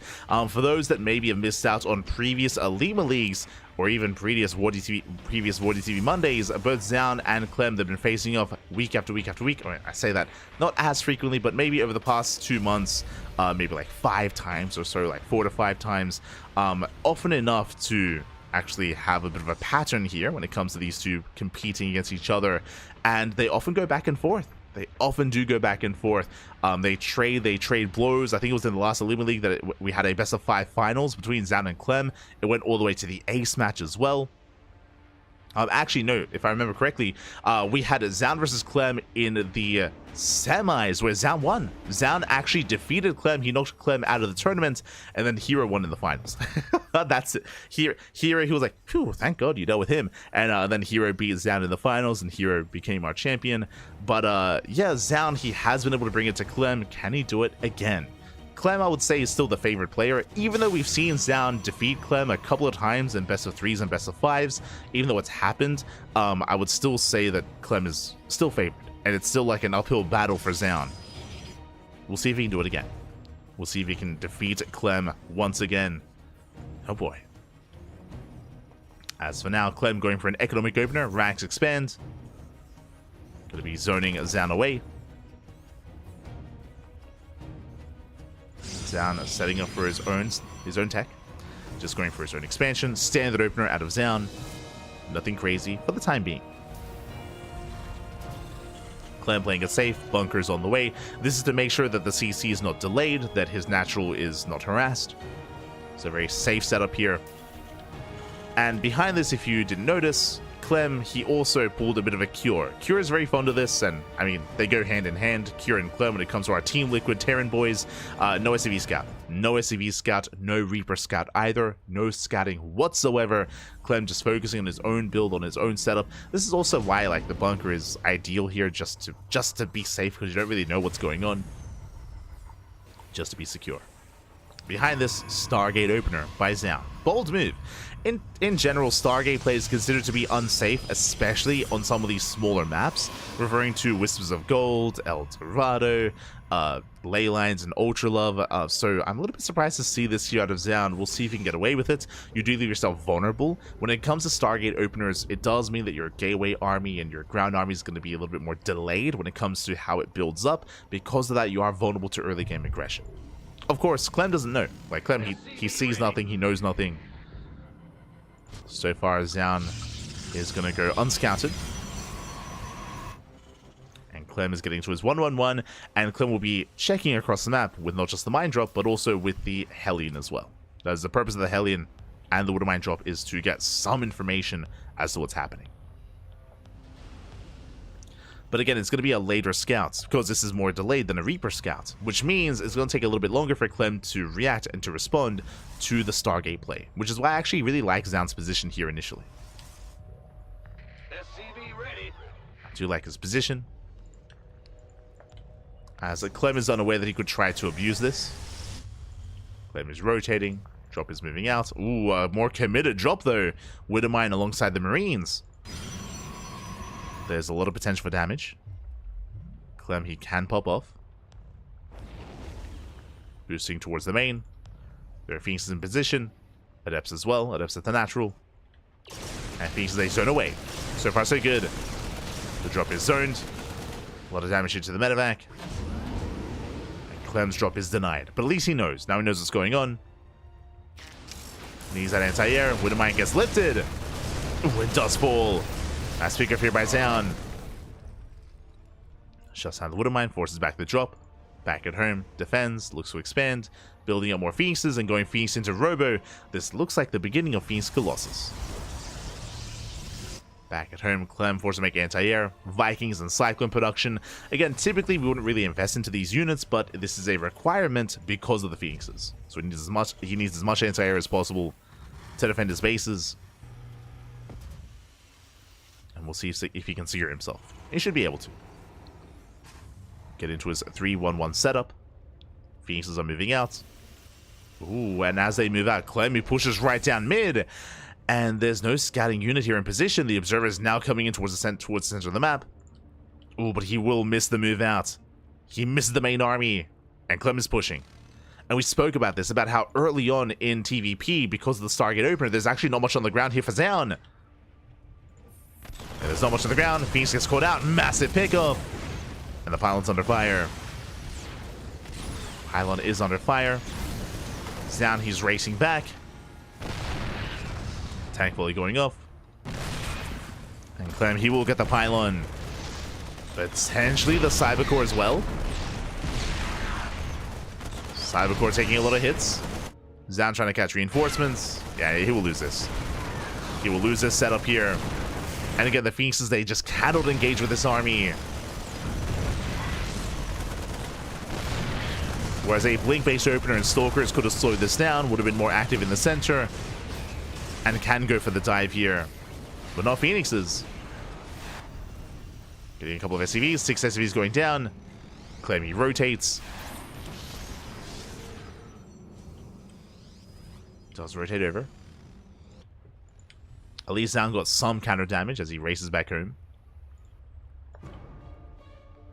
Clem pulls away.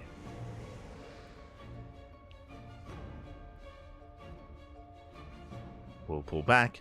What's important here is that Clem, he dealt some good damage. He killed a Gateway, Cybercore, a Pylon. He caught a Phoenix, and he didn't really lose much. He races back home before he gets overwhelmed as charge is on the horizon and mortal count is building up. Clem playing it safe. Plays it safe. Takes down one, takes down all but 2 Phoenixes. Ay, ay, ay. The Phoenix count is being thinned out. Getting very low. Clem is still building up his bio. Third TC's on the way, not going for a 2-base all-in. And now we have the Bay on the way. Again, it feels like the Colossus production has been delayed because of the aggression. Observer does spot the move out this time, but can Zoun stop it?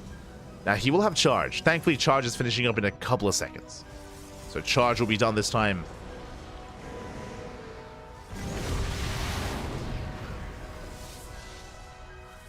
But is it going to be enough? Clemens moving in. Wedging himself in between the bases. Phoenix, they go for the dive. Up! Trying to force friendly fire. But they won't be able to. Yeah, nice control here by Clem. He pulls away the Marines. The Vikings, they land. And Zoun is going to be overwhelmed. There's nothing left. He's down to 2 Immortals and no support.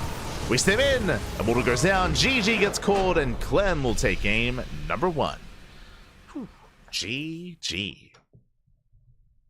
Clem will take a lead in the series. And again, even though it was a late scout of what was going on, the response was so fast. If you remember, once Clem realized it was a Stargate opener, what did he do? He unsieged the tanks, pushed out across the map. He just pushed out right through the center of the map, and it was just really unfortunate that Zoun missed it. If you remember, his Phoenixes were skirting around the right-hand side of the map, and he did have an observer pushing through the center, but like center left, like it was barely on the left-hand side. He barely did miss the move out. He didn't see the army until it was already knocking down his front door. And once Clem got set up, Zoun could not engage, could not touch the army. If you remember, he was trying to catch reinforcements to the Phoenixes. There were no reinforcements. Clem, he was secure back at home. And GG. GG, well played. Clem, he just snowballed from there. And again, showing just how risky it can be opening Phoenix. Not saying you can't get away with it. You can get away with it, but it can be more difficult. Like the consensus is that it is a little bit more of a difficult build to get away with. Especially on smaller maps. Easier on larger maps. And here we go. Speaking of larger maps, we're going to be loading into Frostline. Let's go. We're loading into Frostline, and spawning in the top right-hand corner, we have the French Terran player, the Red Terran, representing Team Liquid, leading the series 1-0. It is Clem. And spawning in the bottom left-hand corner, we have his opponent. We have the South Korean Protoss player, the Blue Protoss. The pressure is on as he is down in the series. We'll see if he can bounce back and force the ace match. It is Zoun. Here we go. So we are going to be settling in. And we'll see how Zoun opens up this time. On the one hand, I wouldn't be opposed to seeing a Stargate opener on Frostline. I think that's... it's hard to say. It's a large map, but Frostline is one of the more vulnerable maps, right? It's not Abyssal, it's not Neon Violet Square, it's not King's Cove, so it's not ideal. I also don't really like the idea of going for a Stargate opener 2 games in a row. Clem, he's a little more kind of like in tune with that sort of thing. He's already aware, he's already prepared mentally, so I'm not too fond of that idea. We'll see if Zoun does commit to Stargate again or goes for something different.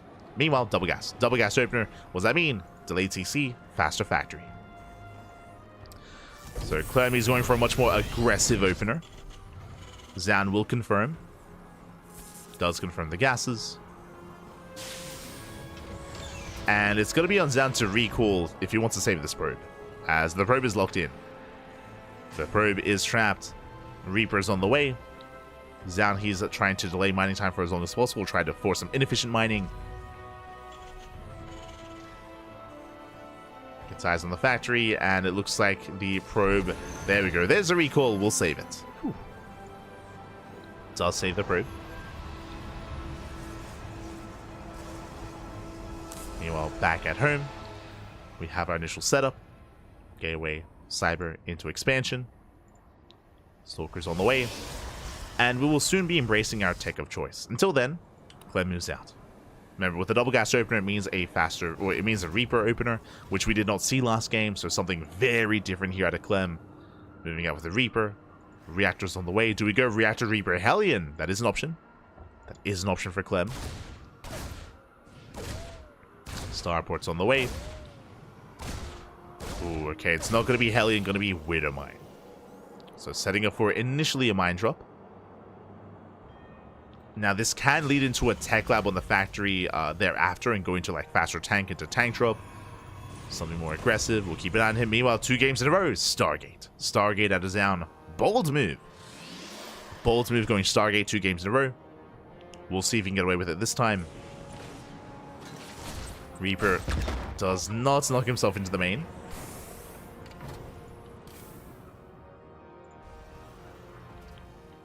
As the initial Widow Mine has arrived, Hellion's behind this. Medevac is on the way. Now, the Hellion follow-up is a surprise to me. Usually we'd see an add-on here, and we wouldn't really invest into much more to harass. There we go. We have the tech lab on the way. Clem being much more active. Moving out with that Hellion. Getting ready for the drop.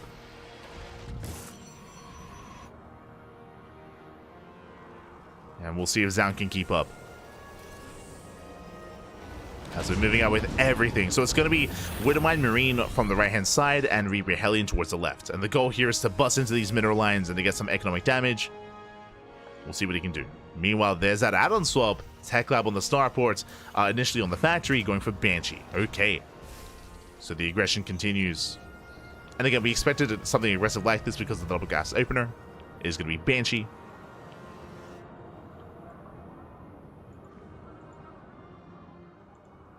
Chop setting up towards the natural, towards the main. Now, what's scary here is that Clem didn't see. He doesn't know that there are Phoenixes waiting for him. He is unaware. Does drop in. Phoenixes are revealed. Widow Mine does burrow. And probes are going down. Getting 1 probe so far. And does deny mining. Yeah, there's no mining here in the main. Ground Army has to respond. Show some mine shot. Up. Mine shot going off here on the Phoenix. Ooh, takes down the first Phoenix. Not bad. Going for the second. Up. Ooh, gets 2 Phoenixes. Yeah, brutal pickups from here. The medevac will escape. Here comes Reaper Hellion. Is cleaned up at the natural. Good defense here by Zoun. So far, good defense. Takes down the medevac. Zoun holds. Now, my concern is no detection. Now, we saw the extreme version of this in the PvP earlier between herO and Classic, where Classic went proxy DT, DT's waddled in, and they just ended the game because there was 0 detection. We're seeing something similar. I say similar because even though there's no detection, there is access to an Oracle. So an Oracle can be chronoed. But the Banshee has arrived, probes are going down, and this is already getting out of hand. Yeah, Zoun has to commit. There's that cloak. And we need that. I was going to say we need the Oracle, but already too much damage here as we already had a Banshee across the map as well. And this is actually just like the previous PvP where DT's the Invisible Man ended the game. Here, the Invisible Flying Machine ends the game as well. GG. Just invisible units in general here. DTs from Classic, here Banshees from Clem. Congratulations, Clem will claim the series 2-0. Zoun getting caught with his pants down, and that leads us here into game, or that leads us into the upper bracket round 3. GG. GG, well played. Switching our scenes over here, catching up on the brackets. We have updates. We have those updates here. Again, unfortunately, just 0 detection from Zoun, and alas, he was already moving out across the map. He was not in position to defend, had nothing to do with it. Classic takes down herO, Clem takes down Zoun, and we have a Classic versus Clem in the upper bracket finals. They're going to be facing off in, I believe, a best of 5 tomorrow. Best of luck. Best of luck here to both Clem and to Classic. Meanwhile, herO and Zoun, they're knocked down to the lower brackets. Oh boy, they're knocked down to the lower bracket here, where we actually have our next set of players. We have 2 more best of 3s. 2 more best of 3s ahead of us here. It's going to be the mirror matchup to find out who is the one lone Zerg player to advance on into the next round. We have Rogue versus SHIN coming up next in the ZVZ, and we'll be ending the night with Cure versus Creator in the TVP. Boy. So those are going to be the final 2 matches here of the broadcast. We're just getting ready here for that matchup. Here we go.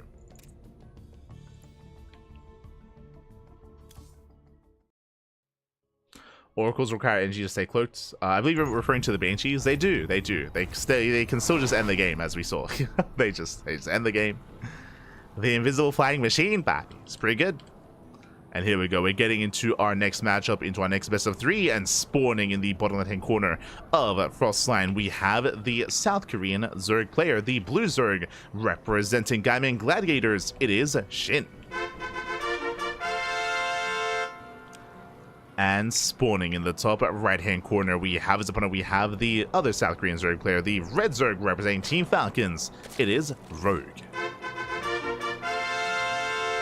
And alas, these are the final 2 Zerg players left in the tournament. Only one can have a chance to represent the Zerg race here in the remainder of OlimoLeague. Who's it going to be? Will it be Rogue? Will it be SHIN? At least we do confirm one Zerg player in the lower bracket round 2. I mean, there's at least that. True. So we'll have a little bit of diversity in tomorrow's broadcast. For now, we do have our initial hatch gas pool opener out of SHIN. Meanwhile, gas first. Gas pool opener out of Rogue. Hyper aggression here from our Zerg player. With the fast gas, what does this mean? This means fast link speed. Fast link speed, this can lead into a Ling Flood. This can lead into a Bane Bust, depending on if we throw down an early Bane Nest as well. Regardless, a very aggressive, very assertive start here from Rogue. And we'll see if SHIN can keep up. Yeah, oh good. Energy for everything. True. Oh good. Now though, here we go.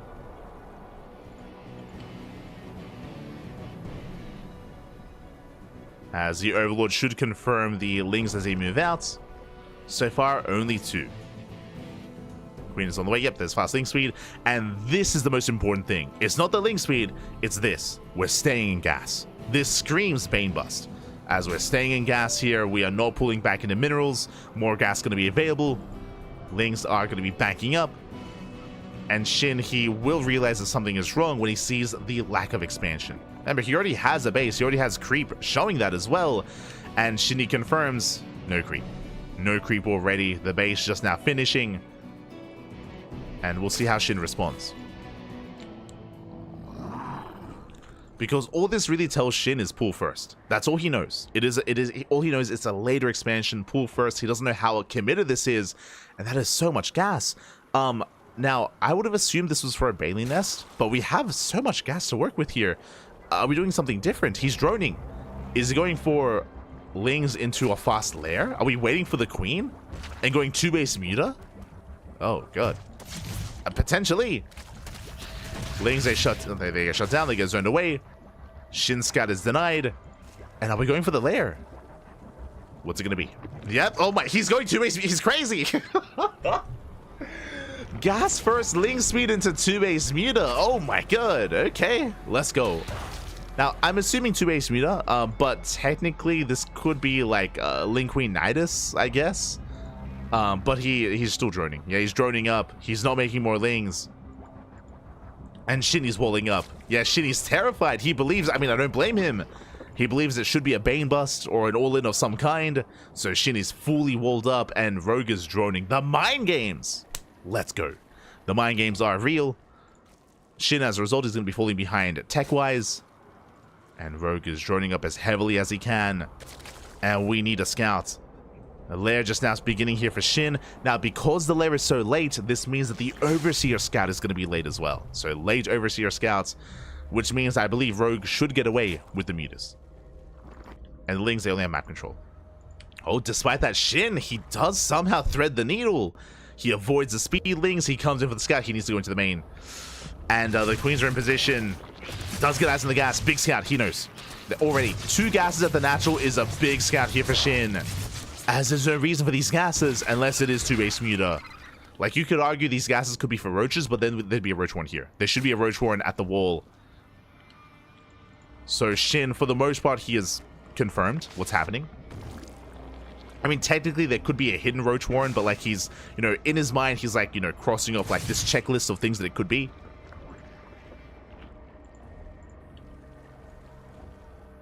For now, though, his own layer is done. Saturating on 2 bases. Getting to link speed. Overseer Scout for Rogue. And so far, no Overseer Scout here from Shin. As he responds with his own Spire, which is scouted. Rogue, he sees the Spire. He knows.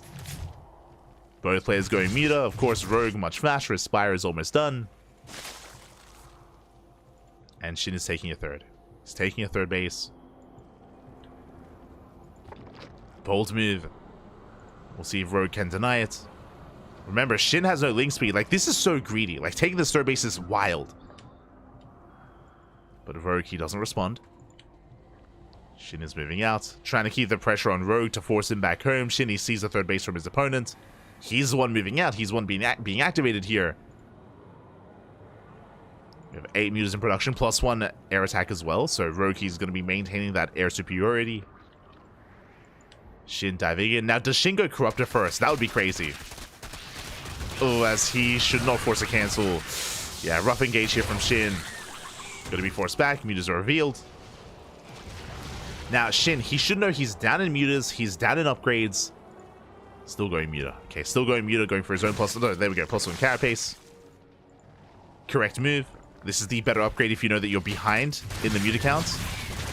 You do want carapace. Meanwhile, he's being surrounded, being overwhelmed. And Rogue, he wants that third. That's what he wants, and he's on it. Third base under fire. Muta's hunting down more overlords. And Shin, I don't know if he can save this. But now zoning back the Lings. Now Shin, he cannot fight these mutas head on as he is down in mutas. And there's going to be a window where Rogue has +1 and Shin has 0/0. Rogue, yeah, he wants to fight. He wants the mutas. Is diving in. Oh, pulls away for now. Bringing his army together. Does consolidate his forces. Now Shin will have the queen advantage, where he will have queens to help support himself alongside spores as well. Rogue rotating back into the main. Oh, zoned away by the queens. Lings, they poke in. Shin, he's holding. Not bad.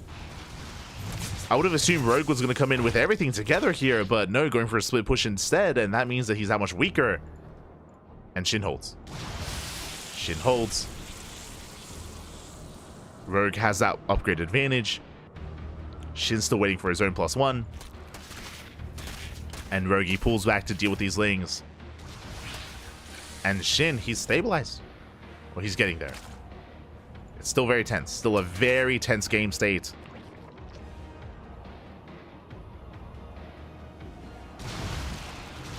There we go. Headed towards that third.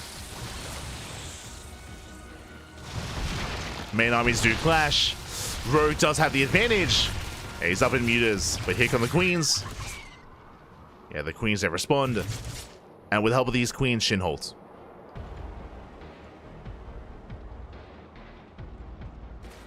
Shin does hold.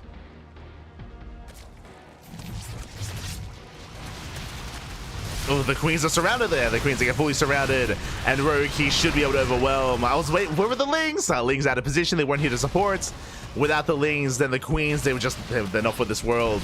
They're not long for this world, Pappy. Mutas, they break the third base. At the same time, Shin going for a massive run by. Will hit the natural. Likewise, picking up queens, potentially. Here it does have on the queens. Will break through. Third base goes down. roRO is in the main. He's pushing towards the natural as well. Spore will help. But roRO still has a massive muta advantage. And he should take this fight. Still quite close. Again, there are muta reinforcements stuck back at home. Shin, he's trying to hold on, but just doesn't have the numbers. Doesn't have them. Down to 3 mutas. Down to 2. Down to 1. Down to 0. As reinforcements trickle in, GG gets called, and roRO, he will take game number 1. Whew. GG. GG, well played. Shin, he was so close to stabilizing. Again, I was shocked to see that Shin went for a massive Ling counterattack. Because the Lings at the end of the game were going for a counterattack, the Queens had no support. And the Queens got surrounded immediately. And without those Queens, he could not stop. He could not stop the flock of mutas coming his way. GG, well played. roRO takes the lead in the series. Off of a crazy build. Let's go. And now we're jumping into game number 2. Jumping into game 2, it's going to be on ley lines. Incoming Nidus. As we mentioned when we were like trying to figure out what was going on, because of the drones that were on the way, that's the reason why we said 2-base muta. If it was a Nidus all-in, then we wouldn't have seen drones from roRO. So the lack of Ling flood, basically, the lack of additional Ling production was what tipped us up. But here we go. We're getting into our next game. And spawning in the top right-hand corner of ley lines, we have the South Korean Zerg player, the Blue Zerg, representing Team Falcons, leading the series 1-0. It is roRO. And spawning in the bottom right-hand corner, we have the Red Zerg player. For Gaiman Gladiators, it is SHIN.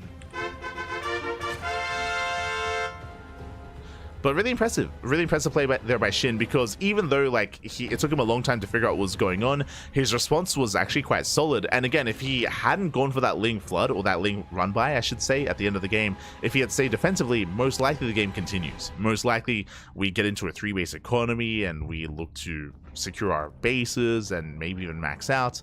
The game would have gone on from there. It was just because he had moved out across the map, it meant that he was vulnerable, and roRO, once he saw that one moment of weakness, he just went for it. Just went for the kill. GG. GG, well played. This time, Hatch Gas Pool. Standard opener out of roRO, likewise standard opener out of SHIN. This time, there's no crazy early Ling speed. There's nothing wild. Not this time. But the pressure is on SHIN. The pressure is on. Well, I will do this build at some point. Copium. Copium. Nah. I'm a very standard player. I say that I have been trying to learn the Eric build. True, true. But that's also macro, so have been trying to learn it.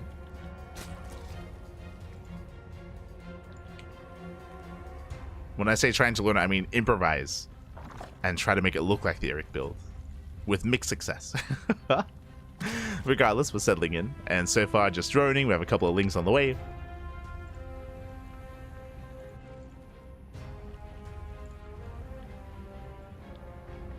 Ling speed on the horizon, as roRO should be commencing Ling speed.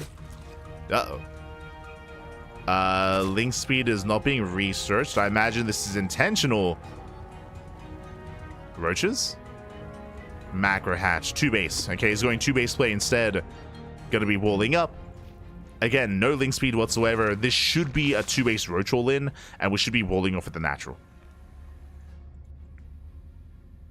And so now SHIN is getting his own third. roRO being active. And roRO will soon be walling up. Likewise, getting scouting information himself. So far, just a standard setup at a SHIN. Just hatch gas pool into a third. One SHIN confirms that there is no Baneliness and that there is no third base. SHIN, he should be skipping his Baneliness himself. And yep, there we go. Evo Chamber. So we're going straight into roaches. So far, a good response here by SHIN. As SHIN, he confirms no expansion, dips in, and gets eyes on the wall. So Rogue is playing 2-base here. And it is going to be an all-in as we have Carapace, not range on the way. So this should be this is kind of like a variation on the Solar build. For those that are curious, Solar, he did popularize, and he actually, this is the era, this is a couple of years ago, back when Solar was the Serral Slayer, and he had like beaten Serral like 4 series in a row. It was crazy. Off of the back of this as well. This was back in the, was it Oceanborn? No. Yeah, the Oceanborn map pool. And I think the map pool before that as well. Meanwhile, SHIN, he's not droning. Oh my god. SHIN, his cutting works at 27, and roaches are amassing as well. SHIN is going for his all-in, and so is Rogue. Rogue is massing up Ling Roach, so is SHIN. Who do I favor in this kind of position here? As Ling speed is on the way to reinforce. Again, purely just Roach Ling. I mean, actually, right now, at least pure Ling from Rogue. No Roach production whatsoever. No roaches. Not yet. SHIN is going to be the first to push. Now, because SHIN skipped his Bailey Nest, it does mean that these roaches are vulnerable to a surround. Rogue can overwhelm. It's possible. So he's pushing. Again, Carapace will help when it comes to preserving these Lings. And it's just pure Ling out of Rogue. SHIN trying to force his way in. But Rogue, he's ready for this again. He has a sea of Lings. The SimCity's going to be working against him. Knocking out that Eva Chamber. Rogue biding his time. 16 more Lings in production. And the army gets baited in. He wants to surround. He collapsed on the army. Does lock him down. He's stuck. He's trapped. He gets a full surround. And the roaches are going to be falling. Takes out the roaches. Takes out the ravagers. And SHIN, he will lose everything. Oh my god. We'll lose it all. And SHIN, he's in trouble behind this. He has no economy. He has no setup. He's making roaches. Here comes Rogue's Lane Flood. Again, no roaches behind this whatsoever. Carapace is done. And he's pulling the trigger. He does send it. SHIN, he was baited in. Let's go. Let us go. Oh, once again surrounding the queens. Yeah, the queens will fall. And SHIN, he just can't keep up. He's down in upgrades. The Link should overwhelm. And SHIN, he cannot escape. Not like this, not with that SimCity.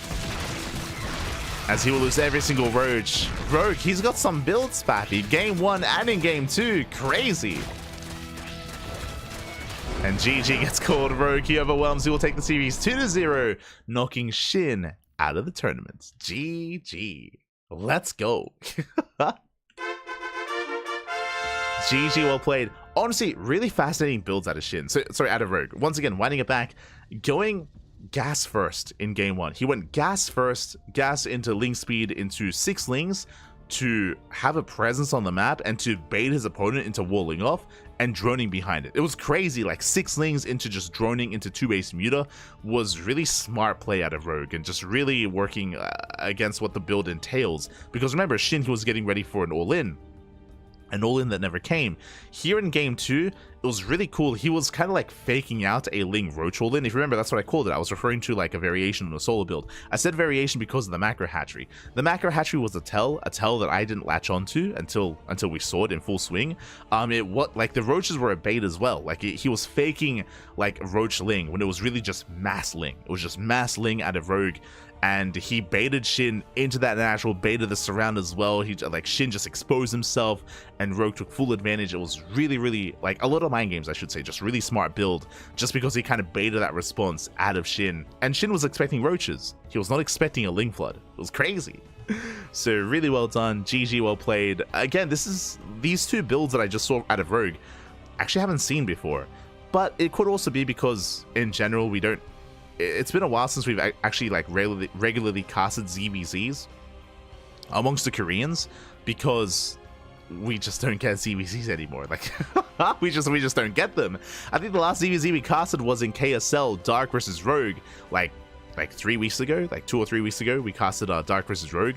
Like outside of that, we don't really get many ZVZs anymore, because I mean there's the Zerg players are few and far between. But yeah, GG, really fun builds here by Rogue, just completely just catching SHIN off guard and Congratulations, herO does advance on into the next round. Let's go. Does advance on, and that leads us here into our next game. That leads us here into our final series of the night. It's going to be herO versus Creator. The herO Slayer. And that was his nickname. I mean, again, that was not for Solar anymore, but back in the day, like Solar, he had like a big win streak against herO for a time. If you remember, this actually coincided with WTL. It was Basilisk versus at the time it was before Vitality. It was Onside. It was Basilisk versus Onside, and herO, he was like the go-to, like to bring herO down. It was Solar. Like Solar had to be the one that was brought out time and time again to deny Basilisk even the final spot. But GG. And here we go. We're getting into the final series of the night. It's going to be a Terran versus Protoss, herO versus Creator. Let's go. Let us go.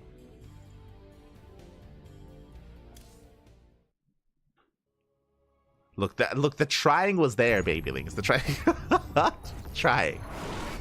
We tried. But here we go. We're getting into our fresh best of 3 this morning. In the right-hand corner of Frostline, we have the South Korean Terran player, the Red Terran, representing Team Liquid. It is herO. And spawning in the bottom left-hand corner of Frostline, we have the South Korean Protoss player, the Blue Protoss. It is Creator.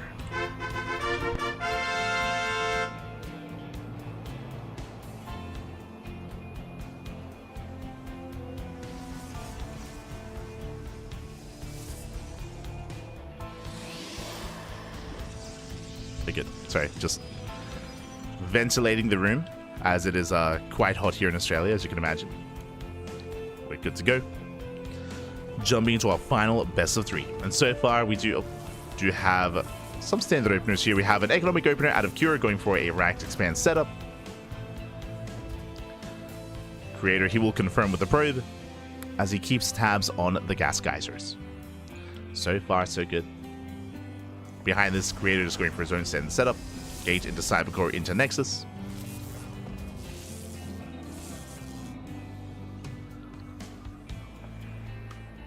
So he is going to be forced back. Oh, my apologies. Going gateway into... Oh, never mind. Yeah. I was like, is he setting up for a faster Nexus? No, just Gate, Cyber into Expand. So standard opener out of Creator. Likewise, he's going to be zoned away. And forced back. Oh, we can settle in. Oh, the copium is real. True. Ah, no. As there's that CC on low ground. Again, economic build as herO only open up with a single gas geyser. And we'll see if herO can redeem himself. Again, herO, he got knocked down here to lower bracket because of Clem's Protoss. But again, Clem, arguably the best PvT in the world. He's a tough opponent to go up against. We'll see if herO has better luck against Creator. Likewise, Creator, he did go down to the PvP against Zoun. And they're both fighting for their tournament life. I should have emphasized it earlier, but SHIN is out. SHIN is now out of the tournament. He has been eliminated by Rogue, and one of these two will be eliminated as well.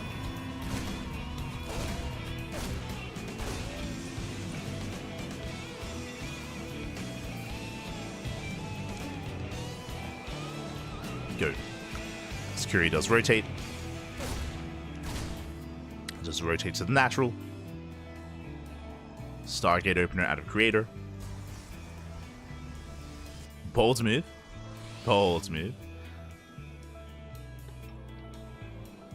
If you recall, we had Zoun quite frequently actually try to attempt to go into Stargate play against Clem. With mixed success. With no success, actually. We'll see if Creator can make up for that. As he's moving out. Behind this, we do have a herO getting to his own 1-1-1. Setting up for his own drop play. Once again, poking in, checking the vision. herO, he does not yet confirm. He does not get eyes on the Stargate. He is not aware. Oh, and this is not a Phoenix opener. We're going to be going Stargate into Oracle first, then into Phoenix. The Oracle has arrived. It's scouted by the Reaper. herO knows. And now herO is aware. As the Reaper does go down. Behind this drop is amassing. Widowmines are setting up.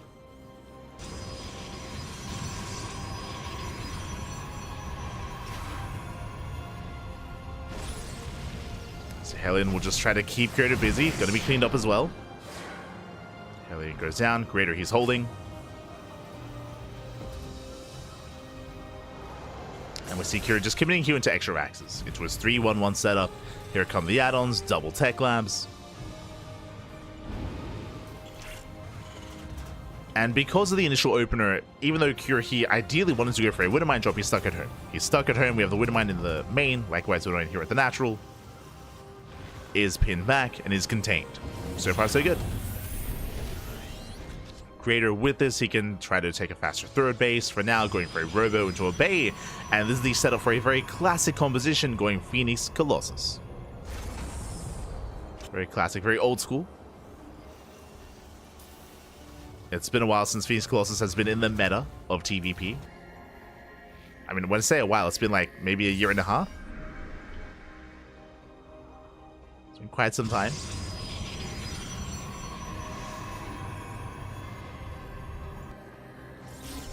We're coming up on 2 years? No shot. Yo, we're getting old. Ay. It's been a while. It's been a while.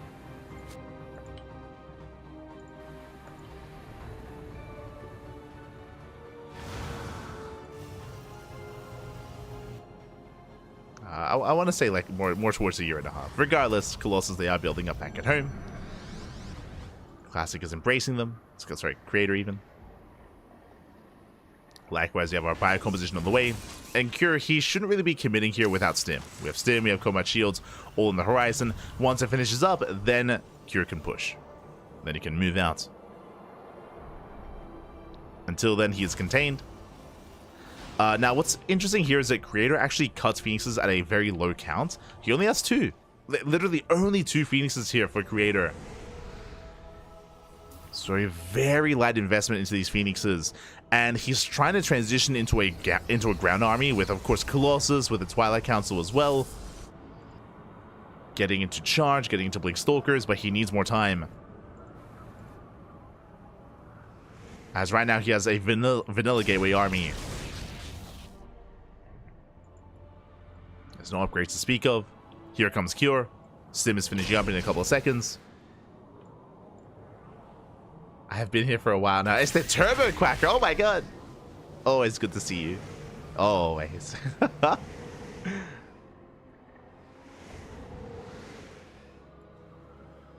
Secure. Rotating. You're usually lunking, Bobby. Usually lunking. Oh my god.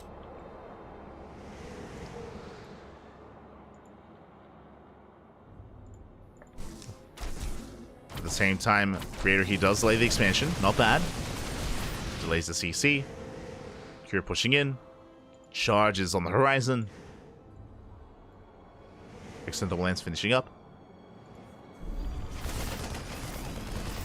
And Creator, not bad.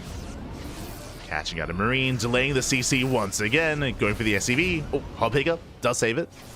Up. It does save the workers. Cure, he defends. And we'll pull back. Okay, and Creator, he survived. We survived the early game. We made it. Made it through. Creator establishing his third base, getting it fully up and running, fully operational. Colossus building up. Immortals +1. Charge on the way.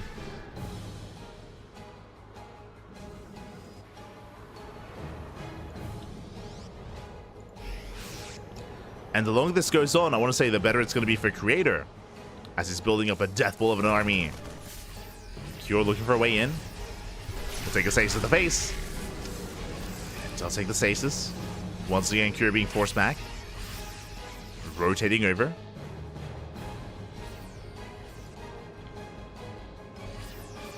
At least trying to.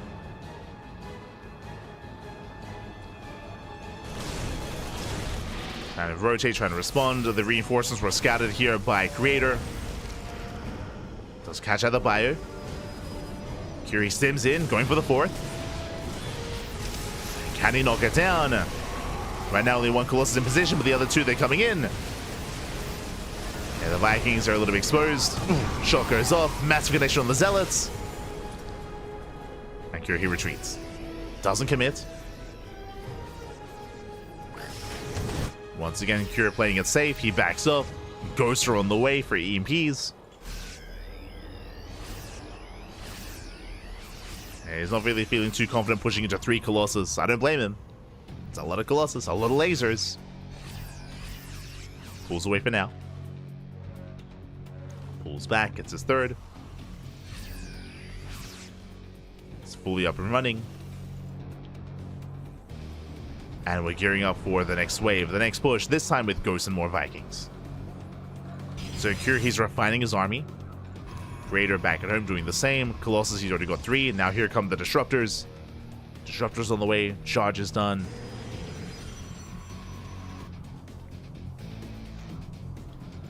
I think I do still favor Cure's army currently. At least until we get more Disruptors. I believe there's only 1. No, not even. First Disruptor just now popping out.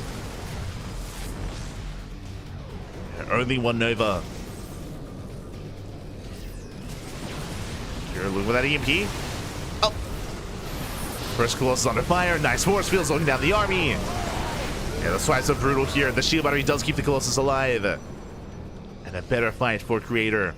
And again, he's just buying time for those Disruptors. As the first one has arrived. Second Rebel on the way. Creator getting a 4th. Sorry, a 5th. Here he rotates. Creator, he does spot the rotation with the Observer. He's keeping up.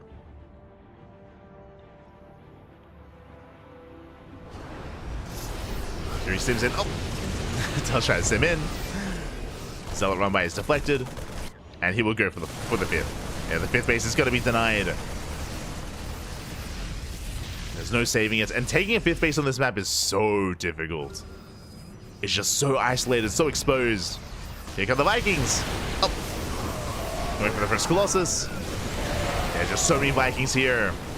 And the Colossus are going down. He gets 1, he gets 2. He's going to get all 3. The Nova does graze the army. Not bad. Decent connections. There's not much left over. At the same time, massive Zealot counterattack. 13 SCVs going down. Oh my god. Cure. Cure's distracted. He's caught off guard. 14 SCV kills. Cure, sure, he denied an expansion, but he lost the mineral line. And Creator holds. He does hold on. Still has 1 Colossus left over. Prism goes down. Does catch a War Prism. And interestingly enough, Creator, he's going to be reinforcing with Immortals, not with more Disruptors. Oh, I say that. He's up to 4. He's up to 4 Disruptors. Now going into Immortal Colossus. Still a very terrifying army composition. He's not taking into Skytoss. Just committing to a Robo-based composition instead. Trying to go for the 5th. Double expanding even. Okay. And again, as you can see here, these bases, they're just so spread out. They're so far apart. I mean, the 5th base here is just, I mean, it's leagues away here from the 4th. It is spotted by Cure. His goal here should be to knock it down. We'll see if Creator can hold on to any of these bases. There are some Zealots. Let's go.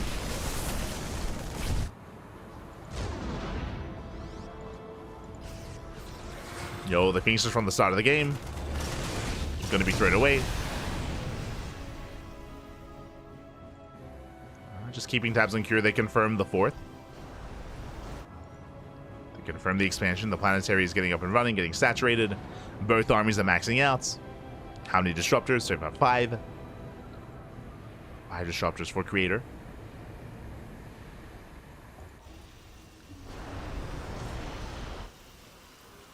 Viking count looking very intense. No Liberators here for Cure. You could argue maybe too many Vikings. He has 11 Vikings for only 2 Colossus. And no Libs. Cure, he rotates. He wants to knock down that base. EMPs, they pop up. They collapse on the Stalkers. The Vikings, they get a free Colossus. There's one Colossus left. But again, as you mentioned, arguably too many Vikings. At the same time, Zelarumbai is dealt with. Bunkers in position. Forcing a defensive warp in. Final Colossus goes down. Vikings there they did their job. They're going to be forced to land. No major connections. And the base will fall. There's no saving this Nexus. And Creator, he's rebuilding the Colossus. Bold move. He's hoping he can maybe reset the Viking counts, but meanwhile, Kira going for a Doom Drop. Creator, he misses this completely. Does have a recall, but he's not ready in the main. Yeah,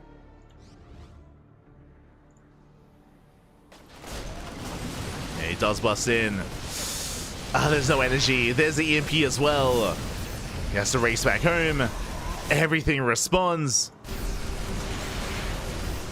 That's going to be 13, 14 probe kills. Creator completely out of position.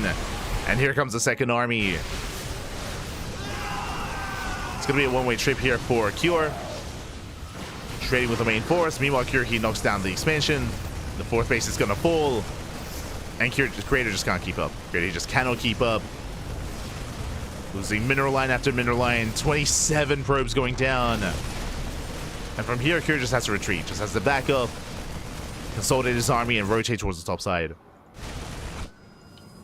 Meanwhile, some of the units do survive. Dropping into the third.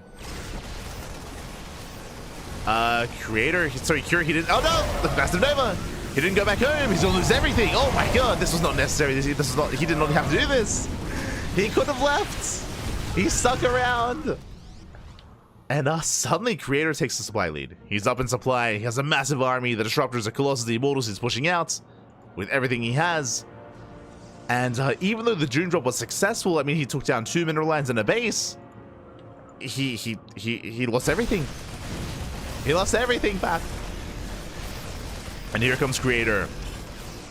We're going to snowball out of control. Has a larger army. Mindshot going up. And without Liberators, without an offensive line, like, how can Cure hold? He just doesn't have enough. Just doesn't have much of an army. Takes down the bunker. And he can't just keep pushing. This one he can't just commit. Cure just trying to buy some time. Does have the concave. Oh my god, the Nova's brutal. Takes out all the ghosts. The ghosts go down.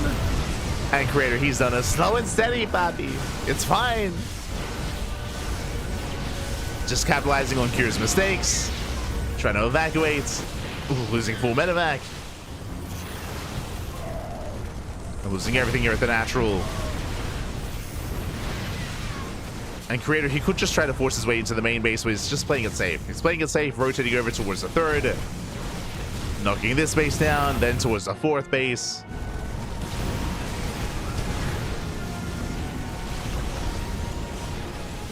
And Cure just cannot stop this. He cannot stop the main army. He could try to go for a base trade and move out across the map. But Creator, he's already here. He's already in his bases.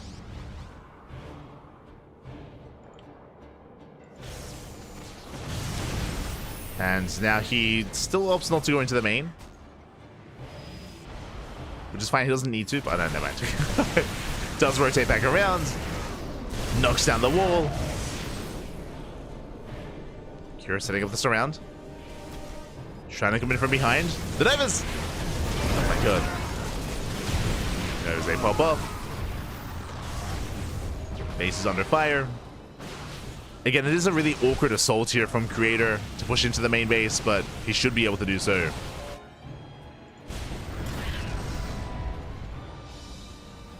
So he rotates back around. And yeah, he can just more confidently just assault the third. Or I guess the old fourth. He can push in. Head towards the planetary.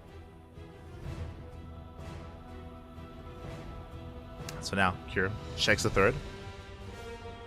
Checks the third base, making sure there is no proxy.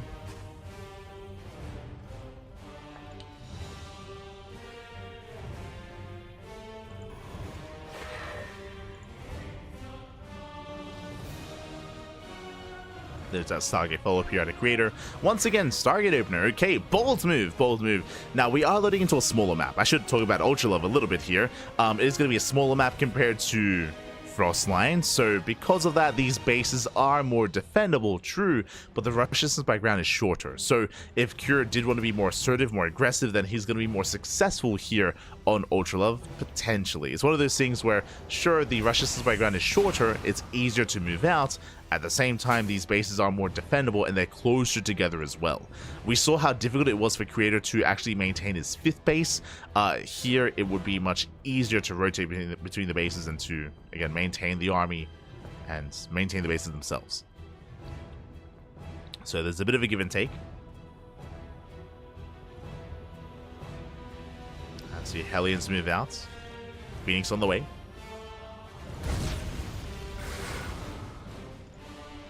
This time a Phoenix opener, not an Oracle.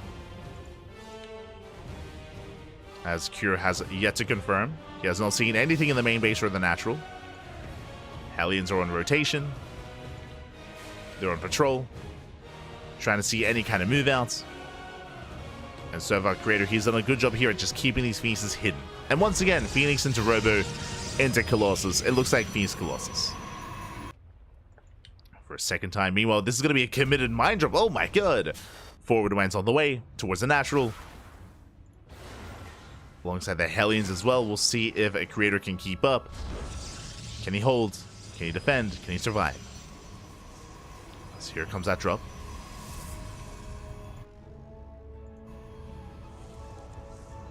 Boosting to the natural. We'll unload. Mine just going off, just mainly on probes. And Cure, he will save two of those Widow Mines. Not bad. Oh no! Saves two of the mines. The other two will be shut down. Hellions, they bypass the main army, going straight for the main. Okay, they get some probes. They can get one, two even. 6 in total. Yeah, 6 probes going down.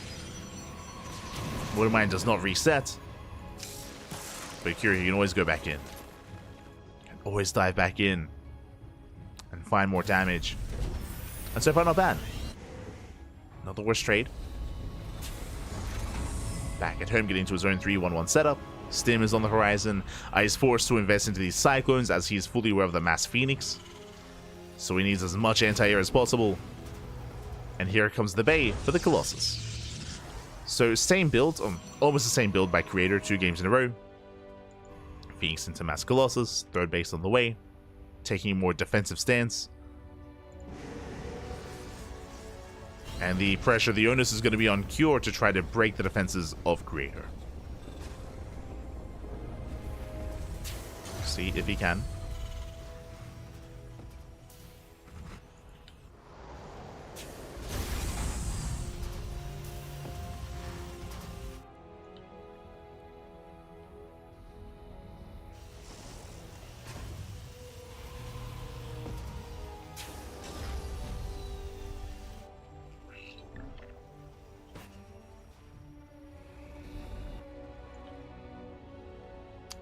So far, Cure, he is contained. He will soon break out. Just waiting for Stim. As always here in TVP, just waiting for these upgrades before it can be active. Third CC's on the way. Not a 2-base all in. Phoenixes, they confirm they get eyes on the third CC. They even delay. Ooh, catching a medevac. Oh, barely does escape. But again, nice pickles here by Creator. As the Phoenixes are revealed, it's go time. Cure, he moves out with that drop. Widow Mine drop is back online, boosting into the natural. Does Creator respond? Otherwise distracted. Up! Is distracted. Mine shot's going to be going off. Does pull away. Too late! Oh my god, 5 rope kills. Nice damage. 5 probes go down. Forces the recall. And Cure, he's breaking out. So breaking out of the contain. Phoenix is there looking for that medevac. Here comes the main push. He will find the medevac. But this third base is looking very exposed. There's 2 Colossus, true. There's some force fields. But here comes Cure. And he's got his upgrades. He has Stim, Combat Shields, +1. Actually boosting into the main. Okay. Causing a distraction. Does force the warp in and does force the army to respond. It's also going down, and here comes the main force towards the third. But there's that one Colossus. Oh, it's exposed. Goes for the dive. Colossus does hold. Shield battery is ready. Mind shots are brutal. But Creator, he should be able to hold on. Forces back the drop. Bailey does not get the medevac. And Curie's just going to keep on pushing. Going for the Nexus, going for the expansion. Can he bring it down? With the help of the second Colossus, looks like Creator, he should hold on. Yeah, he should and he will. He holds, he survives, will bleed out 6 probes, but saves the base. Whew, oh my god. Does save the expansion. Cure forced back. Again, a very tense moment here. Creator, he did lose 1 Colossus. 1 Colossus went down. Looks like it went down in the main. Trying to defend. Lost his Phoenixes, but lives. Does live. Cure getting his third, and now we're getting to the mid game. And now I do want to give the edge to Cure. Throughout the course of this game, as you can see here, Creator, he's lost 18 probes. When it comes to the Widowmine harass, the Hellion harass, the drop play that we just saw, 18 workers have gone down. So Cure does have a lead. As you can see here, it's reflected in the supply. Where he's up in the army, up in the economy. Worker counts are similar, but we have mules. Like the mules that make up for that. So Cure is ahead. Didn't kill Creator, but Creator's still in a rough position. And the onus is on Creator here to either take a better fight, to pop off with a run by, like a Zealot counterattack or a Zealot drop into the main.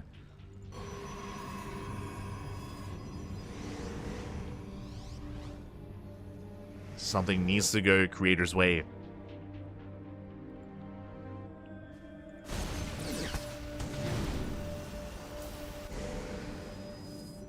Cure is pushing. How many Vikings does he have? 8. It's a lot of Vikings. He's got 8 Vikings. He's got EMP.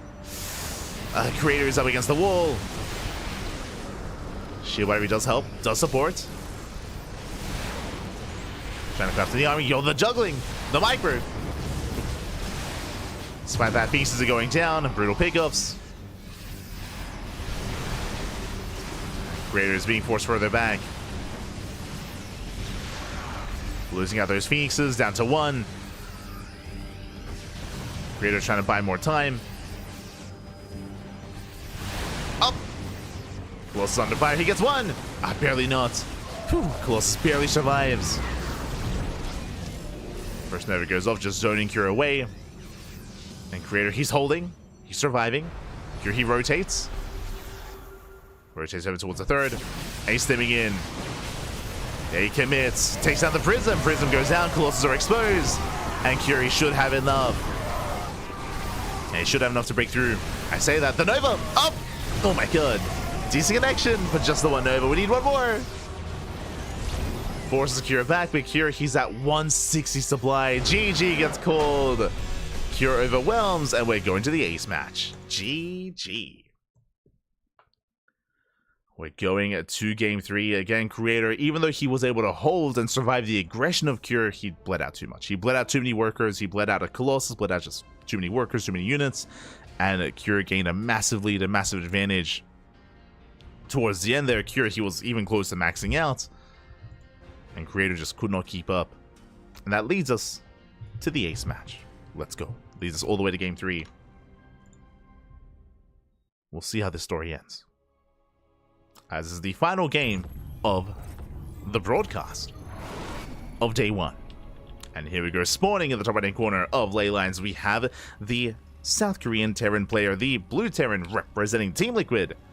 Tying up the series, momentum is on his side, it is Cure.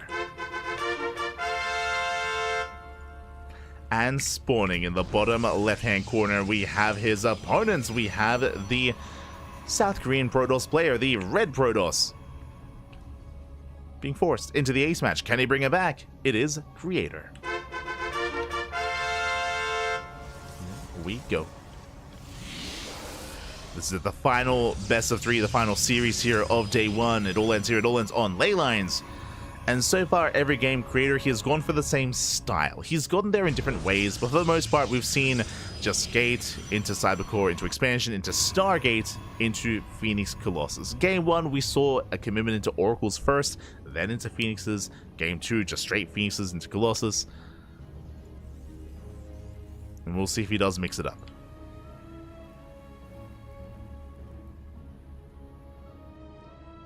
Was Cure a world champion before? No. Cure, he never won like a BlizzCon or anything like that. I say anything like that. Cure, he did win, what was it? He won Red Bull Battlegrounds, right? If I'm not mistaken. That was, back in 2014? Question mark? Like in Heart of the Swarm. I believe Cure won Red Bull Battlegrounds, and has Cure won a GSL? Hold on. Made me question my memory.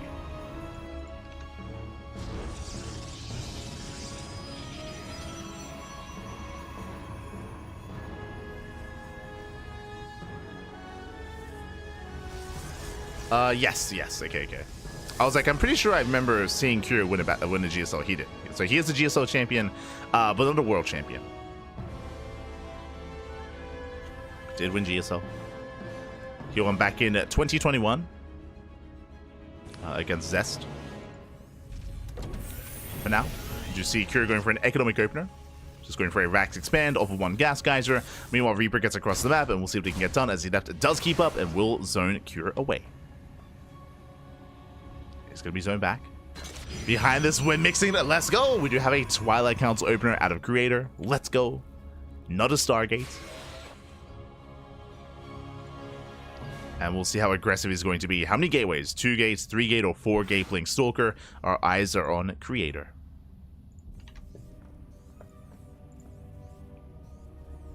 He's on GSL versus yes. As we mentioned back in 2021. It was only 1 versus Zest. Björn is the next world champion, right? Yes.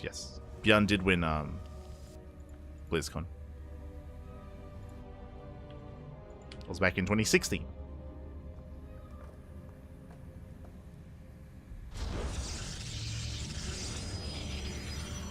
That was before the Reaper nerf. Long time ago. Almost 10... Yo, that's crazy. Björn, he was a world champion almost 10 years ago. Oh my god. Time flies.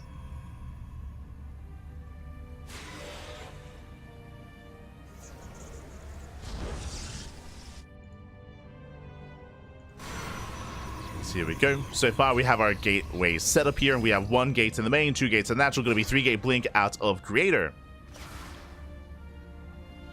And the Reaper will confirm at least most of these gates. It's going to be shut down. So Cure, he hasn't seen the Twilight Council, but upon seeing the Robo and the 2 gates at the natural, the 1 gate in the main, he knows. He knows it's going to be Blink Stalkers, back home bunkers. Bunkers are on the way. He's going to have 2 bunkers on the low ground. He's going to have his tank set up here on the main, in the high ground as well. Cure is getting ready for the aggression. Getting ready for the eventual move out. As Creator, he's waiting for the Robo. Behind this will expand. Again, 3 gate blink into a 3rd. Curie gets eyes on the base. And it's going to be Observer first. Never mind. We might actually not see Creator push. Just going for a faster 3rd. Focusing his economy. Safe opener out of Creator. Mine shots, they pop off. But so far, Creator, he does keep up. Ooh, losing 3 probes. 3 probes going down.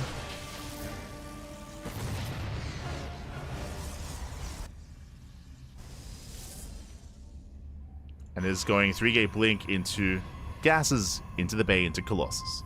So just a really safe opener here at Creator. He isn't really applying much pressure. You can see that Cure, he did react quite strongly to it, but once he saw the 3rd, he canceled. Or I should say he salvaged the bunker. Salvaged the bunker. Is still set up nonetheless, but for the most part, Cure, he's safe. He's safe at home. We're settling in. Only Clem and Max factor younglings. Let me introduce you to Eva. Emo's what, like 15 years old? You have players like Shameless and like Arrowfire who are like teenagers. Aye, aye, aye. Technically, Clem is now old. True. He's old, Spappy. Compared to the next generation, mate. The Zoomers.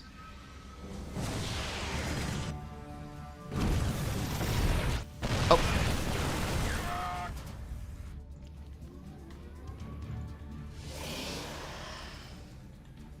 And not like this.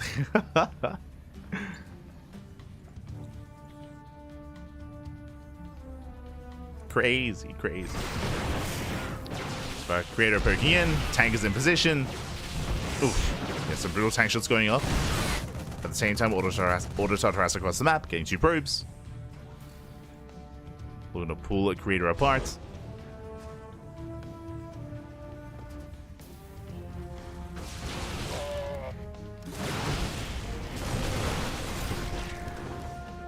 Trading 1-to-1. Stalker Marauder. Creator just trying to slow down the push. And the upgrades are almost done. The upgrades are finishing up. Creator, he breaks out. Can now expand. A 3rd CC just now finishing up. And the Observer does confirm. So Creator, he knows that Cure, he's expanding, getting a 3rd base. Building up. This should be a sign for Creator to take his 4th as well. To try to keep up economically. As we're gearing up towards the mid game. Actually, Creator being active. He does see the defensive setup here. Sees the tank, sees the bio, sees the 3rd base.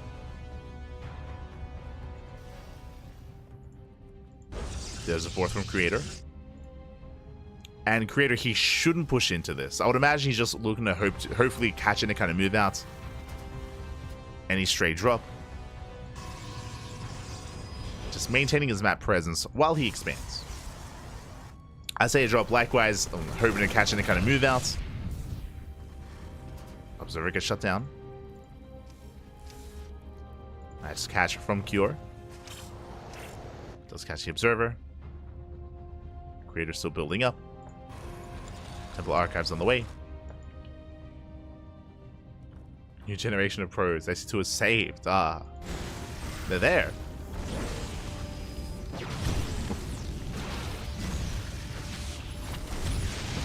So far getting 2 probe kills. 2 workers going down. Not bad. Creator still maintaining the center of the map. Here comes the push. Which will be scouted by the hallucinations. Creator spots this. He's going to try to slow this down.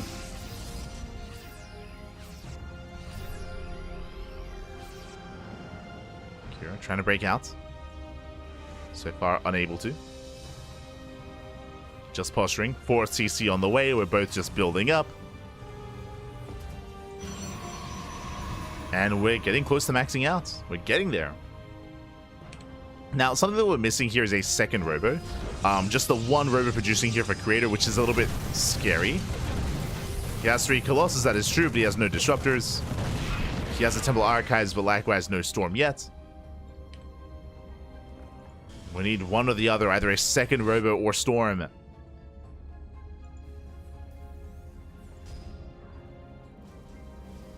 Now just being active here with his gateway composition. We're bringing more Zealots, more Archons. I mean, Creator, he did opt not to take his gases, so no gases at the 3rd base or the 4th, so he's going to have to rely heavily here on Zealot reinforcements instead. Which can work well, especially if he fights out in the open. True. And there it is, 2nd robo and now Disruptors. Now, I'll be honest, this does feel delayed. This does feel late.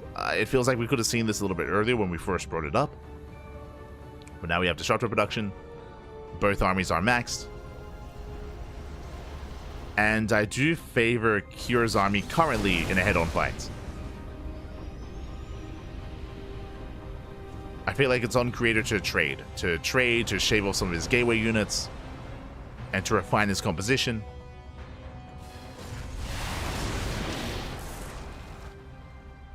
Now Cure, he's rotating. He's rotating over. Dark Shrine on the way for Creator. Let's go.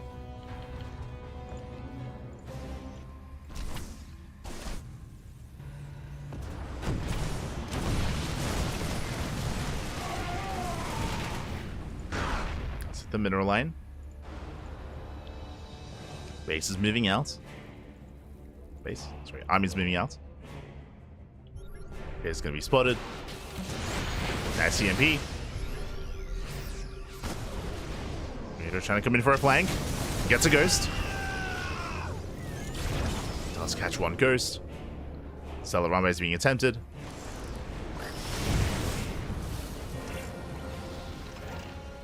Main armies are still posturing. Rumba comes in, but the reinforcements back at home. Curie defends. Whew, and we back up. Players, they back up from each other. Curie, he rotates. Creator, he's trying to keep up. He isn't aware. Uh oh, he doesn't know. Yeah, he does. He missed the rotation. Curie going for the Nexus. Can bring it down. Creator coming in from behind. Setting up first around. The Colossus are exposed. Yeah, 1, 2 Colossus gonna be falling. Massive pickups. Takes down 2 before the fight begins. And Creator, he plummets and supplies down to 1 Colossus. Ay, ay, ay. You're just really rough positioning for Creator. The base goes down. He completely missed this rotation. And Curie, he can just back off. He can just back off and do it again. I mean, I say that there's only 1 Colossus. Missile goes off. Massive connection. And Creator, he's in trouble.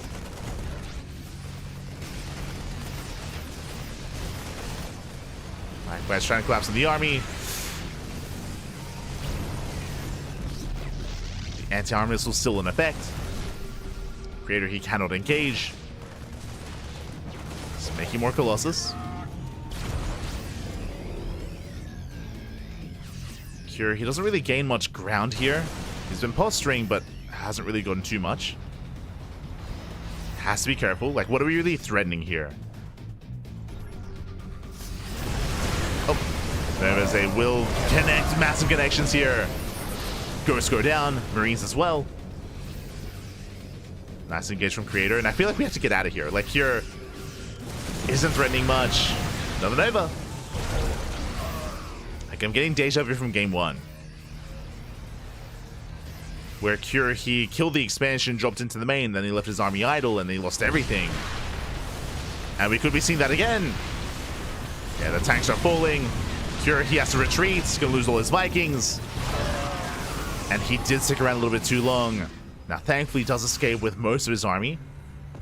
The Marines and the Marauders. But Creator has momentum. He's maxed out.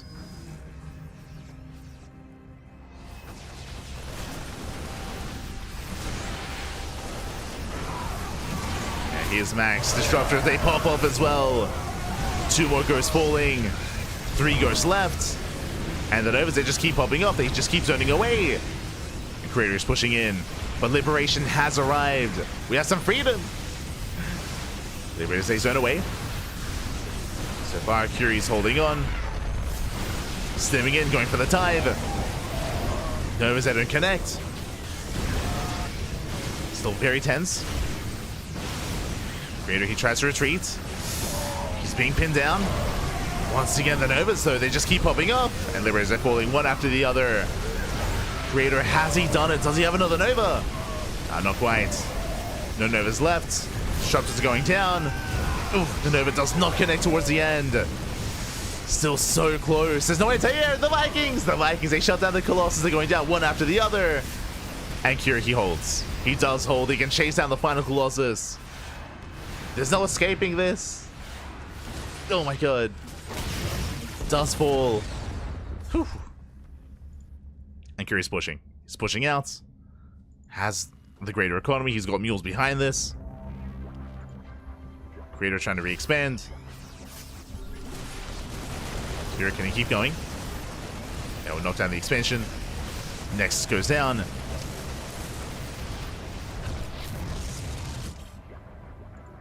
And Creator, he just cannot engage. Not anymore. He's down to 0 disruptors. That's a nothing. Getting up to 4 Colossus, but there's still plenty of Vikings left over. Plus 3 ship weapons on the way. Getting back into liberation zones as well.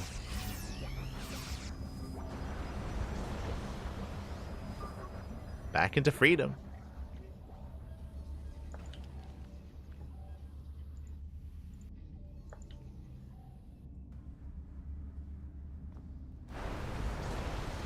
So both armies are remaxing, but again, this is mainly a Zealot composition. I mean, it's Colossus Zealot for Creator.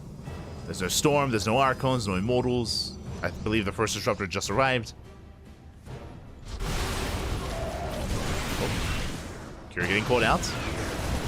Has to pull back.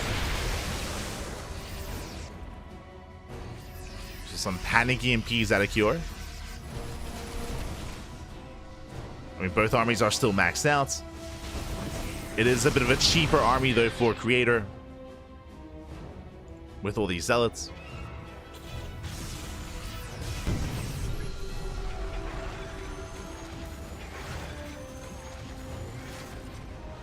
And pushing into these liberators is not going to be easy. Last Creator, he rotates. Once again, going for that triangular third. Liberators are set. Oh, yeah, bold move by Creator. Doesn't get the lib. Doesn't get it.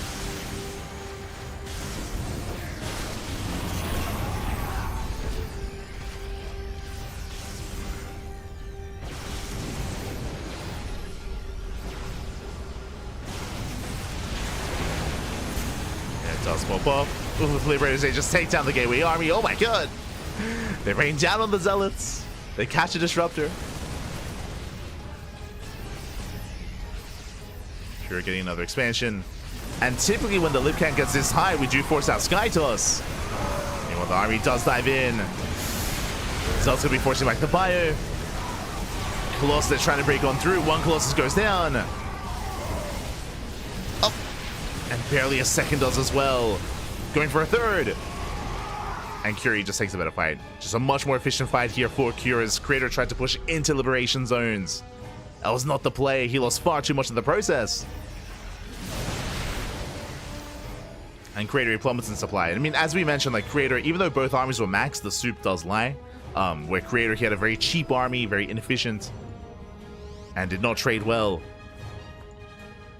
One army was not quite like the other. And I mean, that's all the Creator can afford. He has no bank. He has no bank, he has no tech. Once again, trying to catch him out. Ooh. Liberators do fall, not bad. Takes down 2 of the libs and some of the Vikings. Decent engage there from Creator.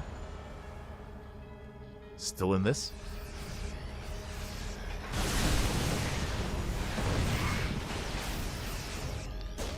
Still has potential. EMP popping off those Stalkers.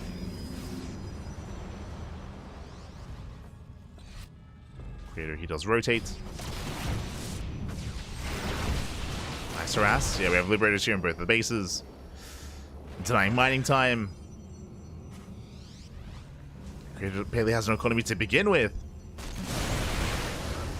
He's trying to find a way in. I mean, 17 probes going down to 18 probes. Ah, no.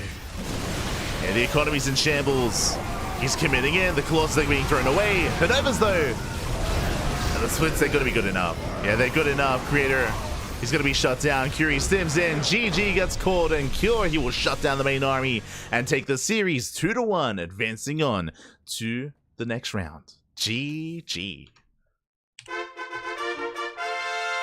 GG, well played. A very, very intense series. Back and forth, went all the way to the ace match. Unfortunately, Creator, he was just outscaled over time. I mean, it was a really rough game state to be in as both armies had, or both players had a low economy. If you recall, Creator, he got caught with his pants down a little bit. He did lose a base, lost a mineral line as well. And Creator, who was forced to counterattack. And he initially had a decent fight, if you recall. He was out trading his opponents, but then he overstayed his welcome. I'm referring to the moment when Creator, he pushed in towards the third base and he lost all his disruptors. He had like 5 disruptors disruptors. He lost every single disruptor, lost the Immortals, lost the Colossus as well. He committed so hard to that fight, and things went south real quick. And with that, GG. GG, well played. Cure, he does claim the series and does advance on and does continue his run in the tournament. GG, well played.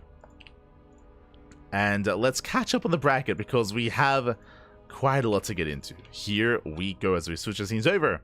And we conclude day 1 of the OlimoLeague Winter Finals. Here we go. We just wrapped up with 8 best of 3s. If you missed out on some of these matches, I do recommend them. We had some spicy series coming into today's broadcast, so I do recommend it. As actually, can I zoom in a little bit here without breaking anything? It's going to be difficult. But quickly going over some of these matches here, we had the upper bracket round 1 concluding. We had herO over Rogue, Classic over SHIN, Clem over Cure, and Zoun over Creator. We then got into the second round here, where we now have confirmed our top 2 upper bracket finals. Our top 2 players there in the upper bracket. It is Classic, as he took down herO in a very fast, very intense PvP, and Clem, who took down Zoun as well. I mean, both Classic and Clem making use of the Invisible Flying Machine and the Invisible Man as well. It's for some quick series. Those are some very fast best of 3s, as Classic and Clem, they're going to be facing off tomorrow in the upper bracket finals. Scrolling down, we have the elimination round underway. SHIN has been eliminated from the tournament. Creator, he just got eliminated as well, as they both got knocked out in the lower bracket. We have Rogue. Rogue is the one and only final Zerg player in the tournament. Best of luck, as Rogue is up against Zoun in the lower bracket, and Cure is up against herO in the lower bracket as well. Oh boy, so we have 6 matches. We have 6 series remaining here, and a lot of these are going to be best of 5s. We have best of 5s coming up. It's going to be a best of 5 upper bracket final, and likewise a best of 5 lower bracket final, best of 7 grand finals. So we have a lot of matches coming up ahead of us here, and that's going to be played out tomorrow. Again, for those that are curious, this is a 2-day event. It's a 2-day event, and we are just wrapping up day 1 here today, and we're going to be here tomorrow at the same time, same place on the CranKy Ducklings to conclude the winter finals of OlimoLeague. For those that are unaware, this might be the final OlimoLeague. It's hard to say. The main sponsor is Chijik. They are the main sponsors. They are basically like an alternative to Twitch in Korea, just because Twitch is banned in Korea, so Twitch is not available. Instead, Chijik is a new streaming platform that has taken its place. I believe it is sponsored and funded by Naver. If you're familiar with Naver, Naver is kind of like the Google of it's kind of like the Google of Korea, if you will. It's like a search engine, basically, and a lot more, I guess, as well. A social media platform. So yeah, with that, they have, of course, launched Chijik, and they are sponsoring this event. Shout out to Crank. They got in touch with Crank, and Crank has been streaming over on Chijik as well. And honestly, it's been quite successful. There's been a lot of viewership and a lot of eyes over on the Korean side of things. Of course, Crank has been casting in Korean and organizing in Korean and organizing all of this, and it's been quite successful. But Chijik, they only did sponsor until the winter finals, until this event. All the weeklies, all the monthlies until this event. After this, it's up to Chijik if they want to continue to run these weeklies and to run these tournaments. Personally, because of how successful the stream has been, Crank's stream has been, like when I say that, I mean they've been getting like thousands of concurrent viewers. It's been crazy the attention that they've been getting.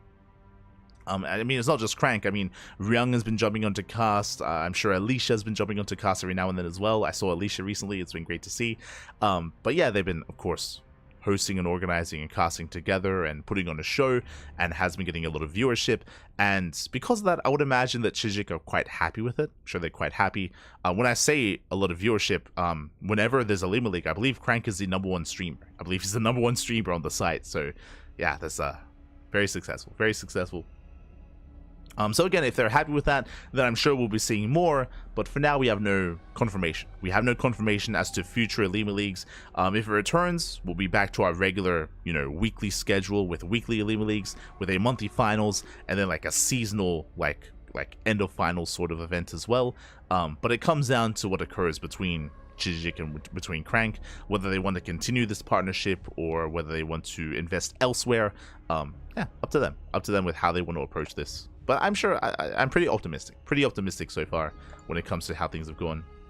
Also, yo, a shout out to Dave Tessa in the chat. God, thank you so much for subscribing for 22 months. Thank you, Papi. Thank you. Do appreciate the support. Do appreciate the love here. Thank you so much. Big shout out to Dave, of course, another fellow community caster in StarCraft 2, organizing, hosting his own events as well. So big shout out to Dave. Thank you. Thank you. Just stopping in to spread the duck love. Ah, quack, Papi, quack. Let's go. Let's go. Thank you for all you do, Papi. Oh, thank you. Thank you for all you do as well. We all have our place in StarCraft. We all have our place. But thank you so much, Dave. Thank you. Always appreciate it. But yeah, so at the moment we don't know what the future holds for OlimoLeague, but again, I'm quite optimistic just because it's been so successful. I would imagine we should be seeing more in the future, and we'll let you know once we get confirmation, once we get an announcement. We will let you know on the stream as to what happens with the OlimoLeague. And again, we still have tomorrow to jump into as well. So tomorrow we're going to be back with day 2 of the winter finals. Make sure you're there for it. We have we have a Clem versus Classic, we have Zoun versus Rogue, and herO versus Cure. And one of these 6 players is going to be the winter champion. So yeah, we'll be crowning that champion tomorrow. Be there for it. Be there for it. Otherwise, thanks for watching. Thanks for the support. We're going to be wrapping up for the time being. If you want some more CranKy Duckling action, then bam! As you can see, our weekly schedule, we got you covered, Papi. We got you covered. We got plenty of content on the channel. Up next later on tonight, we're going to be live in how many hours time? We're going to be live in 4.5 hours. 4.5 hours time, we're going to be here with the Kung Fu Cup Warcraft 3 Evolution Tournament number 2. If you're curious, hold up. Evolution? But not StarCraft Evolution. So StarCraft Evolution is kind of like a blending between Brood War and SE2, and honestly, it's a lot of fun. We cast a lot of StarCraft Evolution on the channel. Warcraft 3 Evolution is one step further, and even a step further that, because it isn't Warcraft 3 versus SE2. It's Warcraft 3 versus SE2 and Brood War. Like, they also have Brood War in there as well, which is crazy. So there's a lot of races, there's a lot of variety to pick from as well, so it's a lot more chaotic, there's a lot more moving pieces, but it's a lot of fun. It's a lot of fun. We casted the first edition of the Warcraft Evolution last week, and what I appreciated from it is I was surprised to see how many players were active in the scene. Max Pax, Young Yakov, Harstem makes sense because he's an ex-Warcraft 3 player, but there were a lot of players that I wasn't really expecting to be quite well versed in the mod. And it was really fun, really exciting. It was my first time casting Warcraft 3 in any capacity, and I recommend the VODs. I will say that the first series was a little bit shaky, but we very quickly kind of like caught on to how the units interact, to the hero choices, to the spells and how they impact the game as well, and very quickly kind of got the hang of it. So I do recommend it. The quarterfinals, semifinals, and finals of the previous Warcraft 3 Evolution tournament, and look forward to it here as well. A big star. Oh, I did. Oh, no. Have you been drinking? Take care, Dave. Take care. So we do have a Kung Fu Cup later on tonight. Again, that's in 4.5 hours. Tomorrow, as you can see, at 9 AM KST, in under 24 hours. That's day 2. That's day 2 of OlimoLeague. There you can see it's Saturday morning. Likewise, we have MSO Master Swan Open in the evening. We have Sparkling Tuna Cup on Sunday. And you may be thinking, hold up, Light. What's going on? Don't you usually cast twice a day? Every single day? Why is there an empty spot on Sunday? Well, it's kind of empty, but it's kind of not. We won't be casting. Maybe we should have added a graphic there anyway. But in that time slot is the Euthermal 2v2 tournament. Euthermal, he's hosting a 2v2 tournament, and we won't be casting. We are adminning. He reached out to the CranKy Ducklings, and we are going to be adminning that event. So we're otherwise preoccupied. We're otherwise busy working behind the scenes on that Euthermal 2v2 tournament. So that's what's taking place there, in between MSO and STC. So there's another event going on there. We won't be live on the channel, but we'll still be working in a different capacity, I should say. So that's going to be happening there on Sunday. We will be casting those replays next week. Again, we won't be casting it live, but we're going over those replays next week. Instead, we'll find a place to cover all of that. Otherwise, if you enjoyed the broadcast, if you want to tune into more of the CranKy Ducklings, then do check us out on all the social medias. We have Twitter, Facebook, Instagram, YouTube, and Discord, all things CranKy Ducklings. We stream here on Twitch, we stream on YouTube, Facebook, TikTok, and Kick. We're on all 5 platforms all at the same time, so do check us out there if you're interested. Otherwise, thank you for watching. You can also support us monetarily if you wish via Patreon. Our Patreon is designed to fund our tournaments. Which events? There they are. Here on my right, we have Sea Duckling Open, Sparkling Tuna Cup, and Master Swan Open as well. We run 3 events on a regular basis, and they are all funded via Patreon. And if you wish to grow those events, if you want to help us support those events and support the players and support the scene, you can do so via Patreon as well. We've been getting a lot of support as of late, so thank you so much to all of those that do support us via Patreon. We do appreciate it. We actually got a new patron during the cast, so thank you so much. I think it was, I could be mistaken, but I did notice Turbo Quacker in the chat earlier, actually posting the Patreon command, so I am a little bit suspicious that it might have been Turbo Quacker, I believe. But regardless, gracias, thank you so much. Whether it was Turbo Quacker or not, thank you so much for the new patron. Thank you, and we are so close to our next goal. Our next goal is to help boost the prize pool of Sparkling Tuna Cup and to pay out top 4. Right now, Sparkling Tuna Cup only pays out top 2. But with that next stretch goal, we can pay out top 4 instead. So yeah, we're almost there. We're almost there. Thank you so much. Again, we also provide benefits to those on Patreon, similar to those on Twitch actually, where we do give out replay packs depending on your level of support. So thank you so much to all those that do support us. And with that, we are going to be wrapping up here for the morning. Again, this was only our first broadcast of the day, and we'll be back in 4 hours with our next broadcast. I'm gonna go get some food. I might sleep a little bit. It's always a little bit risky getting some sleep just because I want to make sure I can wake up in time. And I can, but I don't want to be groggy, so I might nap. I might nap for like an hour or 2, and then I'll be up and running for some Warcraft 3 Evolution. We'll be there for it. We'll be there for it here and now. So yeah, if whether you're going to tune into that or whether you're going to be here for tomorrow's OlimoLeague broadcast, thank you so much. Thanks so much for tuning in. Thanks so much for watching. If you can't watch something that you see here live and you want to watch it, then check out our VODs. Check it out on YouTube and Twitch. We upload VODs on a daily basis. Plenty of VODs, plenty of content on YouTube, so do check it out there, as there's plenty to devour and plenty to indulge in. So do check it out. Otherwise, we'll see you guys tonight or tomorrow. We'll see you when we see you with some more StarCraft. Plenty of StarCraft on the channel, Pappy. Arguably too much StarCraft. I want to try to cut back a little bit. I would like to cut back a little bit and, you know, have some free time to actually, you know, like hit the gym and you know, do some things IRL, you know, touch some grass, you know, see the sun.